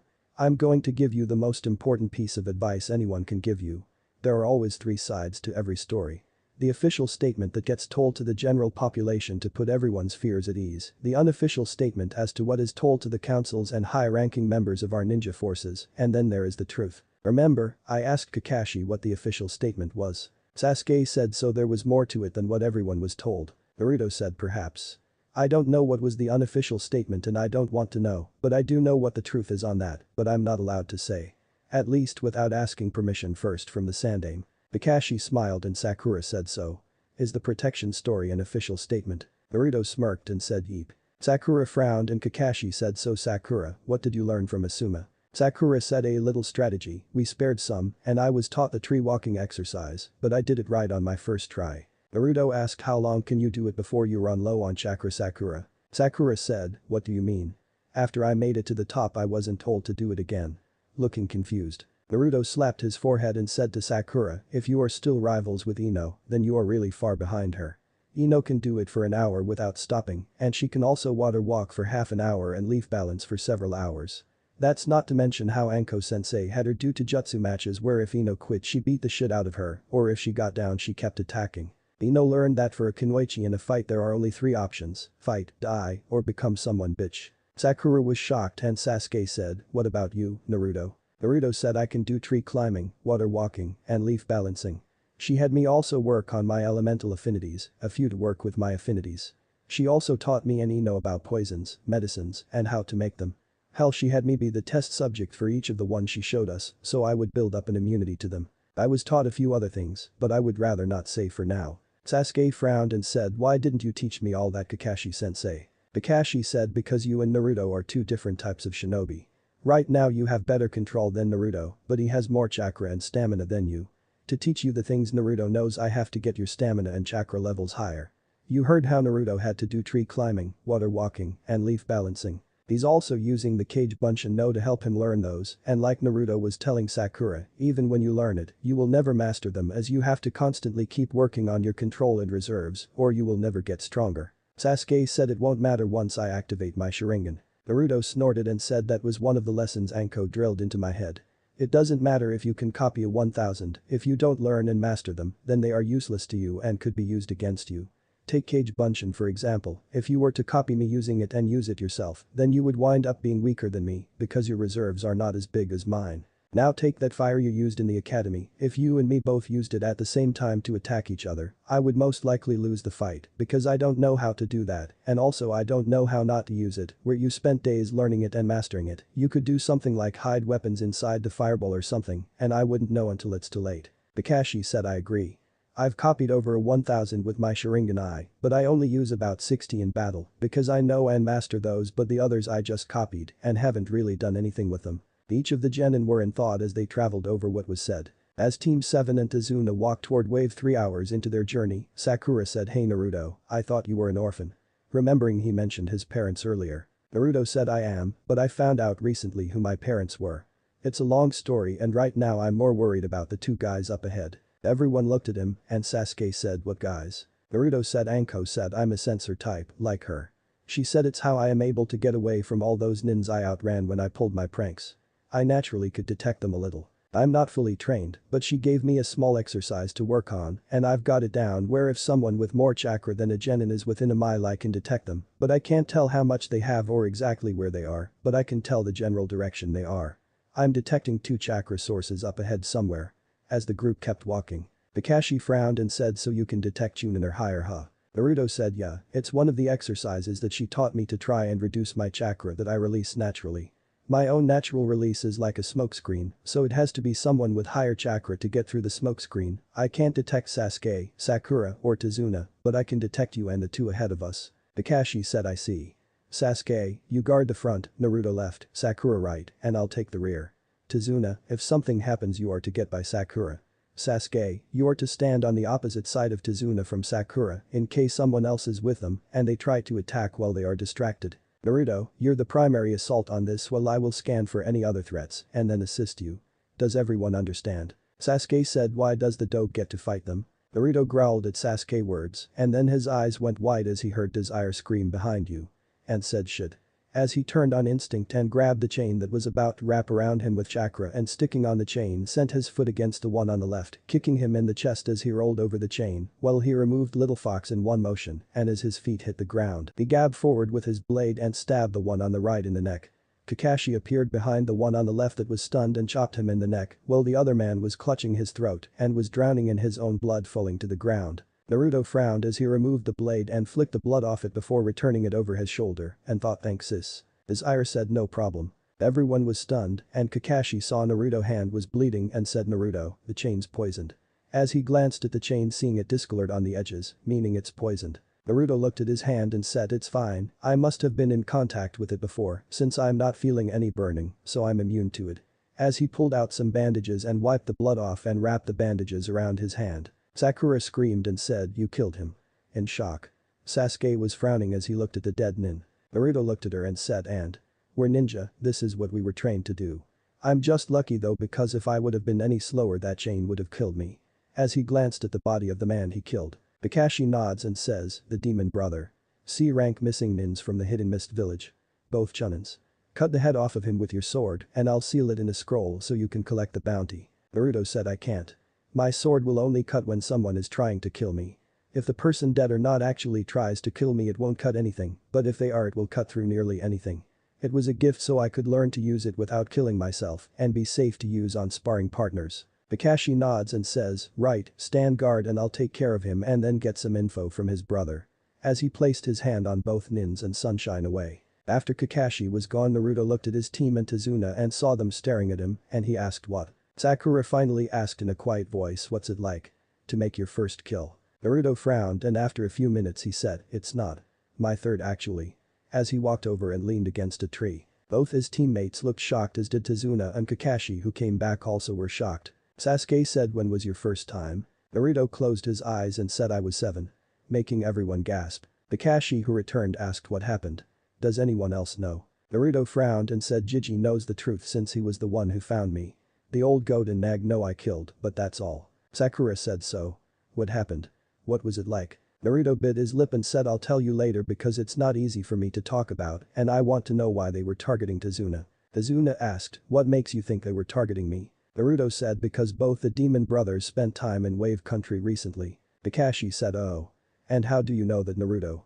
I mean even I didn't know that. Naruto who was still leaning against a tree, moved his foot and kicked a small boulder beside the tree and said because they ate lunch here waiting on Tazuna to return and had food they got from Wave Country. The receipt for the store they shopped at is with the trash they hid and it says the store is located in Wave. As everyone saw a bag with sandwich wrappers and a price tag stapled to the bag. Sasuke asked how did you find it? Naruto said because I haven't eaten since breakfast and I smelled chicken and followed my nose over here to see where it was coming from. Causing everyone to sweat drop. Kakashi said I guess you can teach an old dog new tricks after all. Now why don't you tell us about what is really going on in Tazuna?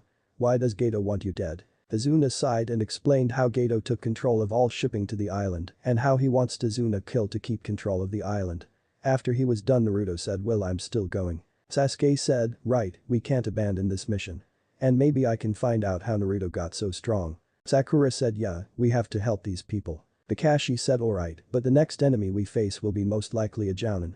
Everyone is to be on alert and follow my orders. All 3 genin said hi. So Team 7 continued the mission. Naruto after the first hour put his hands together and created 10 Kagebunshin and had them quickly jump ahead. After they were gone, Sakura said what did you do for Naruto? Naruto said I only have at most a mile range of detection, my Kagebunshin have at most a mile detection, but by having them go to the edge of my detection zone and circle around us, I can cover about 4 miles from us in every direction, since our next enemy is most likely I should be able to detect them, and when the clone dispels its memories will come to me, and I can give us more time to prepare. Hopefully. Sasuke said good plan, dope.